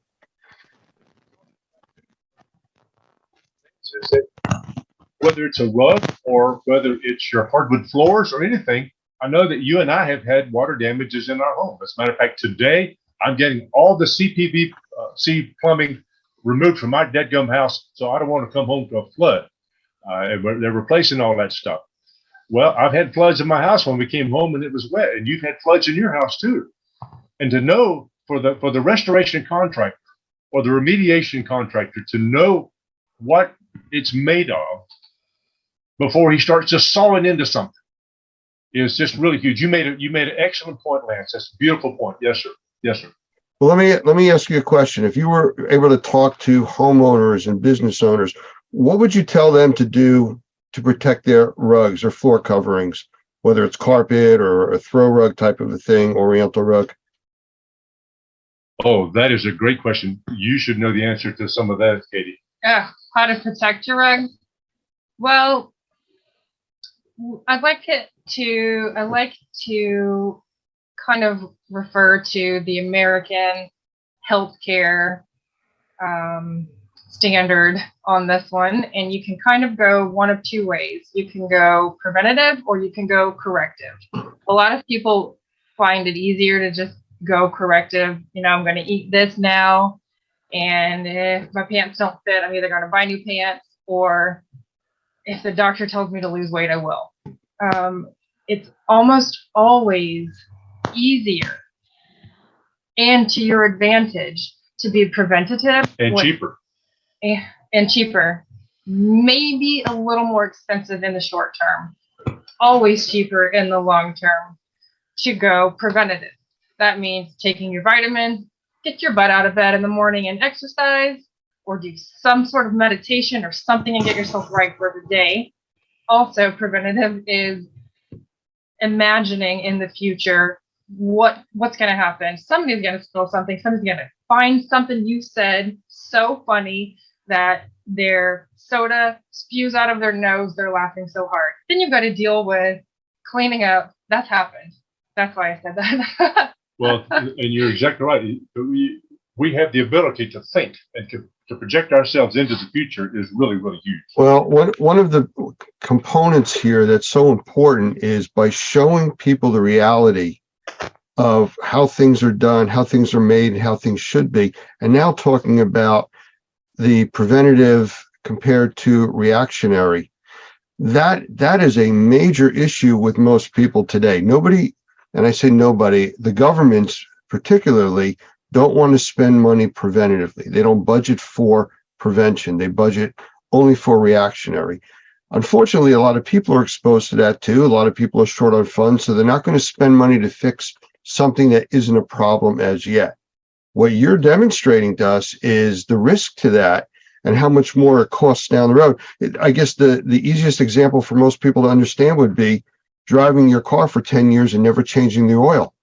Well, it seems to be running fine. I'll leave it alone. Well, one day the engine seizes and that, $10 can of oil just cost you $5,000 for a new engine. So, it's taking care of it now before it becomes a problem is so important. Sure. I 100% agree. I highly recommend putting a protective coating on your textiles when they're new or freshly cleaned because of the simple buy yourself some time in case of a spill. Make your vacuuming more effective. You're going to vacuum anyway. You floss your teeth regularly, and your dentist knows when you don't.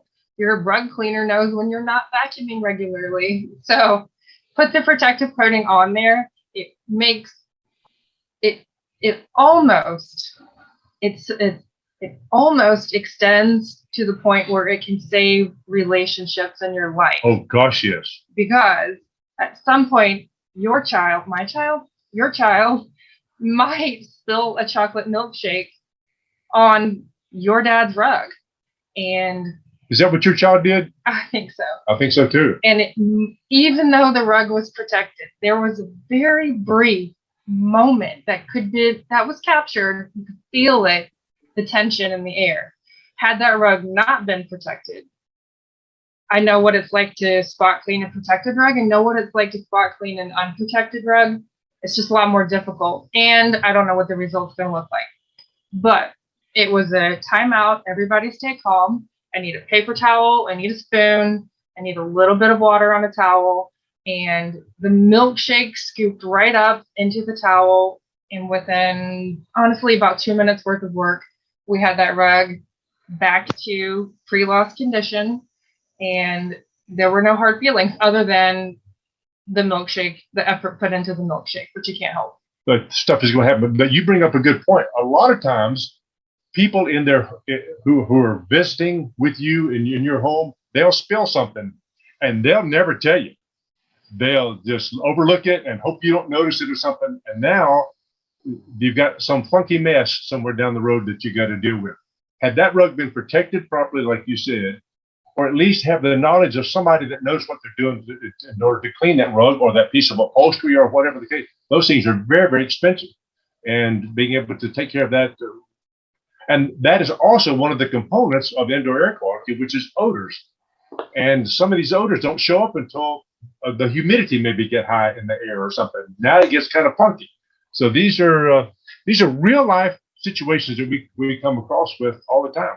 So to bring one of your previous questions back full circle, what is the carpet cleaner? What does the rug cleaner even have to do with indoor air quality?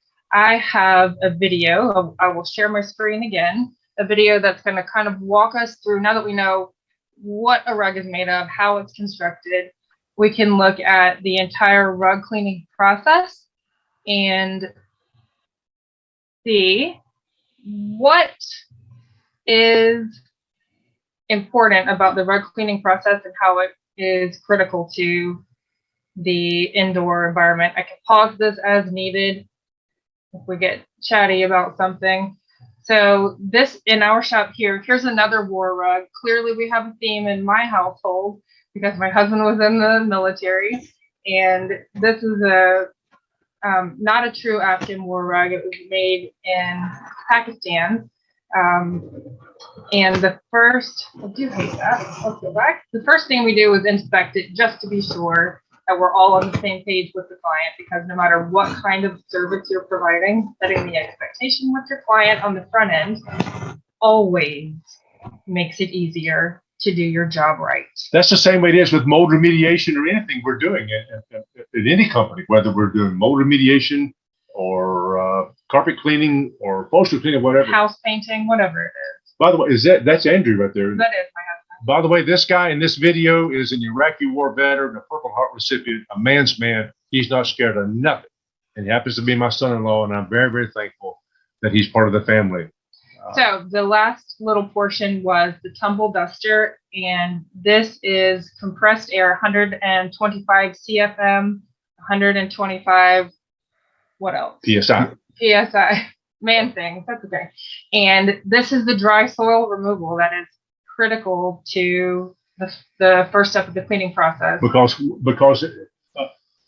can you pause it just a second? Yep. Procter & Gamble back in the 70s did a study of what was in dirty carpets, and they did a dirty upholstery because they wanted to sell a product over the counter. And they discovered that about 78% of the soil that's in carpet is dry particle soil that can be vacuumed and taken away. The other 20% is roughly 10% water solvent water soluble soil and solvent soluble soil the other 10. So knowing that, we got a rug or your rug, your carpet care professional, whatever, gets 80% of it clean by simply vacuuming or dusting it correctly and properly. Amazing how much of that. And hence, what are we doing? We're improving indoor air quality. But if that's all we did to that rug right there, it goes back in as a much more healthy part of that customer's indoor air quality. But look at all that dry particle soil, and these are big chunks. We're not seeing the little stuff. So you see these little, the dusty, the skin cells, the things that come in off your shoes. And I think you've said in the past, if you were to only do this, you'd still get an 80 on the test, which I'd like to point out as a child was not acceptable. And, as a rug cleaner, I still don't think it's acceptable. So we'll continue on. I am slightly embarrassed that's how much came out of a rug from my house. That's okay. So here is 1,200 gallons of naturally softened rainwater that we harvest from our roof. And we will put a rug, depending on structural integrity, condition of the rug, and soiling, will go into the wash tub. A couple different factors will play a part into it. So swimming around with a little cleaning agent, the rug will release the water-soluble soils and things that can be addressed by the cleaning agent. And if there's urine in the rug, it'll spend a little more time there. This is one of the elements of the cleaning process. There's 6 elements to any cleaning process. Chemical action, like you saw some detergents inside that wash tub. Chemical action, mechanical action. This is mechanical action. You brush your teeth, for instance. This is brushing your rug's teeth. Chemical action, mechanical action, dwell time. You don't stick a rug into that wash tub and then pull it right back out. Give it 30, 45 minutes of dwell time. Chemical action, mechanical action, dwell time, temperature. That rug is at a certain temperature. Then rinse and dry. Those 6 elements. If you wash your hair, you rinse it. You don't just walk out of the shower. No, you rinse yourself off. The same thing happens in a rug. You rinse it off. And we put now, this goes into the wringer rinser to where it's rinsing a rug off. If you could stick yourself in there, it would be really good. That would hurt. No, it hurt, wouldn't Okay. it? So we have a little bit of warmth to the water, not hot water, a little bit of warmth because we know that does a little better job of rinsing out the cleaning agents. It's going to slowly creep through this process. And on the other side of those jets are those little rubber guys right there that kind of squeegee out a lot of the loose water. So That's just like Granny had it in her wash thing in the back on her back porch. Yes. She kept all the National Enquirers in there though, that instead of washing rugs in it. Didn't she? I don't know. Okay. And then the rest of the water is spun out in the centrifuge, which is going to spin at about 960 RPM. And it's a little faster than the Gravitron at the fair. It would literally liquefy you if you got into it. And That's 10,000 PSI is what it is. That's the RPM. Yep. And then the final grooming. When you wash your hair, you comb it when you're done so that it doesn't dry out and knotted and tangly.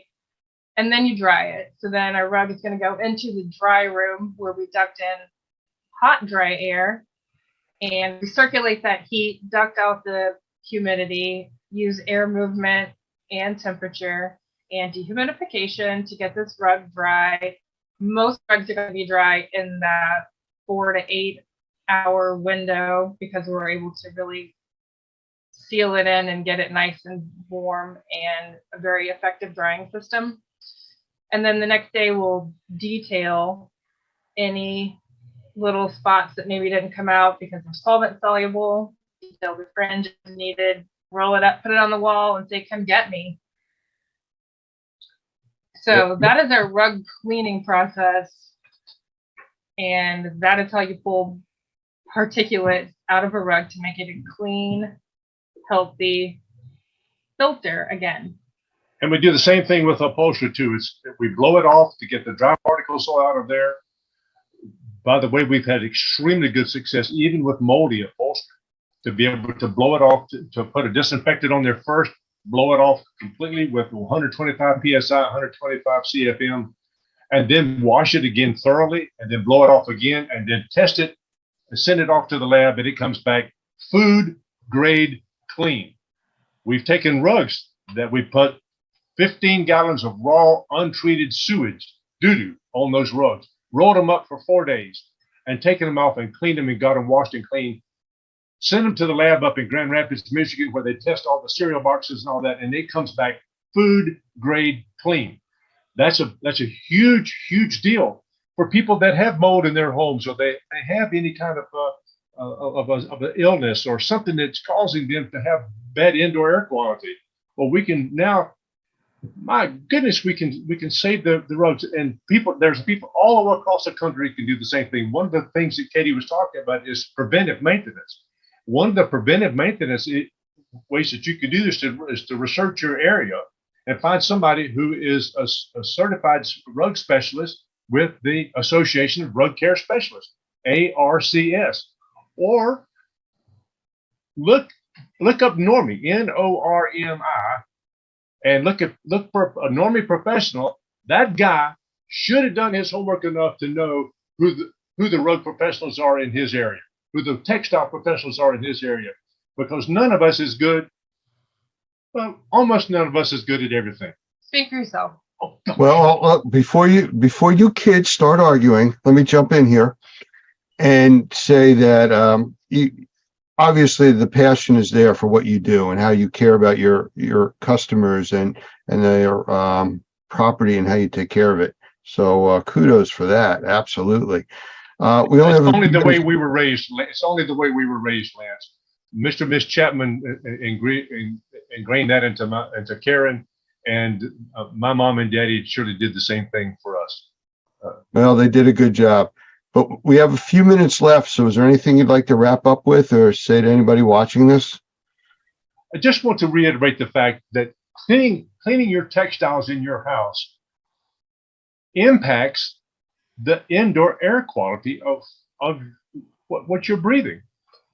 Mr. Hoffman says that these cleaning techniques and all that are for people who like to breathe, and we enjoy breathing, and our customers enjoy breathing.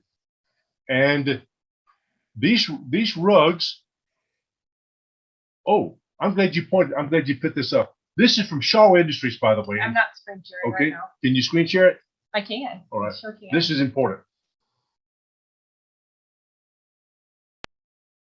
It was said of the parson in Chaucer's Canterbury Tales, but first he wrought her, and then he taught her. Well, if I'm going to sit there and tell you stuff to do, I ought to at least do it in my own dadgum house. So let's go to the next one, too. Okay, so let's talk about this, though. Okay. The first lines of defense. We always say vacuuming is one of the best ways of maintenance, but before vacuuming, what can you do to reduce or prevent the load of soiling that's going to be on your floor covering? And the 3 zones, as Shaw calls it, zone 1, 2, and 3, is get the moisture off of your feet first, and then something to collect the bulk of like a scrubby, bristly kind of floor mat. Yep. And then something to get whatever might be left on it. So why does it keep going the same direction? That's okay. I'm sorry. Here. This is my front porch, and you see that I've got some rug pad that was cut wrong, so we use it out there. That's absorbing the moisture off from the bottom of my shoe. And you see that little scratchy little green rug mat. That's an AstroTurf mat. I want to scratch the stuff off the bottom of my dadgum shoes. Studies have shown it takes 15 steps to remove the soil from the bottom of your shoes. So let's accelerate that, please, and we can do that. And then another thing we do is we put a nylon walk-off mat there and put our shoes over to the side so that we're not traipsing that stuff all in our house. Why? Because my wife and I breathe about 3,000 gallons of air every day, just like you and Andrew and your babies don't drink quite that much, but everybody that's watching this video, you drink 3,000 gallons of air a day. And do you want to get it clean as possible for your healthy indoor environment? And fortunately, we're starting them off young at Petty John's. But she needs to put the phone up and not talk to her friends while she's doing some work, though. You know, Katie, you had spoken earlier about that whole child labor thing when you were growing up. And Oh, gosh, no, I see this isn't really skipping a generation. Okay, just handcuff me now. You can go ahead. Friends and family, all of the little ones have been obsessed with vacuum cleaners, which is funny. Is it funny? I think it's in our DNA. But it goes back to these things here we're talking about here, Lance. These cleaning for health. Research has shown that if you can identify where the reservoirs or the sinks are in your house, or in your office, or in your car, or anywhere, then you can identify the pathways that that reservoir takes to get into your lungs or into your body, that a germ or a virus or a mold spore or something would get into there. Then you can interrupt that pathway and stop that from getting into your body.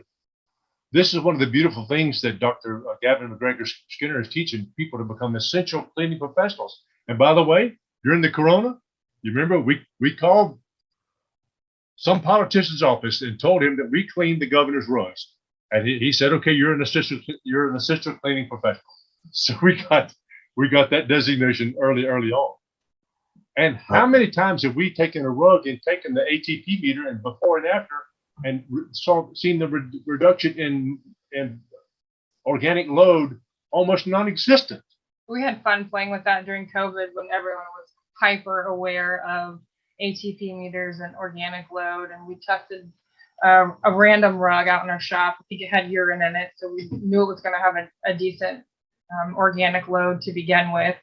And when we were done cleaning it, literally right out of the centrifuge, we groomed it, we put it on the poles like you saw in the video, did another ATP swab on it, and did one of those cartoon eye rub things, did another swipe with another test, and it said 0. We were like, did you do it right? Unbelievable. No. Well, I'll tell you what, I want to interrupt you here because I think you're giving away all the secrets to part 2 of Petty John Cleaning here. So we're just about out of time for this segment. So if we can wrap this up, maybe we'll do another segment in the near future and go into some more detail on that. Well, fortunately, this business is in our blood. My granny lived at 25 Liley Street in Somerville, Georgia, right across from the Bigelow Sanford rug mill. And she babysitted all the children for the executives of that place. My uncle was a dolpher there. Both of my aunts worked in that rug plant. And my daddy's PhD is in organic chemistry, for crying out loud. And he worked at DuPont for 35 years as a senior research chemist with them, and developed a lot of different textiles that we use today, as a matter of fact. And fortunately, it's in our blood, but also a respect for the people who made this rug is in our blood, and respect for our precious customers is in our blood too. We're not here. John Donne says, no man is an island unto himself. We're not here by ourselves, and we're part of the whole. And what we do impacts people's lives. And that's the beautiful thing about Normie, is that Mr. Hoffman and you, Lance, and Roger, and all those guys, and David, and all those guys out there are preaching this sermon over and over and over again. And it's taking. I think our society and our culture is really beginning to develop a huge appreciation for proper indoor air quality. And thank you, Lance, for what you've done and for allowing us to look under the sheets to see what's going on at Petty John's too. Well, Katie, Robert, I thank you very much for spending this time with us. Very educational, and maybe we'll do this again with the part 2. Well, that'd be fun. Thank you. Thank you so much, Lance. Thank you, Lance. Take care.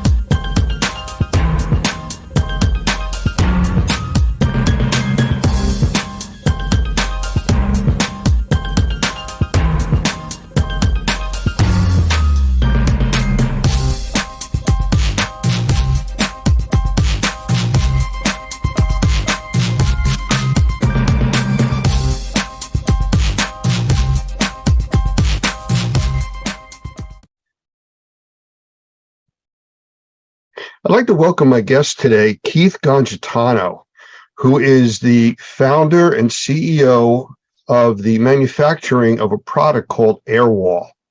And I'm going to bring Keith in here in a second, but you'll see in the background one of the Airwalls, and that's what we're going to be talking about today. So, Keith, how about a quick hello?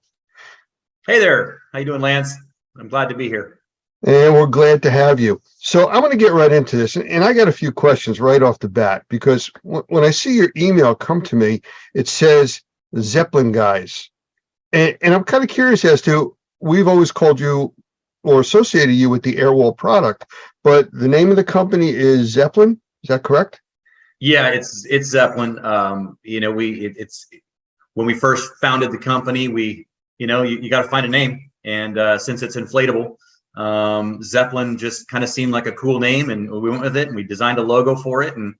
But then the product needed a name, mainly because if it's going to have a line item on Xactimate and other things, it needs a name. And so it became Airwall, and then over time it became Airwalls by Zeppelin, which is containment from A to Z. So it's just kind of one of these things. But if you look us up, you'll find us both on Airwalls and Zeppelin. Okay. Well, so where did this concept come from? Because in the remediation and healthcare and restoration type of industries, this is something completely new. It is new. It evolved, is what it did. It started with me helping a friend with his restoration company back in the summer of 2017, and I was in a crawl space. It was a miserable experience. I spent 3 hours trying to build a chamber so that we could get the subfloor dry, and among other things, I got bit by a spider and bruised and battered, and managed to only build marginal containment, a chamber. It was terrible.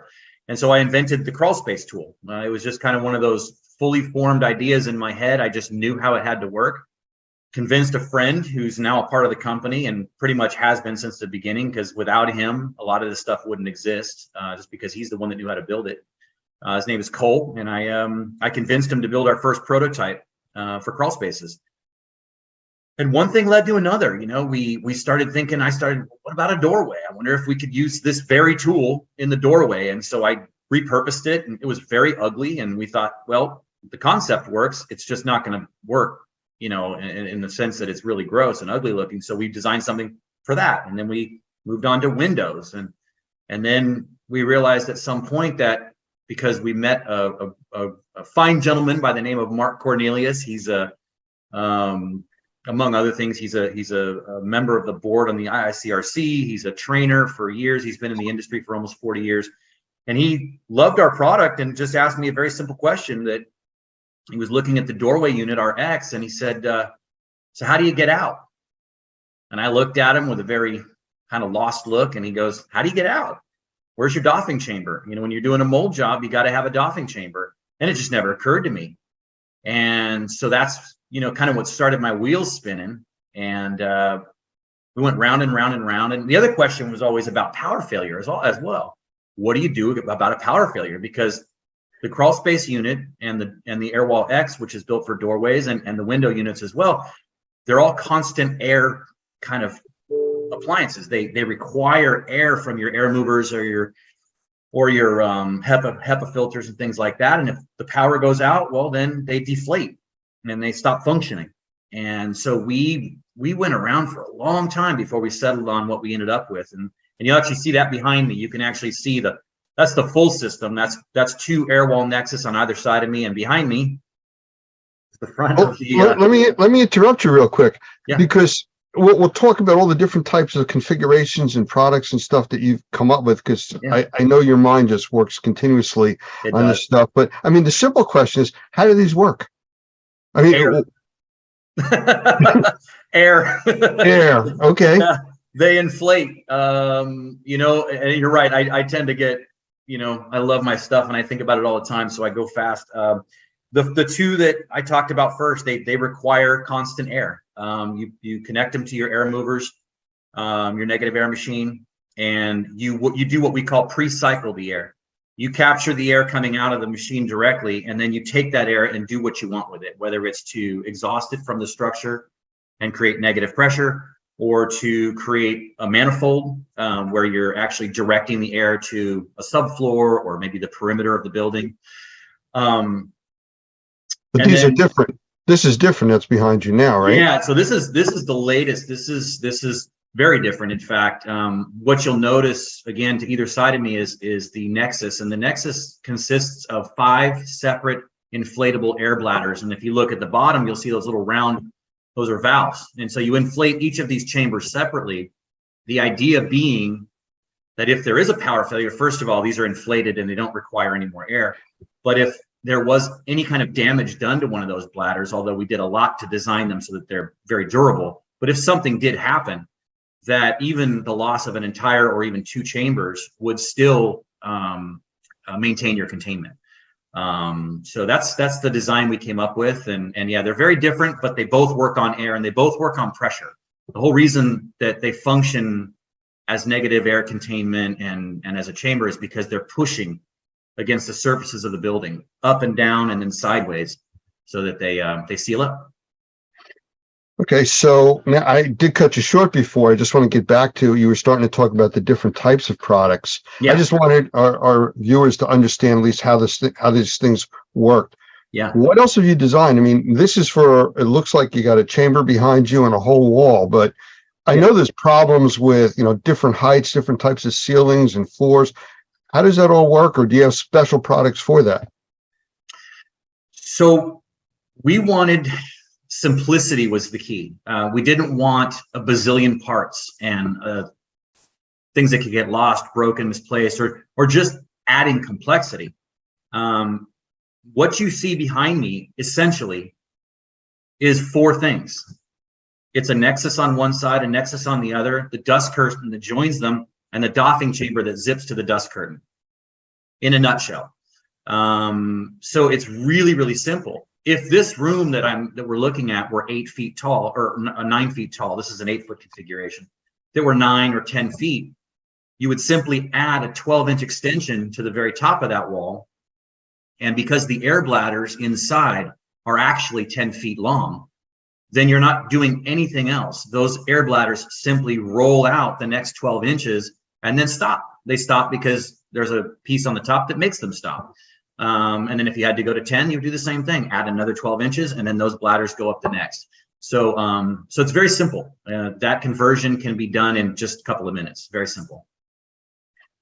Interesting. So how about like width, or if you're dealing with different heights, like it's a slanted ceiling or something like that? Sure. So for width, not a problem. These walls that you see to my sides are 5 feet nominally. And again, 8, 9, or 10 feet.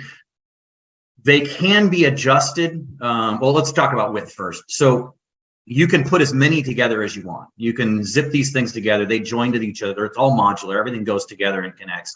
So you can put 4 or 5 of these together, or 2.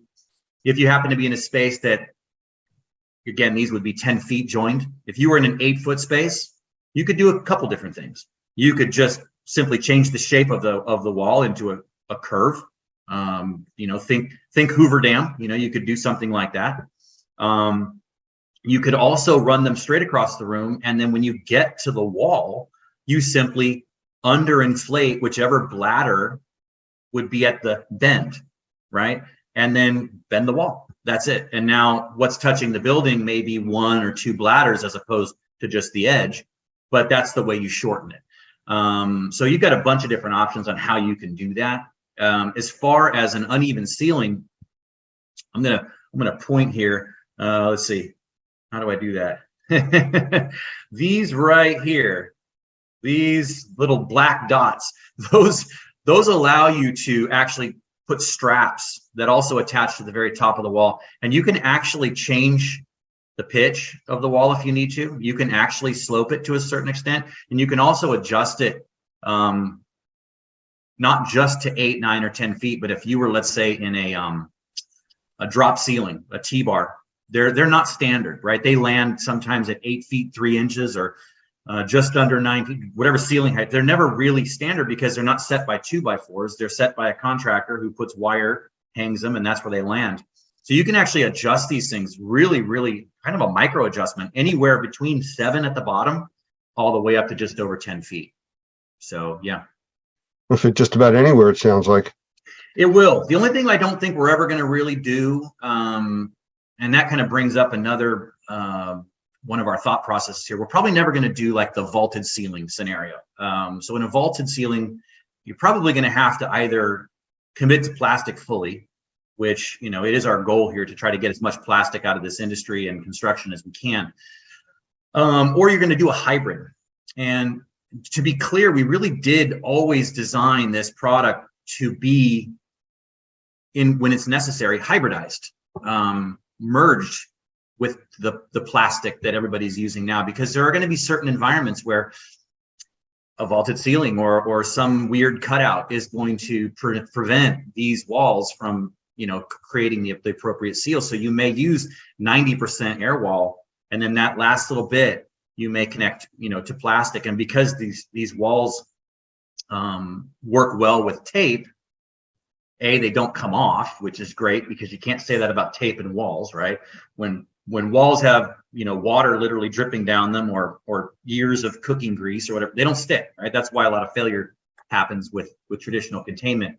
But these walls are designed to work with tape and not leave residue. So you can tape plastic to it for as long as the job takes, and then peel it off, and you won't have to worry about it leaving stuff behind. And certainly, whenever possible, you want our walls to be, or the air walls to be, touching the surfaces of the building, because that's going to create the superior seal without the problems of you know, damage like peeling paint or whatever else that comes with using tape. Well, I know that with some of the normie training that we do, we've actually incorporated some of the air wall technology into some of the types of hands-on training that we do, especially like when we go to the experience trade shows, where people are able to touch and work through all the new different technologies and products. And they fit into structures that we basically build on site. So we're able to adjust them, you know, in real time to fit into these structures. And it works out very well for us, because we're able to put those up with plastic, show the differences, and, you know, how you can make changes and everything else. So it does work. And it's adjustable, like you were talking about, to whatever structure we build at the time. Right. And it brings me joy to hear that, Lance, because, you know, I had this awakening. It was kind of late in coming. I've been doing this for 5 years, but I had this awakening about 5 days ago, where I realized, when I made my first shipment to Australia, that these things exist without me, you know, in different time zones and on different continents, and people are interacting with them, and what I spent years thinking about and designing has to work, and I can't be there to help them. I can't. So, you know. So you sent your children off to school for the first time, basically. That's what it sounds like, right? Absolutely. Yeah. That's what it felt like. Put them on the bus to Australia. Exactly. So let's go a little bit further into this. As far as like vertical markets and stuff, I mean, I could see it in the remediation industry, restoration, asbestos. How about like medical, or all of the above? Yeah, absolutely. That's actually one of the most exciting things about what's behind me here, is that when this came, all of a sudden, exactly what you're talking about just changed totally. So medical, if you have someone who has who's a burn victim, or is receiving cancer treatments, or is in some other way significantly immunocompromised, positive pressure environments are how you deal with that. And a hospital environment can create that, but that's very expensive. This can do that very, very easily, very simply, and doesn't require any permanent modifications to a building. On the flip side, we're all very familiar with negative air pressure because of the pandemic that we're all emerging from now, and the need for negative airspace, which is the exact opposite of what I just described. Instead of pumping clean, fresh air into an environment with people who have no immune system, you're instead drawing air in so that the bad boogies can't get out. So that's medical. But even more so, there's really, really strict enforcement when you're in a hospital environment, because of generally who's in a hospital? People are sick when they're in a hospital. So if any kind of building modifications have to take place in a hospital, they have to do things to prevent dust and everything else from getting to people who might be unwell.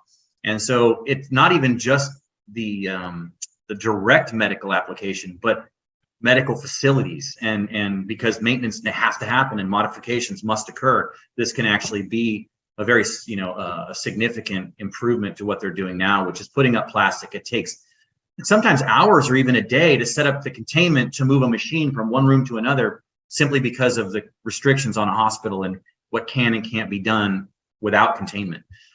So that's a big deal. And then just I've been told mining. In fact, the folks in Australia, because mining is a big part of Australia's economy, mining is one.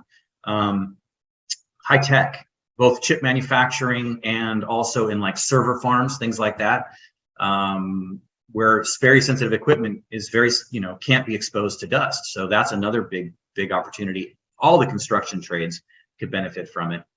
Basically, and then there's also, of course, the potential need for first responders and militaries, around the world. What if there's some kind of an outbreak, some kind of maybe a terrorist attack, a biological terrorist attack, and first responders and military have to show up and contain it best they can. This stuff, I mean, this what you see behind me fits into basically 3 duffel bags. So that's the kind of thing that a military could really benefit from. So, yeah. Well, while you were talking, I jotted down 3 quick questions, and you were just starting to touch on one. So let me ask it to you. But instead of 3 questions, I'll just do it as 1 question now. What I wrote down here was portable, durable, and cleanable. Yeah. Especially you started talking about mining and then, bacteria outbreaks and viruses and stuff like that. So as far as it being portable, I mean, they're pretty big. I mean, easy to move. And, cleanable, and how durable are they? All 3. You got 3 questions there. Okay. So let's start with portable. We already started on that. Basically it's a gym bag. One of these walls fits in a gym bag. Of course, each one comes with said gym bag. And it's very, very easy to lift. I mean, the Nexus, fully loaded Nexus, is 25 pounds. That's it. Right. So it's well below the lifting weight of any of the trades. I mean, most equipment is that or a lot more. So very, very portable, small, compact, lightweight, easy to use. It looks huge right now, but it fits into an itty bitty space. Right. So that's really good. As far as cleanable goes, we were very intentional on that. And in fact, along the way, we had it pointed out. In fact, a well-known person in the restoration industry, Rachel Adams, had pointed out in 21 that she thought it needed to be a little more cleanable. And so I said, okay, let's do that. So we just simply reversed the fabric that we're using so that what you see on the outside is actually a urethane. So it's much, much smoother and much easier to clean. The stuff before was also very cleanable, but it had texture. And so there was a concern that maybe some of the fibers and things like that might stick. But so we designed it to be smooth, easy to clean. They're all machine washable. They're all designed to be totally machine washable. If you really, let's say, are in a Cat 3 environment and you really want to make sure that it's clean, you can do that. All the biocides, no problem. Antimicrobials, no issues there whatsoever. You can spray away and it'll be just fine. So cleanable. And then durable. And I say durable for the end because durable, all this stuff is important, super important, but durable, because we're claiming to be better than plastic, we better deliver, right? Because this stuff isn't cheap, right? It takes 3 to 5 uses to pay off the investment in an air wall, which is really fast because they last for years. But, if I'm going to say I'm better and I cost more, then I better be better. And so durability was huge. We made sure that the outer shell, in the case of this one here, anything that's getting constant air, you could stab it with a knife and it wouldn't matter. I mean, we designed them with big open holes. So they're pumping out air all the time and they still work. Not so with this, right? If this gets a leak, there could be an issue. So the outer shell is very, very durable. It's resistant to snags and punctures and things like that, and cuts and all the rest. And then the inner bladders, we actually spent a lot of time finding the ideal material for those bladders. They had to be lightweight. They had to be inherently fire resistant because these are going into a built environment. They cannot burn. They had to be as puncture and tear and cut resistant as possible while maintaining lightweight and portability, right? I mean, you know, there's all those things are in direct conflict with each other, right? Lightweight usually means flimsy. So we were actually very blessed, I believe, in the discovery of this particular material that we've used, and it makes this product extremely resilient. And again, because we recognize that nothing is perfect. I mean, if you open fire on this thing, it would go down. You know, I mean, no question about it. There are things it cannot handle, but it's meant to be durable. If something does happen to it, as I mentioned before, if you lose a bladder, first of all, we've had it happen. You know, we've you know, in the early days, we had some bladders with some defects, with small leaks, and even when they have a small leak, they don't fully fail, and you can actually air them up and continue the job if you need to. We also designed them to be repairable in the field. I'm going to do this finger thing again. You see that line right there? That's an access zipper.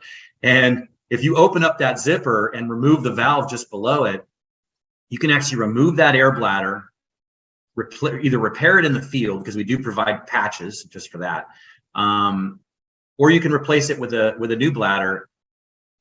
Depending on how many times you've done it, it might take you 2 minutes, it might take you 5.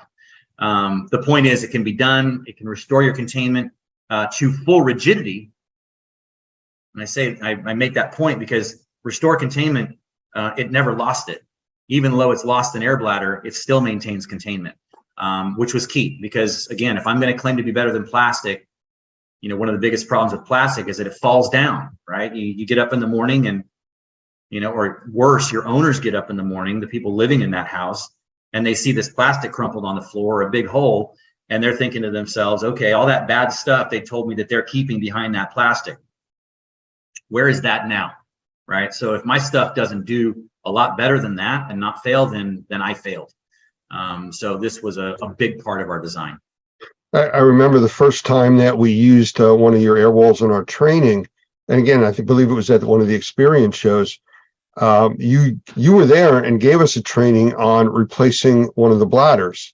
Mm-hmm. And during the demonstration we were doing with the class for the hands-on, we actually opened the valve up and let it deflate, and it still held containment within the area. You didn't tell me that. No, you know, it was my job is to break things. So, you know, that's what we do. We try to find out things that are going to happen. Someone's going to accidentally open a valve or something. It stayed in place. You know, it did its job.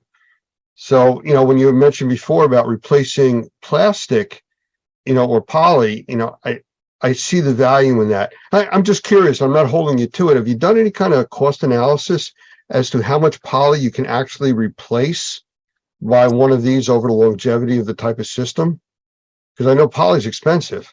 It is expensive. You know, the closest we've gotten to that is by calculating how much tape, how much plastic, the labor that's involved with not only the initial setup, but also the tear down, the waste removal, and then the repairs that inevitably happen with most plastic containments.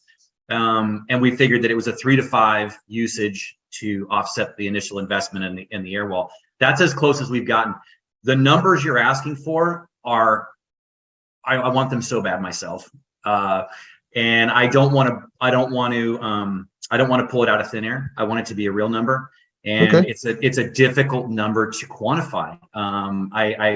I've struggled with that because that's a number I would love to take a picture, you know, like just give you a visual of a mountain of plastic, you know, and say, this is how much plastic you would use in a year instead of, you know, this, right? That type of thing. So short answer is I don't know what that looks like. I do know that I've seen a lot of containments go up. I actually am AMRT certified. So I've been to a lot of AMRT classes. So I've seen a lot of containments just set up just for pure instructional purposes. And when we take all that plastic and we throw it in the dumpster outside the building, it takes up a quarter of the dumpster or more. Yeah. So I've seen it, and that's just one class, you know. So the amount of plastic and tape and everything else, I wish I had a solid number for you. And someday that the plastic industry that we hope to disrupt may come up with just that number for us, because we're going to upset them at some point. And I'm okay with that. Well, I'll make it easier then. Longevity on the product. How long do you predict or have data on showing these things lasting in use? Okay, so that's a question that I can only answer by extrapolating, and I do that because I'm looking at the materials we've used, not because of the product having existed long enough to go through a life cycle. We just haven't been around long enough for that to have happened. But that said, I'm going to bring up Cole again, our builder, our in-house engineer. He is, you know, this is his space. So when he sees a problem, he solves it with fabric. My history is more carpentry, so I solve my problems with wood and nails. And it's funny that, you know, we have this different perspective on things. But the point is that at one point he took some of our material and covered an outdoor sprinkler valve control or something like that on the side of his house, and that was about 5 years ago. It's outside, it's been exposed, it started life black, it's now a funky kind of a rust color because it's just been bleached by the sun. However, color gone, 5 years of direct exposure, the fabric is completely sound. So that's what this outer shell is made of. So that's the first thing. The other thing is the air bladders themselves. The manufacturer that we buy the raw materials from won't even take something off the shelf for sale unless it's been there for more than 10 years. Because at that point, it's begun to do, they have a name for it. It gets a little bit chalky on the surface. And they have a name for it. And I can't recall how they refer to it, but it's got a 10-year shelf life before the manufacturer decides that it's probably not a fresh enough product to sell. Again, I can't get more specific because we haven't been around long enough to say, but the materials that we use the highest quality zippers, the highest quality, everything we can find. We spend the most we can because I know that the users are going to be hard on it. The environments that they exist in are brutal. And my goal is to not build in obsolescence. One of my proudest moments would be if someday I've actually filled the industry and I have nothing left to sell because all my stuff doesn't break anymore. You know, and I just don't, and I'm going to put myself out of business. That would make me happy, you know. It's kind of like the battery industry. You know, they're made to break or run out of energy at a certain point, so you buy more. You're doing the opposite of that. I'm doing the opposite. Yeah. But you know what? I recently had a water loss in my house, so I personally was involved with some of the stuff here. But I understand there's something really interesting about yours. I've never been able to experience this, but I had 2 air scrubbers running at my house for, I think it was 16 days that they were working. Those things are loud. Yes. From what I understand, and I remember talking to you about this, these things have a sound blocking quality to them. That's one of the coolest things. And I really wish I could say that was my plan because it works so well. Well, I wish I would have had them for my 16 days, but. Oh, you totally do. You totally do. Yeah, I for as well as it works, and I can't claim it at all, it's annoying. But the fact that it does is phenomenal. It's crazy. We discovered it. It's actually funny, a little story there. We discovered it in 2021 when we met you and Doug and all your team at the experience in Vegas in September. We met you guys at that show, and that's where we realized what these things could do. And I'll tell you how we did it. So far as we know, and no one's ever contradicted us, we were the first ones to ever run negative air pressure on a convention floor, right? We actually built a chamber out of our stuff and ran negative air on the convention, which was very cool. People were very like, nah, you know, so it was one of those moments, right? And we did that by just, I won't describe the structure because it's too much. But anyway, we built this chamber. People could walk into it and experience being inside of our decon chamber. And it was constructed of these Nexus walls. And when you went inside, I don't know if you've ever had your hearing tested, but when you go into that room and they close the door, you go, whoa, it's quiet in here, right? And a convention floor is never quiet. So to walk into this chamber and suddenly you have this intimate conversation space. In fact, I remember walking in with Michelle Blevins from CNR, and we walked inside, and she was asking me questions as the reporter, interviewer person that she is. We had this little conversation in there, and it was fantastic because we didn't have to yell. We could hear each other perfectly. It was great, but I really realized it when clients or potential customers would walk in, and they would be in that space. And I'm gonna be honest here. I would try to eavesdrop. I'd like to, see what they might be saying, see if they're good, bad. I couldn't hear anything. I couldn't hear a word. I couldn't even hear mumbling. It was nothing. So it started us on a path of exploring what could we do with that. And it turns out that a single barrier is good for 15 decibels. And if you know anything about sound and decibel ratings, it's not a linear measurement. 15 decibels is phenomenal. We actually did two barriers. In fact, the video is on our website, which is www.zeppelinguys.com. But that video, we did 2 barriers, and it was 25 decibels. And just for a point of reference, it was 50 to 75. 50 decibels is considered quiet. 75 is considered very loud. If you look at any scale, and you can look them up on the internet. So it's absolutely shocking how much it does. And I think it's going to change the way restoration is done, because people shut down the machines when they're trying to sleep. They do. They don't understand what they're doing. They don't understand that by taking an 8-hour shift off of those machines, that they're stretching that period that they're suffering by a third or more, right? I mean, so it's bad news, but if they're not sleeping, they're not sleeping. And I think every restoration contractor out there has experienced it more than once, where they come in and the machines are either still not running, or they've just been turned back on. And they know that because the dehues aren't even operating temperature. They know they just flipped them back on, right? So we think that that's going to be a huge benefit. And then let's take office spaces or worship spaces. I mean, no built environment is immune from a water loss. And so you may have a church that needs to run a service and dry the building at the same time. And if you have something that can block that sound and allow the service to continue at the same time the drying is happening, then you've done something, and in an office that needs to be able to operate and still deal with the water loss. That's a huge deal. Well, like I said, I had that, 16 days at my house. I would have definitely been an advantage there. But the company wasn't using those. They weren't familiar with it. And that's another story. So I'm looking at the image behind you, and I'm looking at valves across the bottom, zippers you talked about, hooks, things like that. How much training is involved in using these things? Very little. You could probably attest better to that, because you've actually monkeyed around with them and you didn't build them. So, this is that thing. I let my child go and someone else had to figure it out. I had one guy tell me that they're deceptively simple. And what he meant by that was, I show these videos, and there's no trickery in my videos. I don't rehearse these moves. I just do what these things do. So I'm not trying to make it look easier than it is. I'm just performing a function and setting them up, but it looks super easy.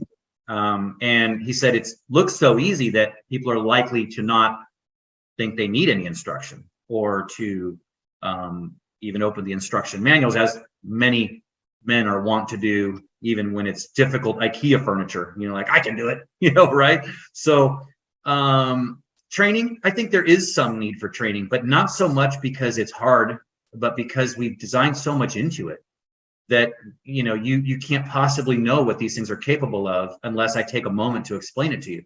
What are the D-rings for? Well, one guy told me that's perfect for training my electrical cords.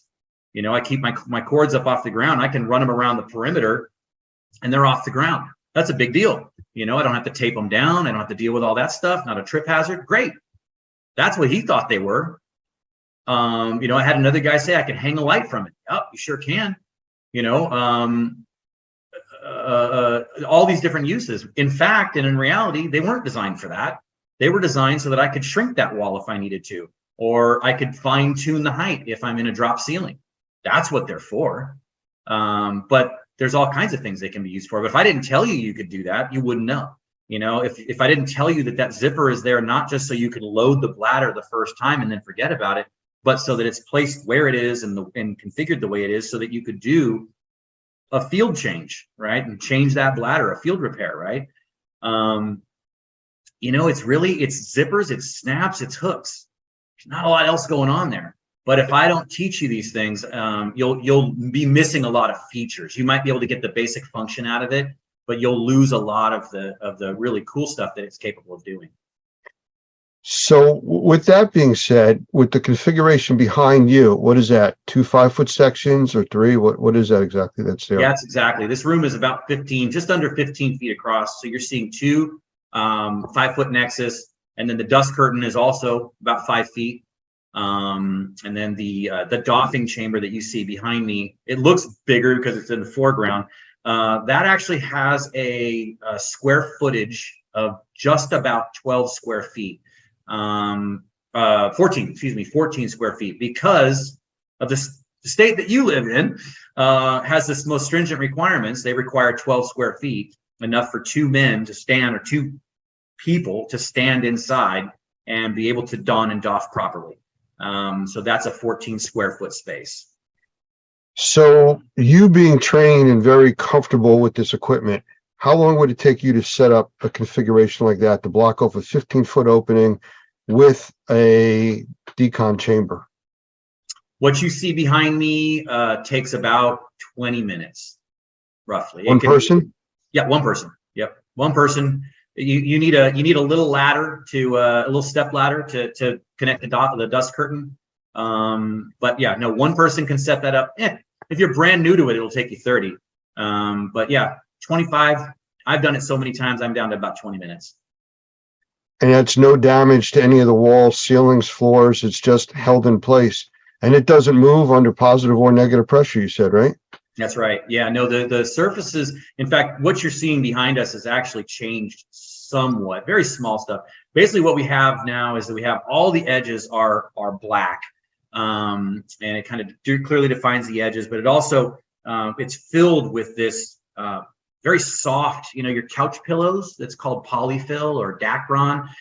We fill those things up with that. So it's very, very soft. So when it touches the building, it's like putting a pillow against the wall, which means that it can adapt to irregularities in the surface, which is important, but also not put anything rigid or hard on the wall or the ceiling, so that we are preventing any damage. In fact, you'll notice in this room, there's crown molding, right? You see that up in the corners. Well, the edge seals, which are on the edges of these walls, they're the black things that you can barely see there. Those are actually longer than they need to be, so you can actually pull out a little bit out of the top and protect, things like crown molding and things like that. And then you asked about the negative pressure and can it hold. I just want to tell you one little story short. We did a comparison. We were invited to a flood house. Jeff Cuthbertson in Chattanooga, Tennessee, invited us to his flood house, very generously opened it up to us and said, whatever people or equipment you need, let us know. It was fantastic. We were there for about 4 days. You and Doug actually got on the call with us while we were there and were advising us on some of our containment techniques, so we could show how to build containment for people with high sensitivity to mold. Because what we did was we built a 2x4 compression to 2x4 containment, right? As well as a steel stud version as well. But this 2x4 version, we put it under negative pressure just to make sure it was working. And of course it was. And then we had this fun idea. If anybody's familiar with the movie the show Mythbusters, where they just ramp things up until things just break. We like to break things too, Lance, not just you. So we all had the idea, let's break it. Let's see how much negative pressure it takes to break it. And keep in mind, what we built was the gold standard of containment. I mean, I don't know how many times a year someone builds compression timber containment. It isn't often. It's going to be in schools and hospitals mainly, and everything else is going to be zip pulls if you're lucky. So this was good containment. And it failed at negative 41 Pascal. That's when it failed. And when I mean failed, I'm talking, we had 9-foot 2x4s about to fall on us. So it was coming down, and it was coming down fast. So it was a big failure. We put mine up and we said, well, we got to do the same thing. And so we ran up the negative pressure, and it basically maxed out our 500 CFM NAM. Couldn't do it. So we had to call up another piece of equipment from the warehouse, got another 500 CFM unit up there and turned it on. And only then did we get failure. And only the failure was only that the doffing chamber that you see behind me started to get sucked into the chamber. The walls themselves weren't falling. It was just that the doffing chamber was too light and it and its internal frame were being sucked inside. The number was 57. So from 41, using the absolute gold standard of containment, to 57. So when everybody kind of tries to figure out how it's possible without tape and without the things they're used to, how is it possible to create such high quality containment? Well, it works. You know, it works the same reason your car can drive on the road. Air pressure and friction, you know, it's just a lot of it.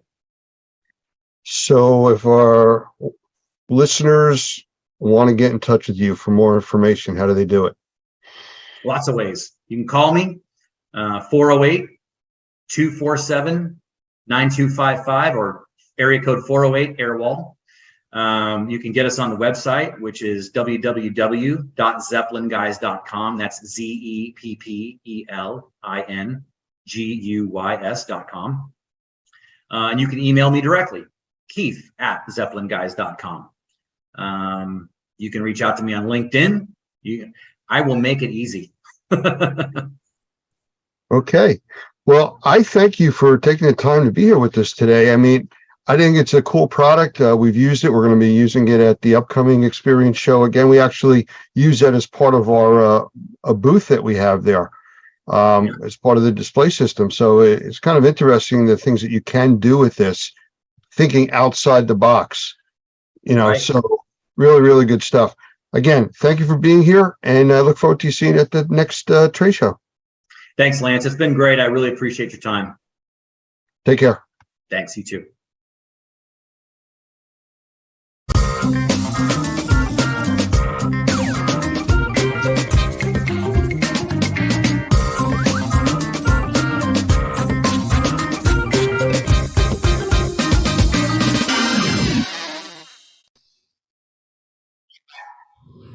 It's my privilege to be able to introduce Michael Pinto, who's the CEO of Wonder Makers.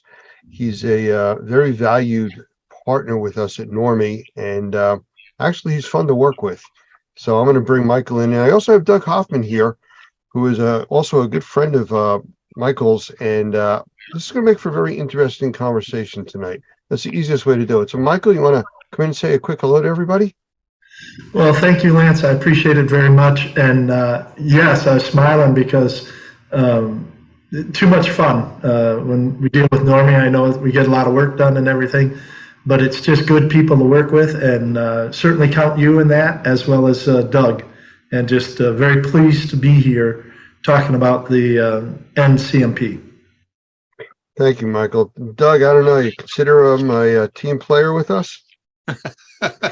Actually, more than that. Michael not only is one of our senior trainers, but he also participates on our President's Council. I have a tremendous amount of respect for him and for his experience.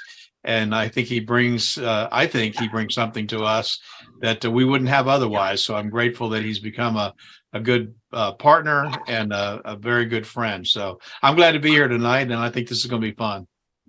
Absolutely. Thank you, guys.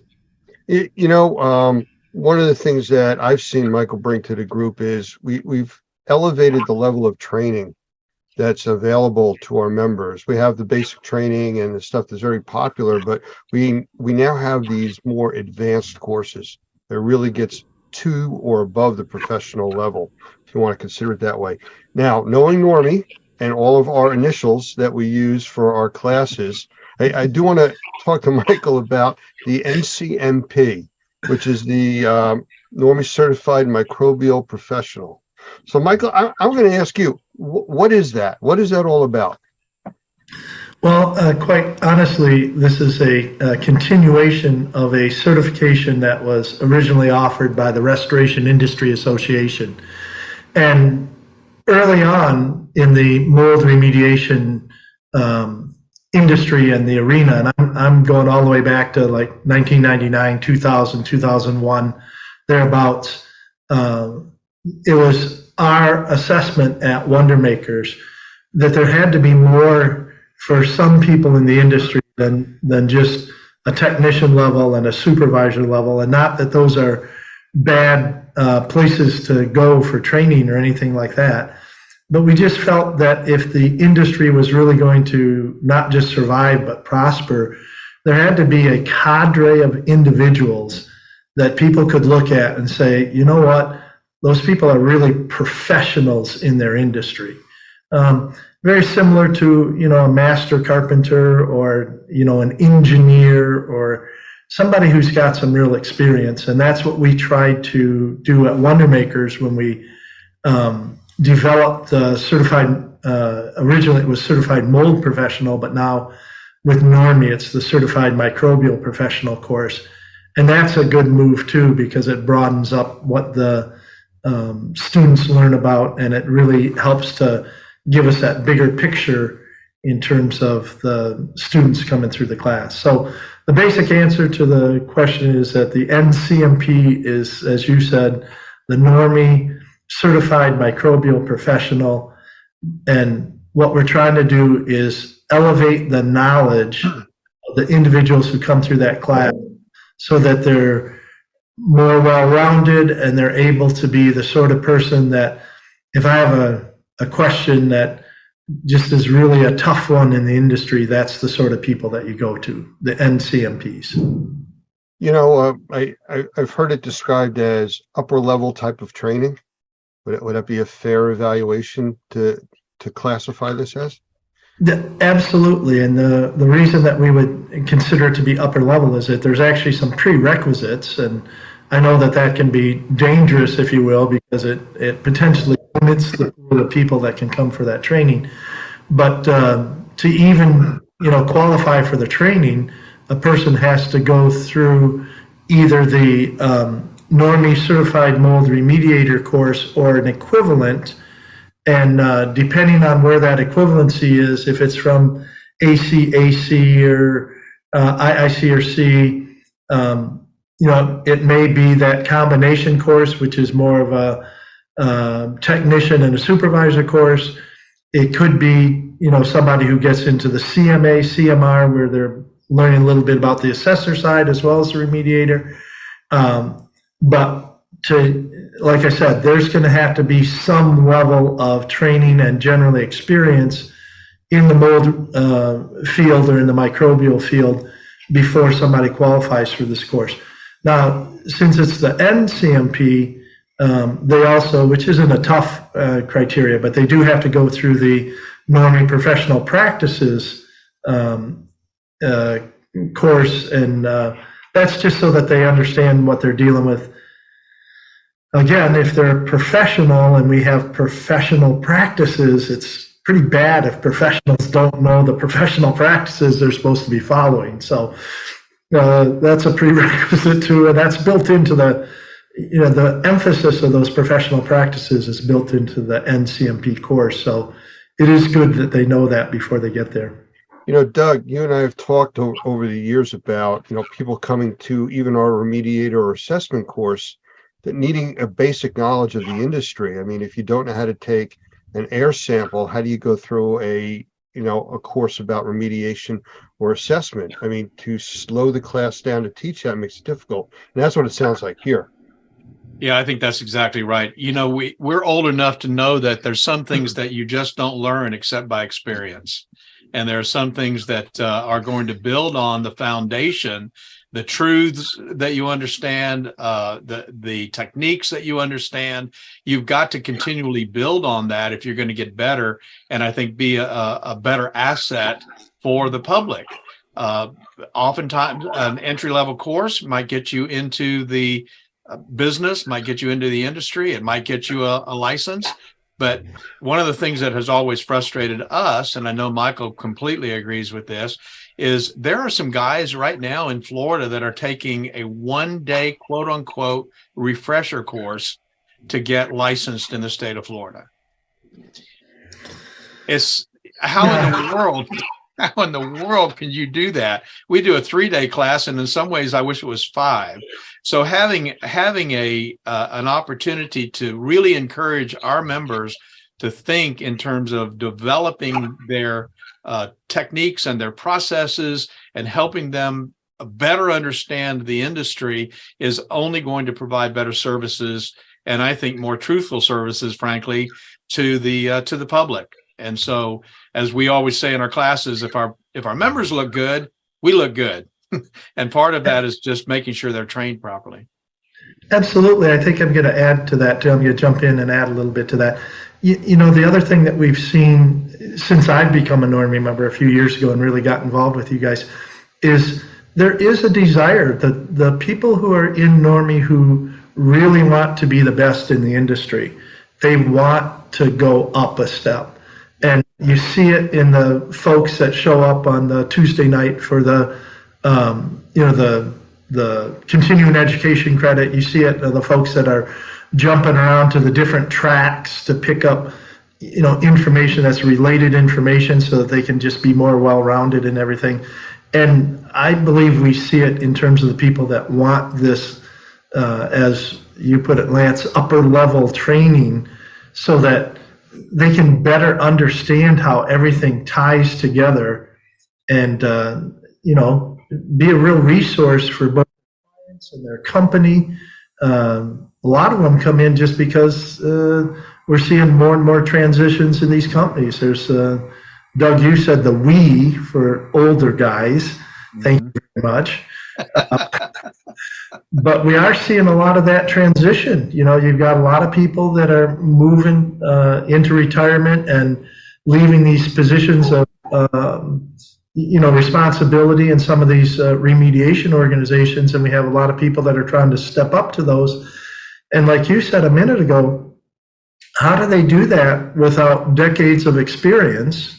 And I'm not suggesting that this course, a 3-day course, is going to, you know, substitute for 10 years of experience. But for somebody who's got, you know, half a dozen years of experience in the industry and wants to move into one of those management positions and, you know, position themselves for when the owners retire to maybe even take over the business, being an NCMP is going to be very helpful to them, because one of the main things it does is teach them how to see the microbial contamination picture from a bigger perspective.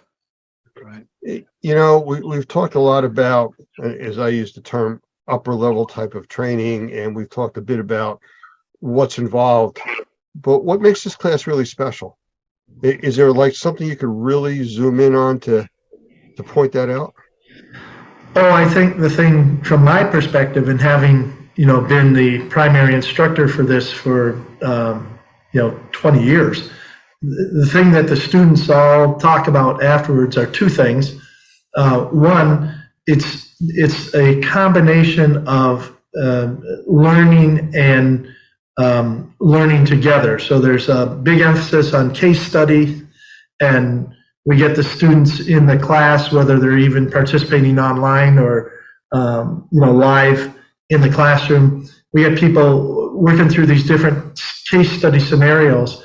And honestly, at the end of the class, we hear every class where people say, and quite bluntly, you know, what we learned from you, Michael, and the slides and everything was interesting, but what really made a difference in terms of this class resonating and us feeling more confident to go out and deal with some of these projects was working it through the case studies, because they're not simple. You know, if the people don't know how to set up a containment and where they're supposed to put their negative air machines and stuff by the time they get into this class, they probably shouldn't be in this class.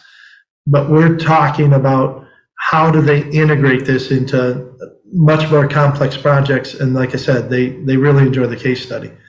The other thing that makes the class special or unique or different is that it doesn't just end with a class. And I know this can be scary for people to hear that there's a post-class requirement, but that is, you know, if you're going to be considered a professional in the industry, you have to demonstrate that somehow. And so we do have a post-class requirement. We call it a capstone, but there's a lot of different projects that people can take on as part of that class afterwards to show that they're actually the upper level in the industry. Okay, you can't get away that easy with just saying post-class requirements. I mean, you got to give us a little bit more about that. What's really involved with this, and how does it enhance what was taught in the class? Well, again, if you're going to be a professional in the industry, then you need to have a profile in the industry, right? You need to be recognized as somebody who's got this expertise. And there's certainly a situation where you can point to the certificate on the wall and say, see, that makes me a professional. But what we find out is that the people who are looked at by their peers as professionals have taken another step. They've taken the information that they know about the industry and they've translated it into something that's tangible. So we're very open in terms of what these capstone projects can be.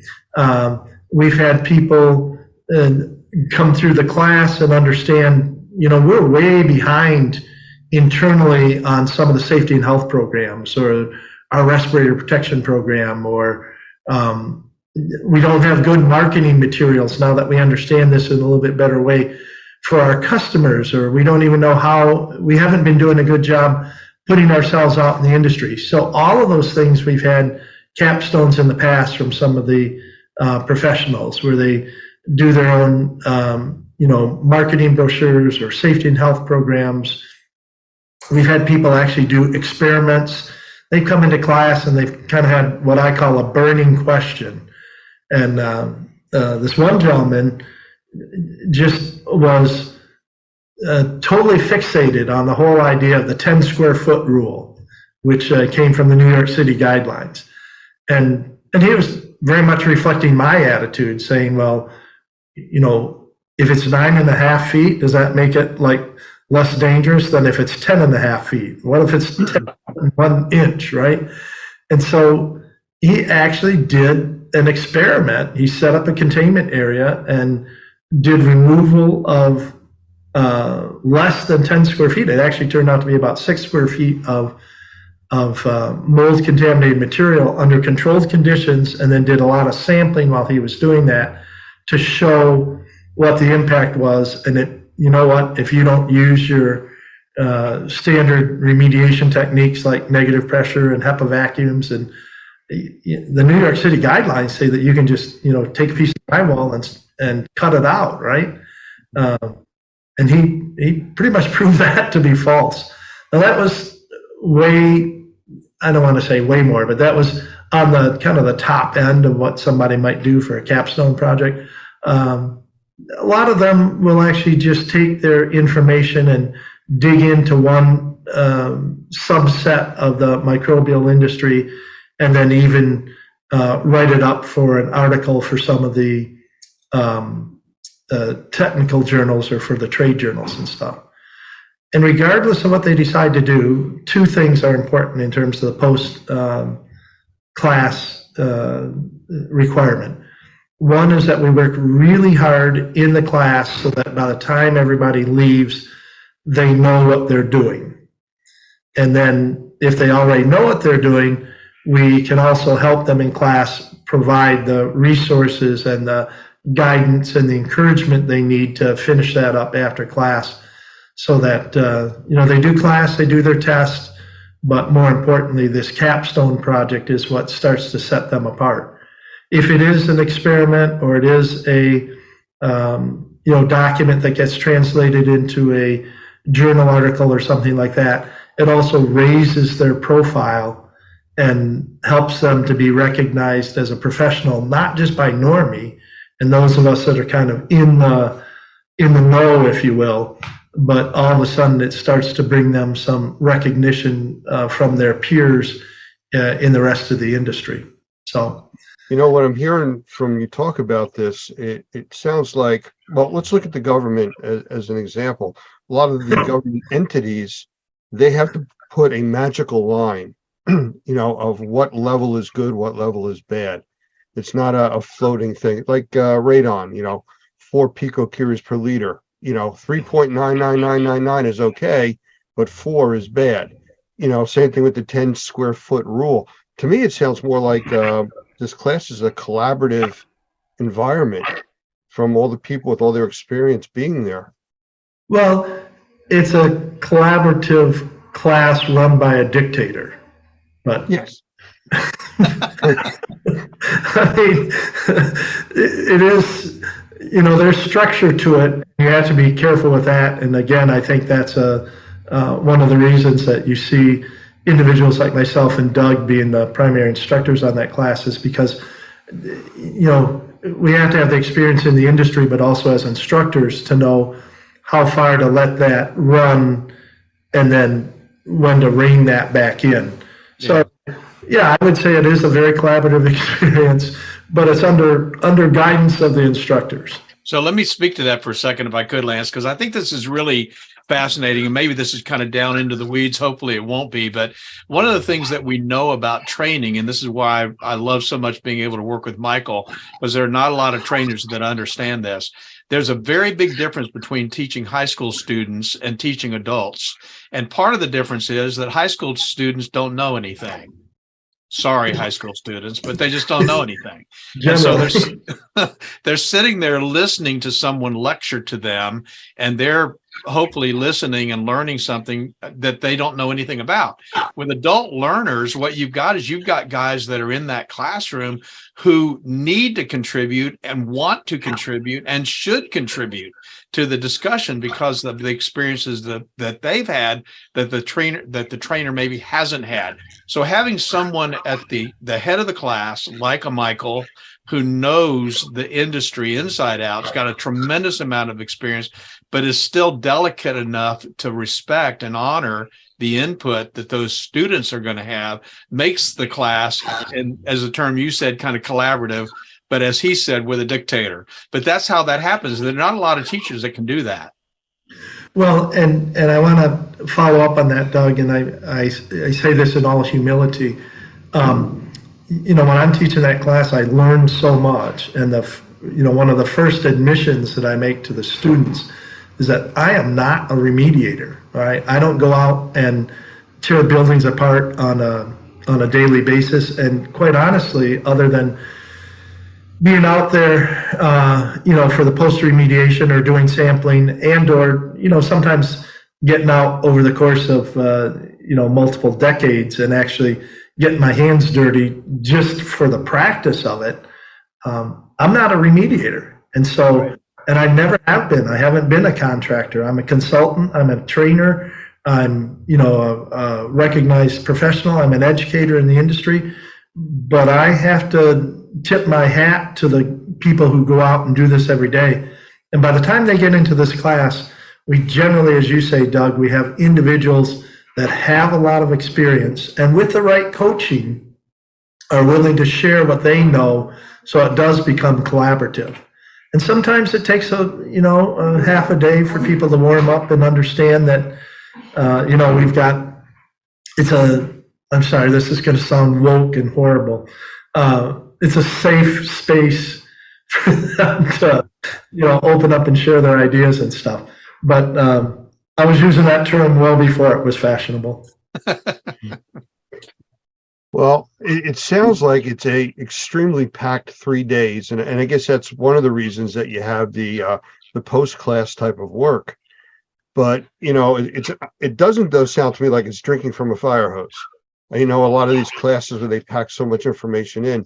So, Doug, I know you've talked about that kind of stuff in a long time, and you've seen Michael teach this class several times. The flow rate, I guess, would be the best way to describe that. Comfortable?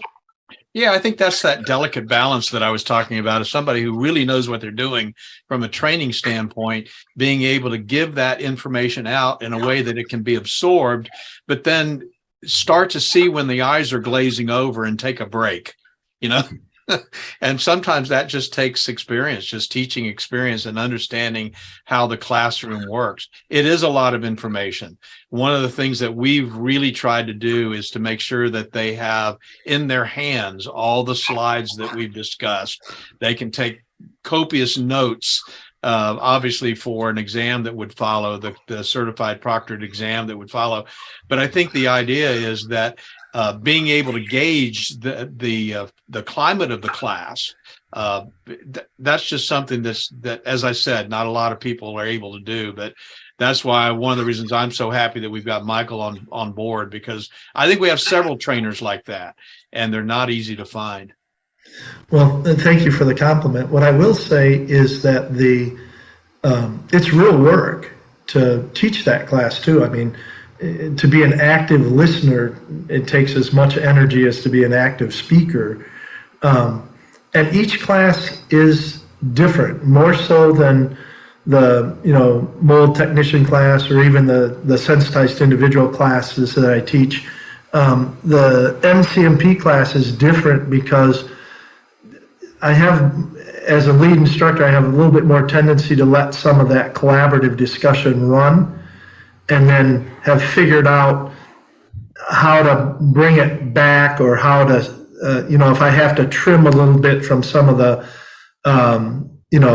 subject matter that we're going to talk about. Like you said, they have all the slides there so that they're not necessarily losing any of the critical information, but we may, speed up going through some of that in class in order to give more time for the discussion, depending on where the discussion's going. Or sometimes, depending on who's in the class and the whole dynamics of it, or just toward the end of the class, a lot of times they're just tired. And so, a lot of times it reverts back toward the last afternoon of the class where I do a little bit more of the lecture style presentation than throughout the rest of it, just because if they've really been at it kind of hammer and tongs for 2.5 days, it can be wearing on the students as well. Doug, as executive director of Normie, how do you see the NPMC course really, or CMP, affecting the Normie structure? What does it actually bring to us? Well, I think this is a good time for me to talk about the Normie Pro designation, which I think is so significant. And that Normie Pro designation, which, oh, by the way, no one has yet, which not even Lance nor Doug nor Michael has this designation yet, was actually born. The Normie Pro designation was really born out of a need, as many good ideas are, to provide to the public a professional who could handle virtually any kind of issue, any kind of problem that they might face. And it was born out of this need when you and I, Lance, got a call from BP Oil, and they said, we need somebody to go offshore and do an assessment on one of our deep water oil rigs. And we both looked at each other and went, do we really have a Normie member who's qualified to do this? Somebody who has the safety training, someone who has the security clearances, there's somebody who has the experience in the background. Because when you get out on an oil rig, deep water oil rig, there's only one way out and one way back, and it's a helicopter. And there's not a lot of discussion or being able to, run to Lowe's and get something. So we decided, well, this is something that we should do. And so we did that. But out of that was born this idea of how do we get our guys to a master level? I think everybody's very familiar with what that terminology is. ICRC talks about that, and others. How do we get our guys to the level where they can handle even those kinds of jobs? And so our dream was, and our goal was, which is now coming to fruition, was to have enough advanced training where we could have the designation Normie Pro, and we could give that to individual in the Normie membership who had the training of sensitized individuals, regular CMA, CMR, understood how to deal with formaldehyde, understood building sciences enough to be able to deal with air infiltration issues, knows what a blower door test is, knows how to spell a manual J, has had the advanced microbial professional classes. How do we put all of that together and say, this guy, this lady, we're going to give this designation to Normie Pro? And then when we get those kinds of calls, that's the person that we can send on that kind of project. So the Normie Pro designation, which again, I say nobody has, we're still working on that. We're hoping that by the end of the year, with the help of the President's Council, we'll have some very specific criteria so that folks can get there and get that designation. And we have some now that I think we could get pretty close, may already be there to be able to have that designation. That's where Normie is headed. We're going to set the standard for the highest level of professional training that's in the market today. And I frankly just don't believe anybody else has been doing that like we intend to. And with Michael's help, with the President's Council help, I think we're going to create something that this industry has needed for a long time. And again, I just love jumping in on what Doug lays out as the foundation here. Truly, this NCMP class, one of the main ideas behind it is to help people see microbial contamination from a much broader perspective. And that was some of the stuff that you were talking about, Doug. You know, there's great pieces of equipment and there's good things that we can steal, if you will, from the radon industry, like Lance had referred to earlier. And there's things on the asbestos side, there's things in the safety arena, there's things from all these different industries, general indoor air quality.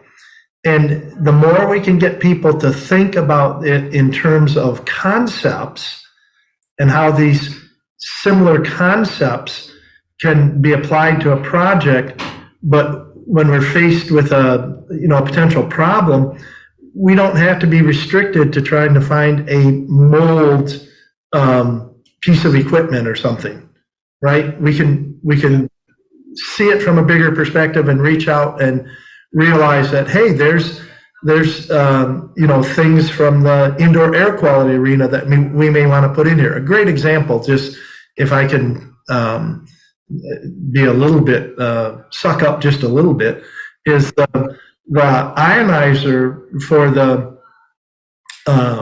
tail of the negative air machine that's available, the PRVK, right? That's not really a mold remediation piece of equipment, or that's not an idea that really came from the mold remediation arena, but it's an idea that fits the mold remediation arena really well, as well as asbestos abatement and lead and just air cleansing, air washing when you're doing whole house cleaning. It's a technology that we're bringing over from somewhere else, and people need to understand a little bit about how that interacts and can be used in so many different arenas. So I'll give you one, if I can, Lance, I'll give you one insight into some of the things that are going to be different in this particular class and some of the other classes that we're doing.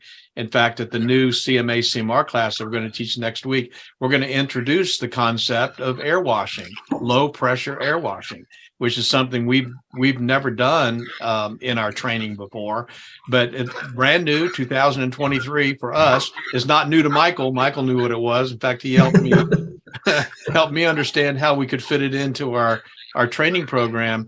But I think the point that I'm making is that our classes hopefully will stay up with the industry, and in some cases maybe stay ahead of the industry. And that's why they're constantly changing. You come to a CMA CMR class that we do today, it's not the same class that we did before COVID. It's just not.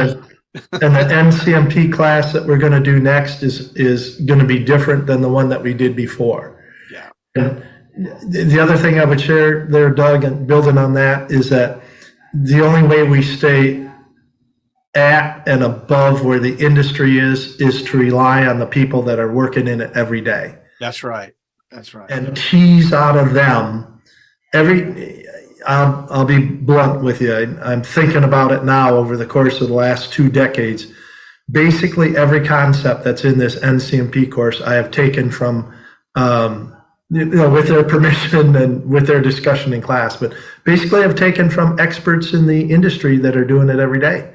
Yeah. And that to me is the best knowledge to share, is not, and again, I have gone through lots of levels of academic training, but there's a difference between information that's coming at you from an academic standpoint and information that's coming at you from things that have worked and really made a difference in the real world. So, you know, Michael, that's so important on so many levels. I mean, we teach in our classes about, for people that are becoming supervisors, to ask the people doing the work that have the working knowledge, how to improve their conditions, improve the technologies, give them what they need. And that's exactly what it sounds like you're talking about. Well, the other thing I would add to that, Lance, is that it's important for the professionals to look and listen and learn. As I said, the more advanced I get and the more little buttons and designations and all the stuff I have, quite honestly, the humbler I'm getting, because I just am figuring out how much I don't know in all these different areas that I probably should know to pull together. And I'm honored, quite honestly, it truly is. I think about it, I'm honored to be an instructor in this class, because I'm sharing ideas. And, you know, you may have heard the term, I'm sure a lot of people have heard this term, you know, standing on the shoulders of giants. And the crazy thing about that is that a lot of the giants whose shoulders we're standing on for this class are peoples whose names are not necessarily household names or even really well known in the industry, quite honestly.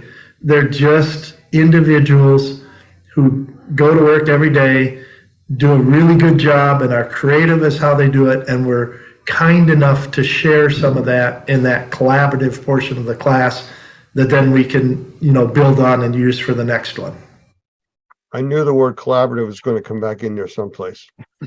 Well, I had to for your benefit, Lance. Thank you.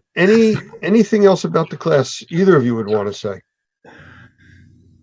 Well, yes, I'll just say that I think this class, whenever it happens, we're looking at dates coming up in the next couple of months. But whenever this class actually happens, I'm really highly encouraged by the guys that have been taking our CMA, CMR class.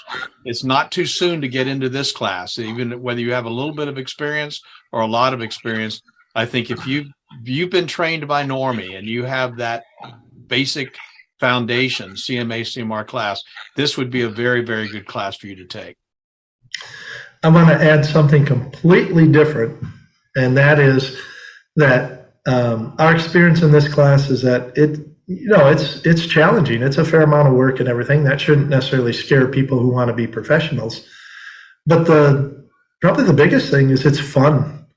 And the people that come through this class, talk to me even years and decades later about the relationships that they built in that class and their team when they were on their, because we divide them up and then put them in different teams at different points in time for the case study and stuff, and how they got to know some of the other people in their class. And a lot of those, believe it or not, in 3 days become friendships and professional relationships that they hang on to for years and decades. And just, it's one of those things where if you're a professional in the industry and you start to see yourself as a professional in the industry, you want to hang around other professionals in the industry. You have that desire to want to learn from them and share with them. And so we see this, and we see it happen in a very fun way in the class. So the fun factor is actually quite high, as compared to some of the other ones like the CMA, and not that that's not a fun class, but there's so much basic information that's getting across in some of these other classes that you don't quite have the same ability to allow the students in class to express themselves. And the collaborative nature and the case study nature of portions of this class allows some of those personalities to come out. And basically it just usually turns it into a pretty fun class. I think listening to the two of you, and we've talked for probably close to 40 minutes already, the way I would just sum up what I've heard is 2 words: upper level. Yep. I think that does it. That says it all. Gentlemen, anything else? I think we've covered quite a bit of information here tonight. Well, I'm just really appreciative of having the opportunity to chat with you and with Doug all at the same time and everything. And I would encourage anybody who's even, remotely curious to dig into it. And they can certainly call Normie and talk to Doug about it. They can, get the referral. They can chat with me about it. I'll be happy to spend more time explaining it. But it's a great class. I'm looking forward to having the next crop of people come through it. And I'll just tell you that I'm excited to say that we've updated our website at training.normie.org to incorporate information about this class, the NCMP. Now, one of the things that's kind of unique about what we're doing these days is that this is going to be it is a trademarked designation, which means it's based on Normie training, and the NCMP cannot be used by anybody unless they've been trained by us. And so I think that's an additional level of credibility that you're going to get in the marketplace if you're in the industry that you'll not get anywhere else. And I'm just grateful in a very big way to Michael and what he's been able to bring to the team. And I think he's filled a void. And I'm excited about where we're headed with this whole advanced training program. So thank you, Michael, and thank you for being here, especially for this interview today.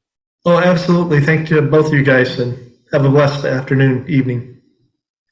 Michael Pinto, CEO of Wonder Makers, and Douglas Hoffman, the Chief Executive Officer from Normie.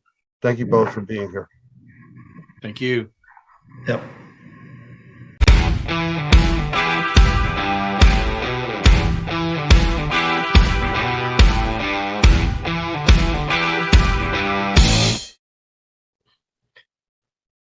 Hi, everyone.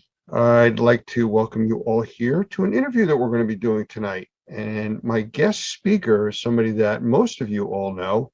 It's Mo Zulawaga. He's one of our senior trainers, a good friend of mine, and we have him here in the room. I will let him do a little bit of an intro of his own background because it's too diverse for me to try to explain. So Mo, a little bit about yourself before we get started. Well, first of all, thank you. Well, for those of you who don't know me, I've been in the restoration industry now for a good bit over 20 years. And before that, I was an engineer for General Electric, for that in the military. And keep going back, I guess, been all over the country and spent some time outside of the country as well, working in Central America, lived in the Caribbean. And as you can tell by my name, my parents are from South America, from Colombia. So I've had a chance to be kind of all over the place and work all over the place. And now I'm happy to be here in Florida and call myself a Florida boy. And I plan on staying here. And I don't think anybody can get me out. So, and happy to be here with Normie as well. So life has brought me here, and I'm in a happy place. Well, since you're so happy, let's talk about some serious stuff. Because we get a lot of questions during and after our CMA CMR class, which is one of the ones that where you specialize in teaching, and actually you do it in English and in Spanish, depending on the class that we're running. But I know that we're always getting these questions about technology and what does somebody need to start and what kind of equipment should I buy, and is there differences in moisture meters and air pumps and on and on and on. I think the moisture meter side of it is something that we get the most questions about for people in both the remediation and the assessor side because of the type of work that they do. So I'm going to put you on the spot and see if you want to talk a little bit about moisture meters and some of the differences between them and what you do with them. Sure. Actually, that's a great question, Lance. One of the interesting things about the class is we talk about in several sections of the class, we talk about one of the most important decisions that we need to make as remediators is we need to make a decision as to what equipment we're going to purchase, what we're going to use. And, I always push hard on the concept that you need to make the decisions based on the application and exactly what the specifications of the equipment are, because for an equipment or technology to function properly, the most important thing is that the operator must know how it works. They must understand its capabilities and, most importantly, its limitations. And a lot of the times we are, we kind of just go right into using the equipment and because somebody shows us how to use it, and we might use a small bit of the capabilities, but one of the things that it rarely taught from person to person is really what the limitations are. So I tend to talk about quite a bit about that in class. When we get into the whole moisture mapping section of the class, and I do explain a little bit about how moisture meters work and how they don't work and the things that you need to know. And that's one of the questions that I get repeatedly thrown at me time after time after class, where somebody will call me, listen, I know that you spoke about this in class, and it is it's a little complicated for me to just grasp in the 5 minutes that you were able to talk about it. Could you give me a little bit more? As a matter of fact, I've pulled I do have a file here that I can pull up with some pictures of moisture meters, and I'm going to open up here while I talk to you over the next minute, which has some pictures that I've done just to have this sort of conversation with some of the students.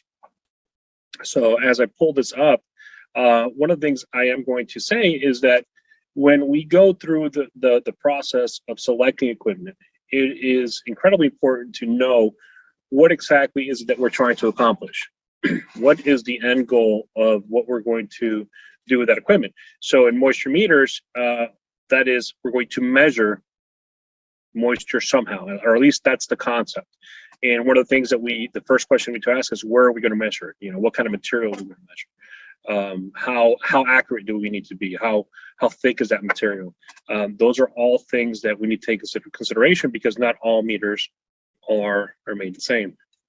And with that, there was a discussion that I was involved with recently where somebody was talking about moisture meters, and they all have different scales. And that was confusing to say, well, it's this percentage. Well, that's a different way of grading on this device compared to another device.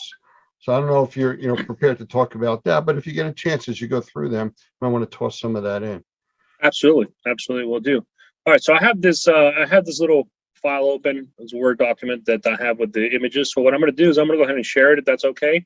Sure. So I can show some of these pictures and try to get the concepts across a little bit better. So let me go ahead and do that.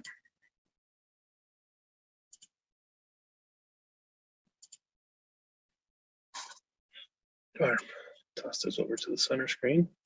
All right, so can you see the moisture meters right now, Lance? Absolutely, you're good. All right, wonderful. So here's some, I'm going to start here with non-penetrating meters, which actually goes right into questions you just asked, Lance, which is scales. So not all non-penetrating meters are made the same. Not all meters are made the same.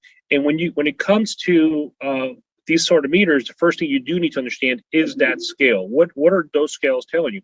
So I'm going to go ahead and zoom in on this particular meter right here. This is a Tramex ME5. I use this meter quite often during assessments. It is one of my favorite non-penetrating meters. I mean, I have numerous ones, as you'll see and understand why by the end of this. But one of the things that you can see right here on this meter is right up at the very top, you'll see it says wood percentage moisture content. And then at the bottom, it says comparative. And wood moisture content is a scale that's right up here at the top, and it goes from 5 all the way to 30, while the comparative goes all the way to 100. So let's talk just in this meter alone. There are two completely different scales. So the top scale where we have the wood, it'll actually tell you the percentage moisture content of the wood, you know. And there are, if you look at the manual, depending on the wood, you'd actually have to use some variances if it's a hardwood versus a softwood, and they'll actually go by names. Like if it's a fir or it's an oak or something like that, there'll be some percentages that you would need to adjust that reading. But in general terms, this is a wood moisture content scale. Down here, it's a complete relative term. So what does that mean? What does relative mean? It means that for it to have any meaning whatsoever, it needs to be attached to some other value. And so what we learned in class is that before we can go take any readings where we believe the area to be wet, we need to go to a dry section of the home and take up a reading of the same material. So if it's wood, it's going to be of the same type of wood. If it's drywall, it'll be drywall, flooring, etc. So we can get what's called a baseline or a dry standard, and then that's what we're going to use to compare. That's the relative number we're going to use. So on those different scales that you were mentioning, for example, this meter right here, as you guys can see, goes up to 100. If I was using, for example, a Delmhorst Navigator, the new one, it has a scale up to 300. So as you can see, 300 is not a percentage. 300 is just a number, and that's because the sensitivity of that particular scale, you need a wider range to be able to get the numbers that you want. It's a different different system that it uses. And so the most important thing is that you understand as a user which is the best, which is the form that the way that your meter works, right? What are the scales in your meter? What do they mean, and what do they represent, and how do you properly read them? How do you work with your meter during different materials? As you can see in this particular meter, you have different materials, wood and timber. Do you have one that's a shallow depth? And that's because sometimes you have layered materials and you want to just grab the top layer, or you want to stay away from a metallic background, because that's one of the things we'll be talking about, some of the limitations of these meters.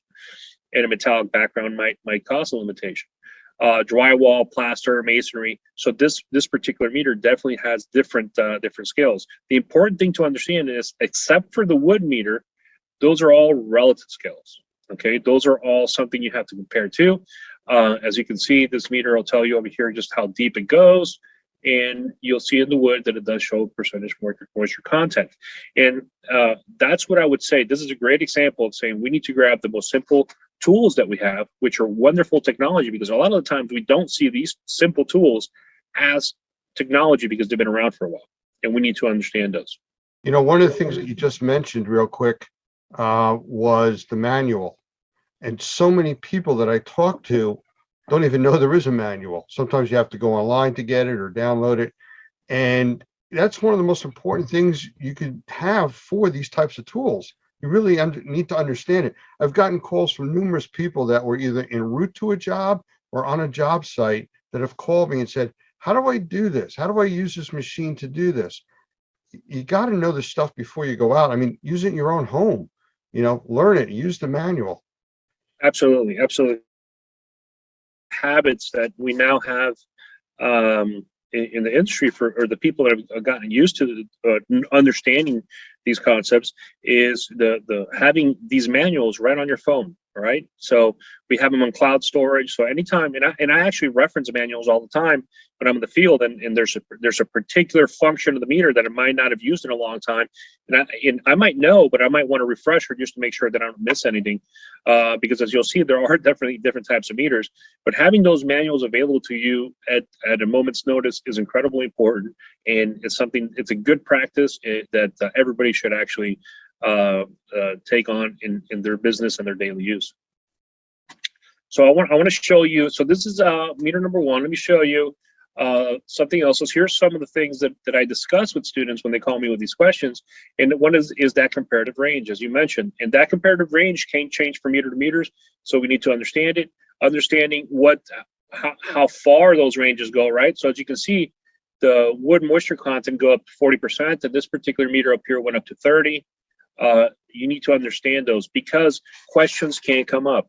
If you think about it, if somebody's looking and somebody's analyzing a project that you're doing, and they're used to seeing one particular type of meter where their scale is considerably higher. So for example, on a non-penetrating meter, you can have wet be pretty high, pretty 68, 98.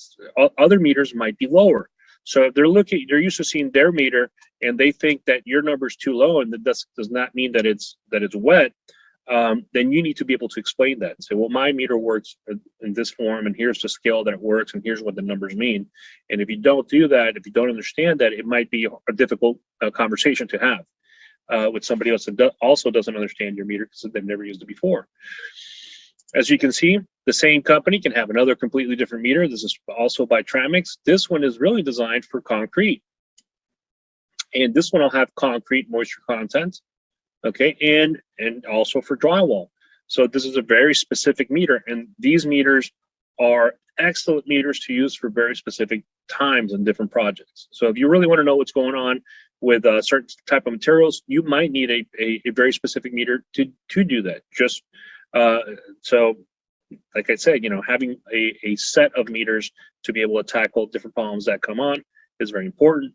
Just like you can see for concrete as well, I might actually want to know the actual concrete slab, how much the relative humidity is in it, how much moisture content is in it. I might need to tap into it and use a different type of meter with a different type of plug that allows me to be able to determine this. Because, for example, once we remove floors in some of these projects, before we can reinstall the floors, we need to make sure that we've actually correctly dried that concrete slab. Because if we don't, then we're going to have issues with the new flooring when it's installed. So once again, understanding our meters, our limitations, our capabilities is important. And I think limitations is one of those things that we definitely need to focus with each one of our meters. Hey Mo, you mentioned a bunch of different types of meters, and I know over the years I've used combo meters. What I mean by that is a meter that will also do relative humidity, temperature, moisture on surface as a pinned or pinless. How do you feel about those? I've gotten mixed, opinions from people over the years. Well, I have a picture of one of those here. I'll jump a couple of pictures just to show you. Whoop, here we go. So this one is by Protimeter. Everybody pronounces that a little bit different. That's how I pronounce it. So if I pronounce it differently, forgive me. So Protimeter is a multi-use meter. So it does have a thermal hygrometer. It has a pin moisture meter. It has a non-penetrating moisture meter included as well. And it's a really good meter. It really is. There are some drawbacks. There are some drawbacks to having a multi-use meter. One of them is obviously your meter is done and you've now lost all your meters. That's one. In the past, some of these meters that had all the functions did not have each function wasn't top notch. You'd have two of the functions that were top notch and the third one was okay. And I'm a big believer in having really good meters for certain type of projects for each one of those functions, whether it be a hygrometer. So you need to understand what application you're doing. But obviously times change, technology improves. Some of these meters are really good. This particular meter is really good. The kit comes with all kinds of accessories to measure different things, to be able to tap into wood, to be able to go past these little pins over here to go past the drywall and be able to measure and see if insulation is wet. You have multiple meters that do this, like that Delmhorst Navigator that I mentioned also is a good combo meter. My biggest drawback with combo meters personally is that, a lot of the times they have a lot more functions that I need on my projects. Number one, and number two is if I lose that meter, I've now lost all my meters, and it's not something that I really want to face on a project.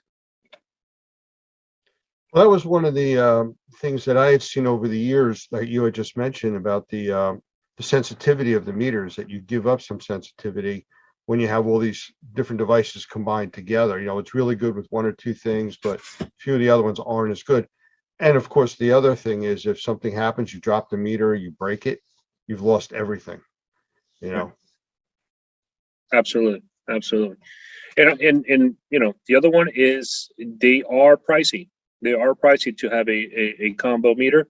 They're less pricey than buying really good meters of each one, mind you, but nonetheless, as to have one meter that can go bad or get dropped or now you're talking anywhere between $1,200 to $1,500 for top end meters, in the hands of a technician can be a problem. If it's your personal hands and you're very good with your equipment, you take care of it like I do, they'll probably last you for a lifetime. But we know that as it goes from hand to hand, that level of care might change. So that also comes into play. How rugged are your meters?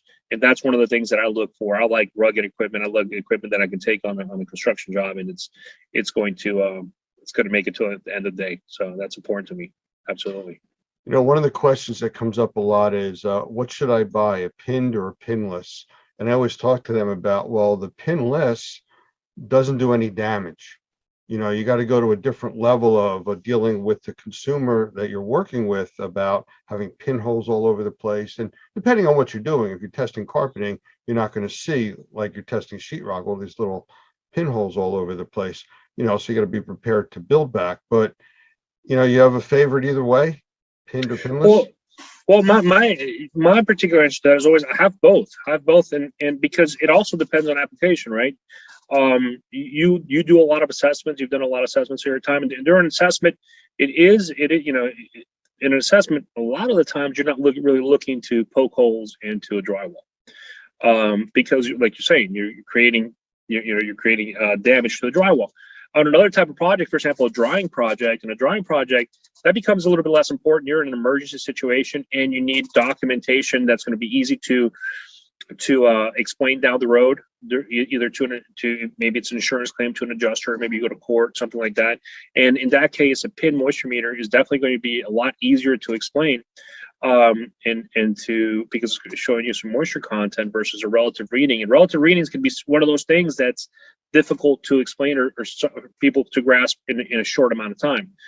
On the other hand, both are great. So one of the things that I tend to do is I start with non-penetrating, and then I'll document the edges, the far corners. So once I get to the far corners, I'll document them with a pin moisture meter. I've gotten really good at taking those pin moisture meters in areas where you're not going to be able to see those little holes. There's ways to do that. And then I'll take one in the center, so I have some serious documentation with my pin moisture meter, and then I have a little bit more documentation with my non-penetrating. But both are incredibly important. Some of the stuff that you are going to be measuring, you're not going to be able to poke holes in either. Stuff like tile, really nice wood. You're not going to start poking holes all over the place for really nice wood. So they both have a place in it, and sometimes I use them both because, as I mentioned in class, I never trust any piece of equipment or any measurement by itself. I want to be able to compare it to other things and be able to say that makes sense. What I'm seeing makes sense, because, like I said, they both have limitations. And one of the limitations of the non-penetrating meter is that it's not really measuring moisture. It's using RF signals. Most of these are using RF signals, and depending on what's behind that drywall or in front of the drywall, you can have readings that are incorrect. For example, if you have a pipe, if you have wood, if you have actually some wallpapers actually have metal in them, and you'll detect it higher. Pin moisture meters give you a little bit more of an accurate reading in those type of situations, but they can also have issues where they don't go as deep, because the pins on those moisture meters tend to be really, really short. As a matter of fact, one of the tips that we talk about in class is if you have like a thick piece of wood, like a 4x4, the proper way to measure that is to drill 2 stainless steel screws right into the middle of the wood, 2 inches, and then you measure with your moisture meter to those screws. So now you have an accurate measurement into that wood, because the pins are too small. So like I said, all this equipment has limitations and it has capabilities, and we just need to understand each one in each application that we use. It's funny, one of the classes I was watching as we were doing in our water class, they talked about drilling screws into a wood floor from underneath and taking samples like that with the big caution, don't drill through the floor. Yes. Come up on the other side. We're a Absolutely. little too far there. Yeah, and by the way, we've all done that where we've gone a little too far. So it's just be very, very careful. So I would say, from what you've described here and the types of technology that's used, I guess the next level to go to would be moisture mapping, and how that's done and how this equipment plays into moisture mapping an area, and different ways of doing it. Right, and there are different ways of doing it, and that's where, once again, selection of equipment depends on what you're doing. Depends on the level of equipment that you need. One of the meters that we see here is a very economical meter. This is one of the things that we'll find at Home Depot for $30, $40, $60. And we're putting it next to another meter that's $500, $600. For certain things like moisture mapping, they could be excellent tools. That your meter does not have to cost $1,200 for it to be functional for your operation. One thing is very different when you're doing an assessment than when you're actually doing a drying job. They both require a moisture map, but the level of accuracy in that reading is not the same for each project. That's not the same. During an assessment, we're really looking that it's hitting that threshold that it is wet. In drawing, we're going to want to measure every day the actual progress, and we want to be very exact with those numbers. And we want to have equipment that can read really fast readings in between each reading, so it can adjust quickly to its environment. So that's one of the things that is probably different from economic meters to others. Expensive meters tend to have electronics in there that react a lot quicker. So in moisture mapping, let me I guess I could use the same page here to talk a little bit about moisture map. I'll scroll down to the bottom, and then I'll get back to some of these little other tools if we get a chance to that we use in moisture mapping. So I'm going to explain the way that I like to do moisture mapping. This is the most common way that I'll do moisture mapping. And what I'll do is I'll use a little bit of drawing. So forgive me, I'm not an artist, and I'll just try to explain to you graphically exactly the way that I would do it. So if I had, for example,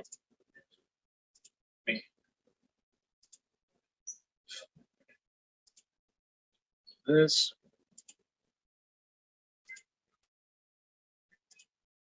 So if I had a wall that kind of looked like this, and we'll call this wall right here wall A, wall B, and wall C, and I would actually label them. So let's go ahead and do that.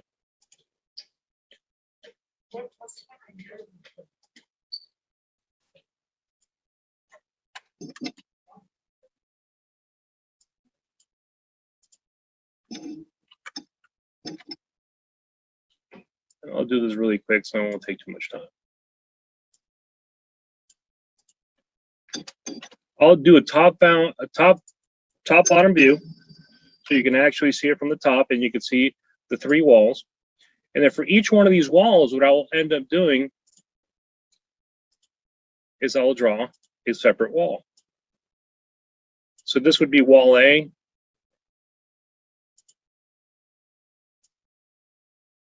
Wall B. Move the filter base. Okay.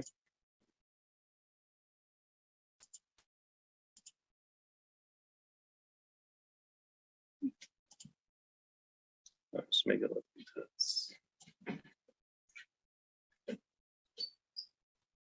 For those of you watching, I think he is having fun doing this. I am having fun doing this. I love doing this kind of stuff.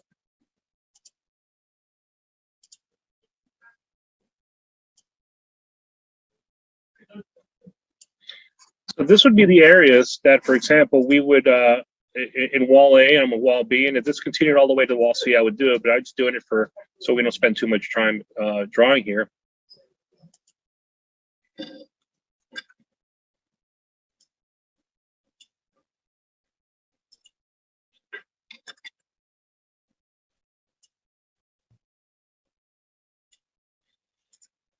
And the other thing that I would do to make it a little bit easier for everybody that comes down the road is I would do something like this. I would actually have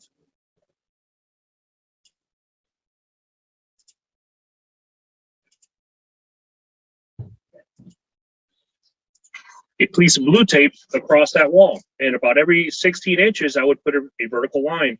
And so that would be the first section would be A1, A2, A3 across that blue tape on that wall.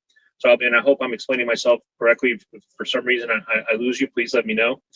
And below each one of those sections, every 16 to 20 inches, I would take a moisture measurement as to exactly moisture content on that wall, or the reading, depending what type of meter I'm using, and the height that it went to, and I would document it around that blue tape.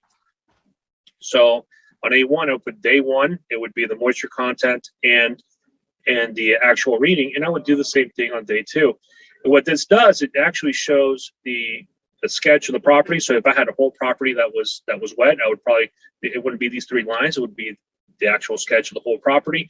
And for each wall would have a front facing picture, which shows me exactly how it was wet as I found it and as I measured it. And you could write right here and take pictures as well. And on my sketchbook, I would actually write on the picture what the moisture content was.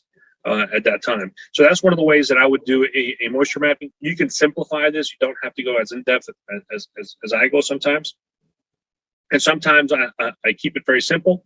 One of the things that you can do is, depending on your application, as an assessor, you can actually use the blue tape to go ahead and outline your moisture map area. And I do this quite a bit, for example, on ceilings. When I have a patch of a ceiling that is wet, I will go ahead and outline it, and I will lay in, and sometimes I'll mark it right on the blue tape exactly what I saw.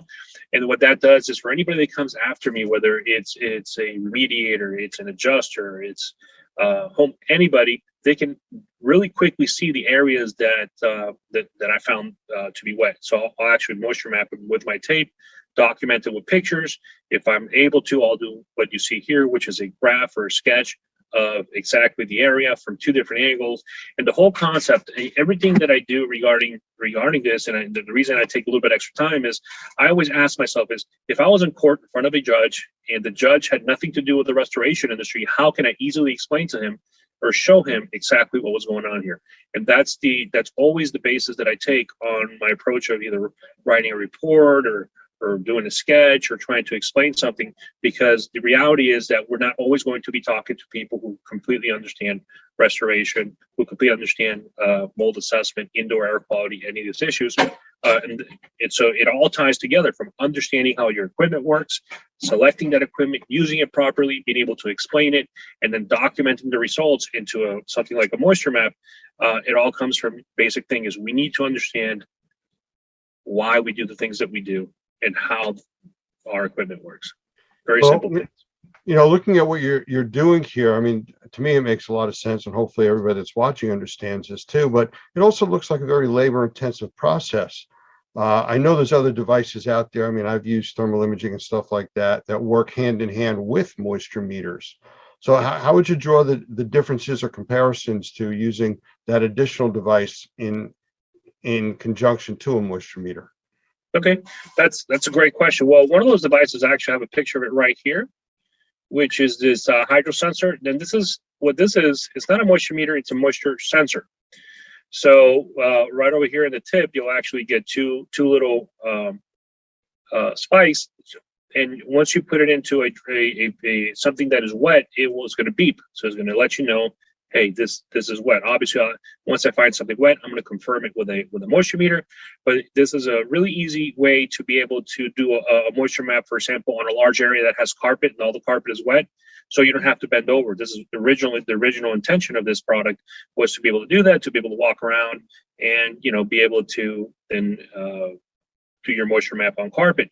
But it has great other options. For example, when we find cabinets, and the toe kick is removed on that cabinet, how do we reach all the way in the back behind that cabinet to see if that drywall or whatever material is back there is dry? And my hand, I can tell you right now, my hand won't fit.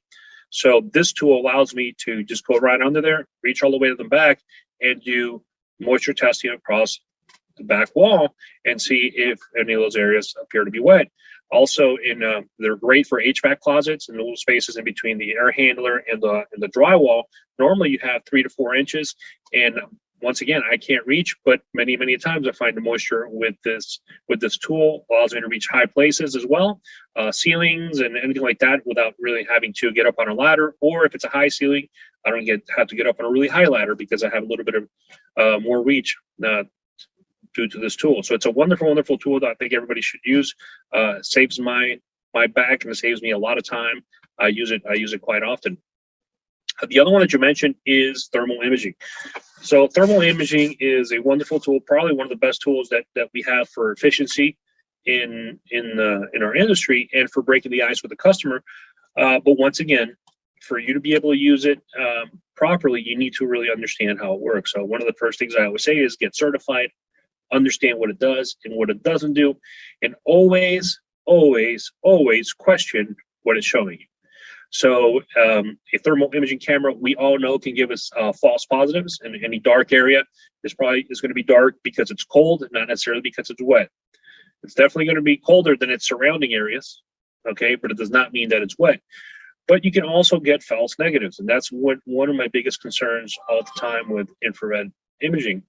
you can get false negatives because for you to be able to see anything on that camera, there needs to be temperature differentials within the material that you're observing through the lens, and that's not always the case. For that material to be able to show a differential, wherever it's wet, that liquid needs to be evaporating. That's actually how thermal cameras capture that something is colder because it's wet, is because when you have a surface and that surface is wet, I'm going to pretend I have a wall here.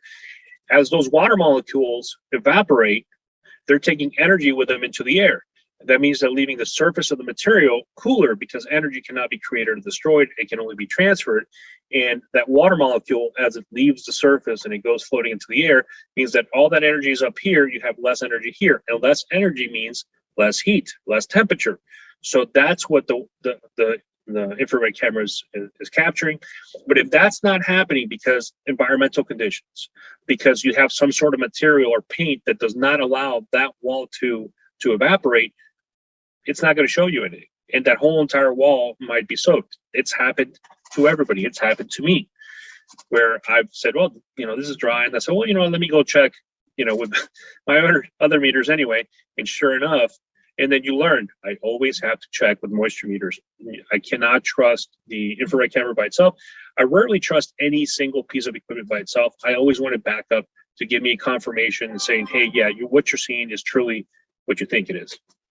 Well, part of every certification course I've ever taken or seen for thermal imaging always goes back to document it with another device, usually a moisture meter. And that's your confirmation. You're not seeing moisture, you're seeing an anomaly or an exception to what's normal. And the other electronic device is what confirms what you're seeing. Absolutely. Absolutely. Now, having said that, if the area that you're scanning with your thermal imaging camera does show up on your thermal imaging camera, it is a great way to moisture map, right? Because now you can see the entire wall. You can document it with pictures. It's showing you the area that's wet. You can do you can do follow-up moisture meter readings that you can document, which I also, by the way, not only do I document it with my regular camera, I document it with my infrared camera, because I like to show that meter was exactly where the dark area was. So there's no question or doubt as to exactly where we took that measurement. And so it is a wonderful, wonderful tool. I don't leave home without it. Absolutely. Some of the newer equipment now, thermal imaging, even the lesser expensive ones, do image over image photography, which is they're showing you an infrared image with the regular digital image over on top of it. So you get to see the outline or the structure of what you're looking at, plus the thermal patterns on the wall. So it really creates a very good description for anybody looking at as to what's going on in that environment, after you've obviously also documented it with moisture meter. Absolutely. As a matter of fact, nowadays, to me, it's the only way to go. Dual camera, so you're taking a regular picture and an infrared picture right next to it. So when your report comes out, that's exactly what you see. You see the regular picture, and right next to you see the infrared. It makes it a lot easier, once again, to explain to somebody that doesn't know anything about infrared cameras. So I'd rather spend a little bit extra on better resolution and be able to have that dual camera. And nowadays, like you said, even some of the economic cameras are coming up with do have that function, and it's a function that to me it's absolute must. So we've gone from the basic moisture meter to the advanced moisture meter to the hydro sensor to the thermal imaging cameras. For somebody new starting out in the business, a piece of equipment to start with. You don't go out and spend $50,000 on a thermal imaging camera. Right. Where do you start? Especially when you want to start dealing with moisture in your assessment or your remediation projects. That's a wonderful question. On an assessment project, you have so much more flexibility per se on equipment. Because you're looking for different things that necessarily you would be on a drying project. You're still looking and want to make sure that stuff is wet or dry. You want to do that comparison. So you do have a wide range when it comes to non-penetrating and penetrating. So you can start with a less economical meter. The key, once again, is find out how it functions and read the reviews and watch the videos online for that manufacturer. And you should do that for a number of meters within your price range to find the one that is highly recommended and that actually does the job that you're looking to do. Some other ones, it's a different story. For example, if you see on your screen right now, this is a hygrometer. So you have non-penetrating meters, you have penetrating meters, you have moisture sensors.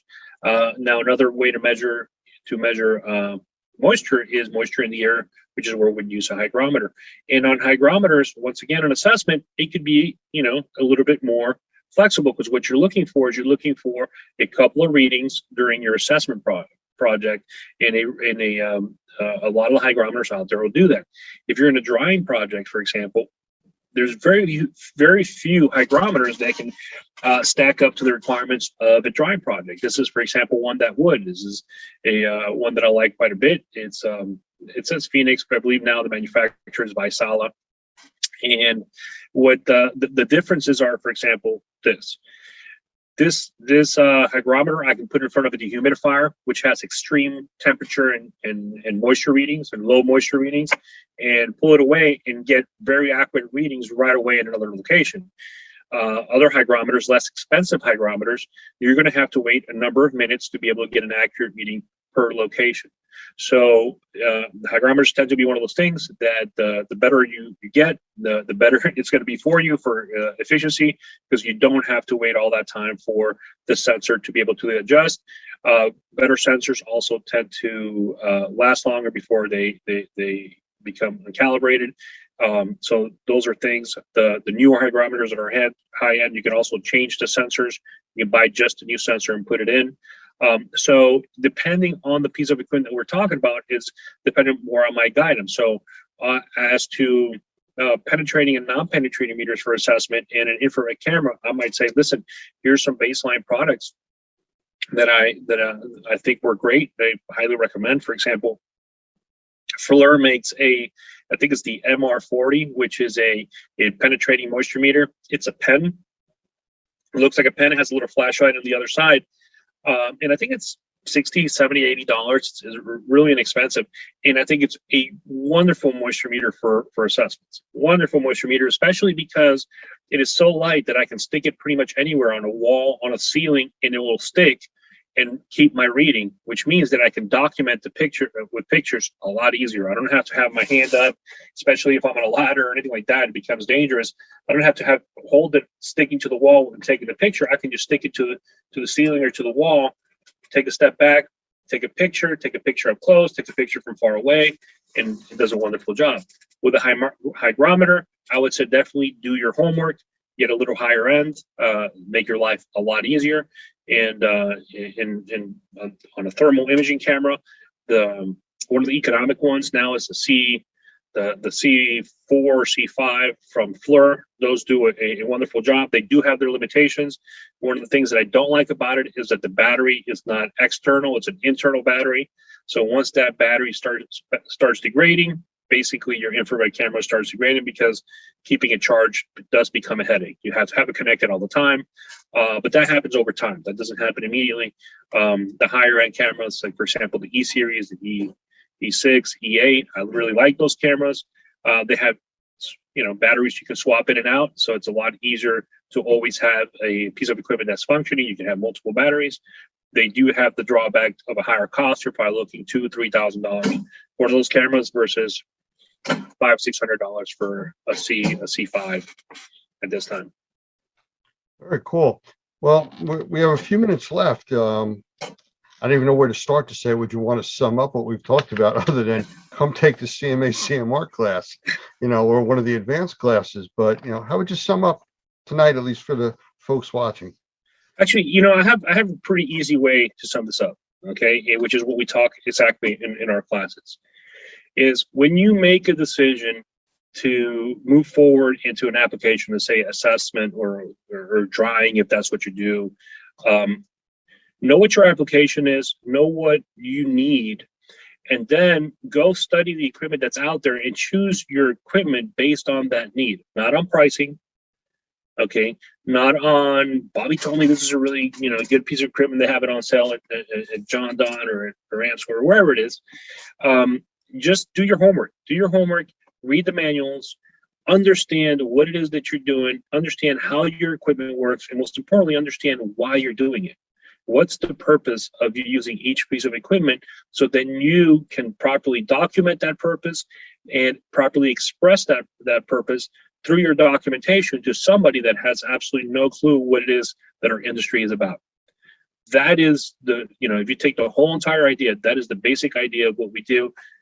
Take really complicated things and make it less complicated, make them simple, so somebody that doesn't know what we're talking about can learn it in a quick and efficient manner. And the way to do that is you need to understand every step of the way, and most importantly, understand how to properly use your equipment. Well, thank you, Mo. Actually, I'll ask you to stop sharing your screen for a moment so people can see who you really are. Absolutely. Go ahead and do that. All right, there he is. Well, I want to thank you for your time. I think we're going to have to do this again and maybe pick another type of equipment, maybe air pumps or Matterport or some other equipment that I know that you use and you're familiar with, and do some more segments on this. Absolutely. Sounds good. So thank you for your time, and we look forward to possibly another segment in the near future. Hey, thank you for having me. Have a wonderful night. You too.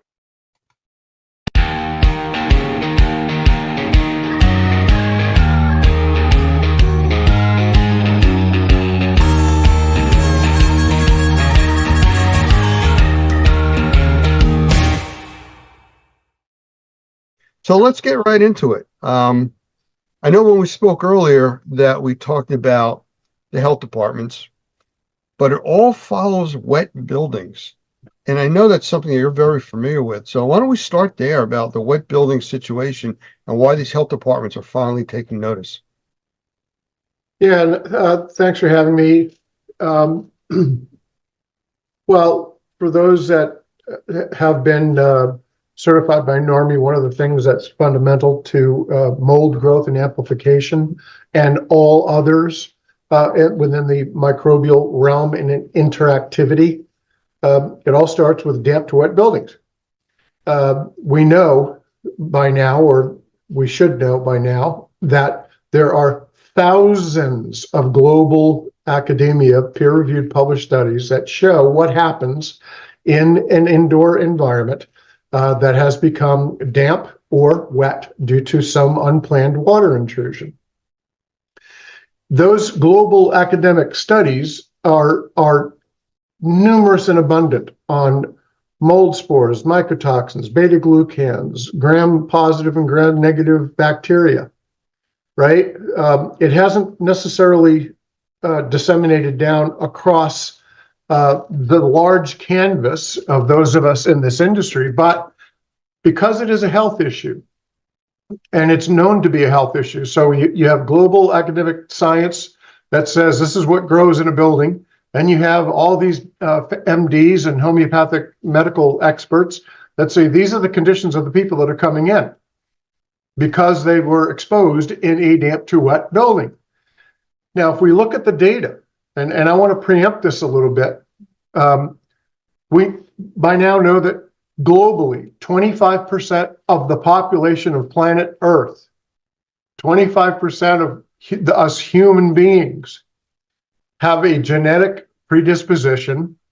We have an HLA-DRDQ gene that doesn't function properly, therefore it does not produce the antigens to fight off these things that we breathe.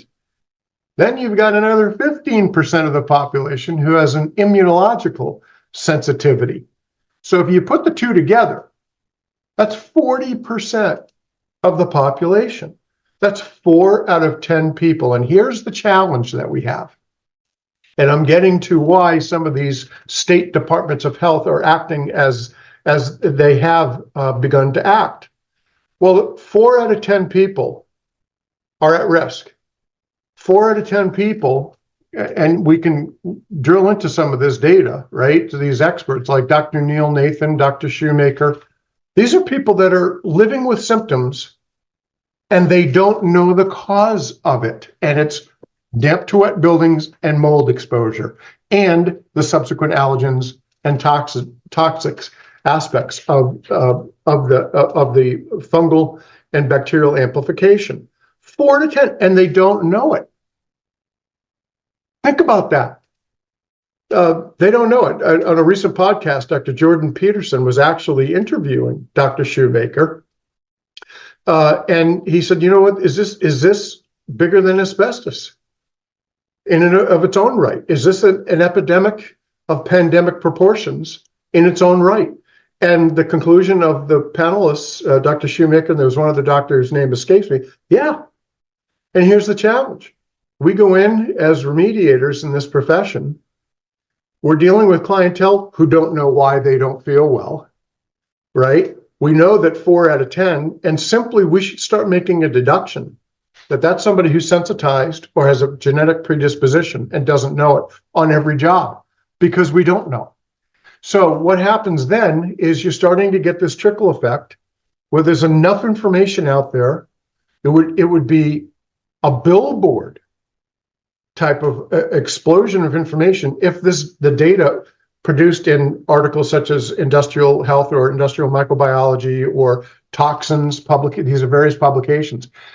If that data was put in Better Homes and Garden, Time Magazine, Sports Illustrated, the general public would all of a sudden, maybe millions of people would have aha moments.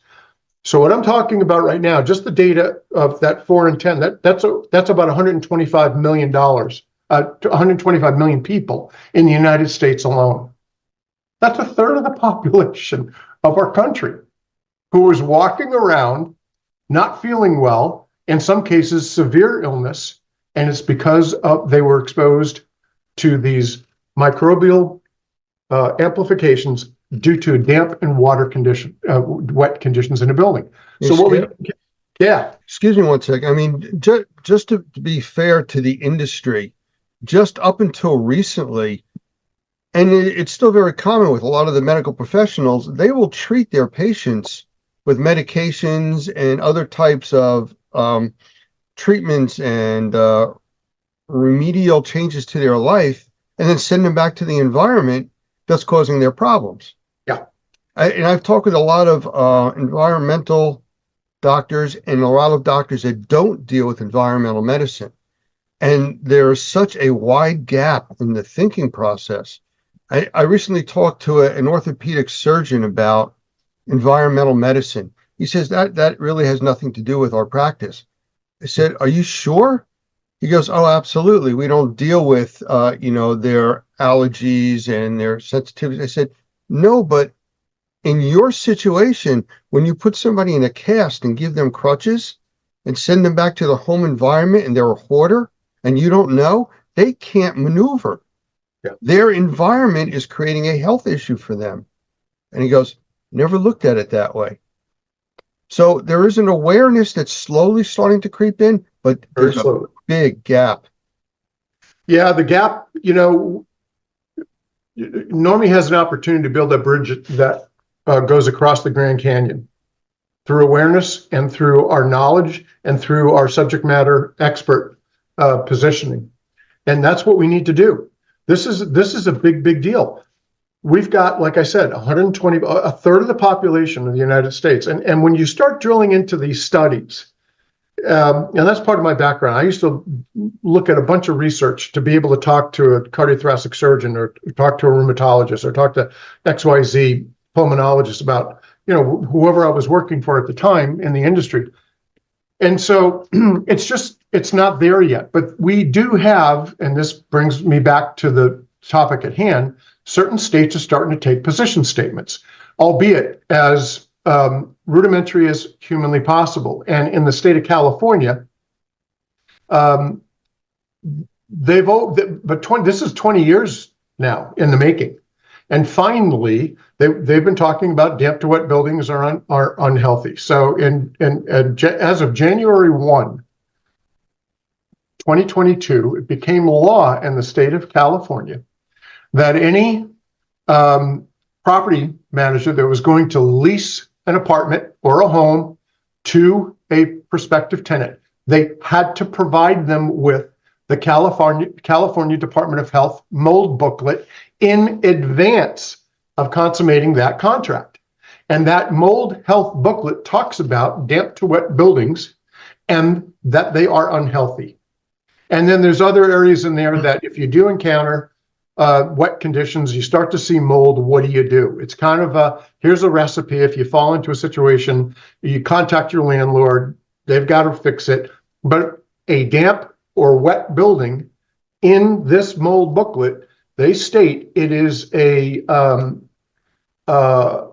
unsuitable living dwelling, right? So something has to be done about it. So generally speaking, global academia says it's a health problem. This is what happens. Thousands of published studies now. This is associated with. This is what people are presenting. This is what we're diagnosing them as. The general public, we got 125 million people that don't know this stuff. How do we solve that problem, right? And so the other thing is, and I used to be somewhat reserved about it. I'm not reserved about it anymore. Here's the fact. How many of these papers do you want to see? How many of these studies by doctors do you want to see that say, this is the health issue caused by the things growing in a damp to wet building? This is why you're sick. I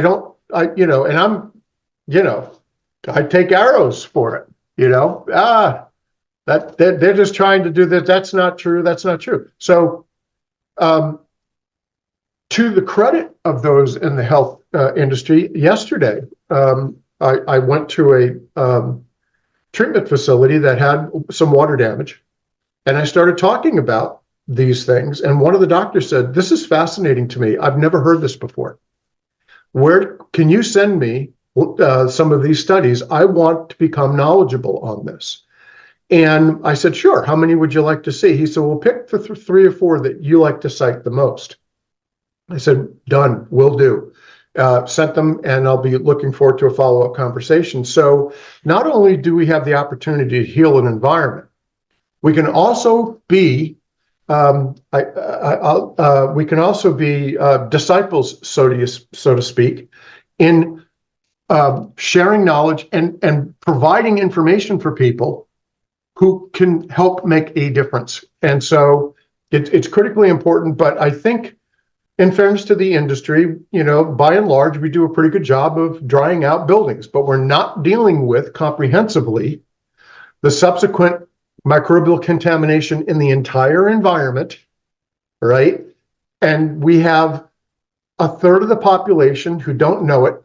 And if we assumed that they are sick and don't even know it, we can do a better job of reversing microbial contamination in the whole environment. But we are starting to get like in California, it's kind of funny, right? I can't go buy after January of this year. I can't buy a gas-powered leaf blower anymore because it's going to adversely affect the air quality. But we're not making there just isn't this more a definitive stance on this is a health issue, period. And then therefore, how do we go about solving these issues? Hey, Skip, I think the expression is sometimes we get in our own way, with some of these issues. And it's not us, but the example I want to give here is when we teach classes in different states, we will often invite some government officials and the health departments to attend our class. We just want them to sit in, information only, come join us, meet the people that are doing the work, especially in the licensed states. Yep. Now, we are approved to teach for the licensing law in numerous states around the country. Mm-hmm. Well, I numerous times have made contact to different county health departments and agencies in this state that we are approved to teach for people to get licensed to do this work. And I invited them, and their answer was, we can't go to any training unless the state health agency approves it. And they're not aware of it. They're not the ones on the ground doing the work, dealing with the people and the contractors, yet they can't come to our training or get information until the state level says, yes, you can do that. Even though the state level says we can teach contractors to do the work. So that's why I asked at the start of this about if you know somebody at the state level, a health agency or a contact information for it, send it to us. We really need to reach out and try to help this industry. Yeah, I mean, one of the things that for those of us that are in this industry, we care. It's a business. It's how we make our living. But in making our living, and generating our revenue is directly proportional to the amount of people that we help, right? And a lot of the folks that have contacted us, they are sensitized and or they know this, they have a sensitization. I'm working on two residences in Los Angeles, both confirmed Sears patients. And the nice thing about it is the doctors are advising these folks that this is environmental and you can't clean stuff on your own. You have to have the highest level of expertise dealing with this because it is an environmentally sourced contamination that has affected your health. You drew the short straw. You've got a gene or your immune system, right? And you're not going to get better unless the environment can support wellness and your pathway, right, to detoxification. Otherwise, you are constantly exposed to the source contaminants and you're not going to get better. To me, it's what an opportunity we at Normie have across this large canvas, across the country and globally, to have the type of expertise that nobody else has. That's our sequence. That's the Normie sanitization protocol. That's the looking at the building holistically, identifying the building science and then building performance enhancements that we bring to the table. I've not seen, I've seen bits and pieces of it in other certification entities, but not the total indoor environment, because this is an indoor air quality problem. And the reason why it's an indoor air quality problem, we can't just be looking at what the containment zone is established. It's the whole environment. I mean, I could talk about days about the migration of these contaminants throughout the whole environment. I mean, here's one for everybody out here. What do we got? 22 people out there? And to the group that's in here today, how many times does somebody identify a water leak within 10 to 15 minutes of it first happening in a house? No one. These water leaks occur for days to weeks to months or years. I just did a house, a couple towns over, 2 years. They had a water leak in the inner wall cavity from a total house renovation. They hooked up an ice maker, put it into the main drain, but they didn't put the drain cap on in the plumbing. And for 2 years, every time that ice maker drained water, it leaked water into the inner wall cavity. So, it's frustrating. Nobody likes to deal with the fact that they've got a water damaged building, but it is a health issue. And we got to we should be earnestly assessing, are we looking at this as it's just water damage that we have to dry out? Or are we, to some extent, like a building physician assistant that now has to heal that building and completely reverse the microbial contamination and establish a new baseline? Then it's up to the occupants or the owner of the building to maintain that. And we also have an answer to that challenge at Normie, right? So this is a big deal. I mean, I'm very passionate about this. I'm sure everybody is taking that right now, but we're talking, the numbers don't lie. The data is there. 100+ million people, that's a third of our population in this country, right, are living in buildings. The EPA, 85% of the buildings are contaminated. 50% have existing water damage at the time they assess it.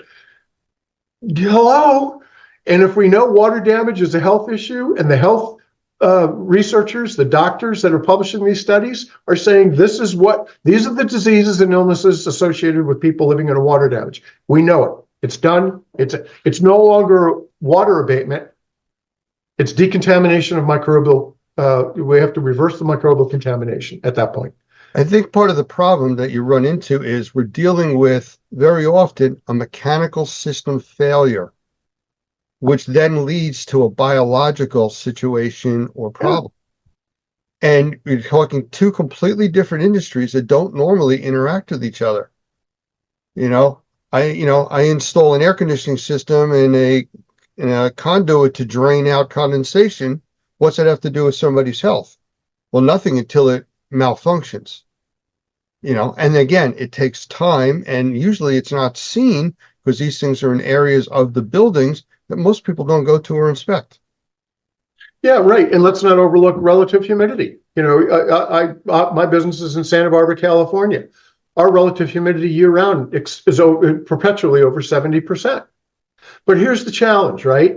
I don't question hearts. I don't question ethics. We did an inspection of a house and said, you got a relative humidity issue here, and improper grading over the last 2 years allowed this building to absorb a tremendous amount of water called the stack effect and rising damp. The building isn't properly graded. And then they call in somebody else who says, an inspector for a second opinion. That person has zero mold assessing or mold certification. None. Building inspector. Nope, nothing, right? Okay. They say, well, the relative humidity inside, 80%, you're not opening up your windows. Okay.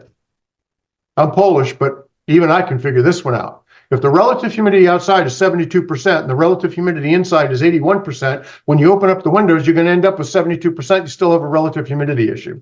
The building doesn't have an HVAC system. It doesn't have a mini split. It doesn't have any means of reducing or controlling the relative humidity inside. And the data suggests, all the studies that I have read, that if you have high relative humidity over a long period of time, when you do swabbing of the surfaces, right, you've got mold growth on that simply due to the moisture content in the air that is now being absorbed by the drywall or the wood, the casing around the doors and the windows and all that stuff. Well, to whatever percent you have in mold contamination on that wall that's growing, it's also in the air. Just relative humidity. So what an opportunity there is for people to just spend a little bit of time going to Normie, getting certified so that they know this stuff, and now you can do a much better job healing environments. And if we got 125 million people that need this help. This is a big campaign, the mold awareness, whatever it takes. And if we can go to the health departments of the various states that are already taking the lead going, yeah, we know that this is a health issue. Now we can show them that here's how we can better educate the public. Here's how we can better educate professionals, etc. The other thing that California did is in their question and answer page for tenants that are having issues, I've got a mold issue, my landlord isn't doing this, what do I do? First thing that one of the points that the California Department of Health makes is, well, there are no laws in the state of California for mold assessing or mold remediation. However, there are national entities, training entities, certification bodies who might be able to help. And the first one they list is Normie. Now, I assume Normie never had contact with the state, so the state is finding the fact that Normie is a very reputable entity, and they're placing it on their website. Might they want to collaborate and learn, a little bit more about who Normie is and what they do? And that would be a very, very good thing. It's phenomenal. Again, I lead with in my life that people want to do the right thing. And if they know Normie has this very elevated position in their certification, they're going to be better equipped to deal with these various scenarios of buildings and be a conduit of knowledge, right? Conduit of knowledge. That's what I am. I pass on what somebody does with it. Okay, I can't control that, but I'm telling them the truth, and I've got proof sources that I provide routinely. This isn't Skip saying this. I'm not making this stuff up. Here you go. I've got it on my website in part of our library. Take a look, take a gander. Tell me where I'm wrong on this stuff. But here's a study from, all over the world. Here's another one here in this country. Here's another one here. Here's another one there. There's thousands of them.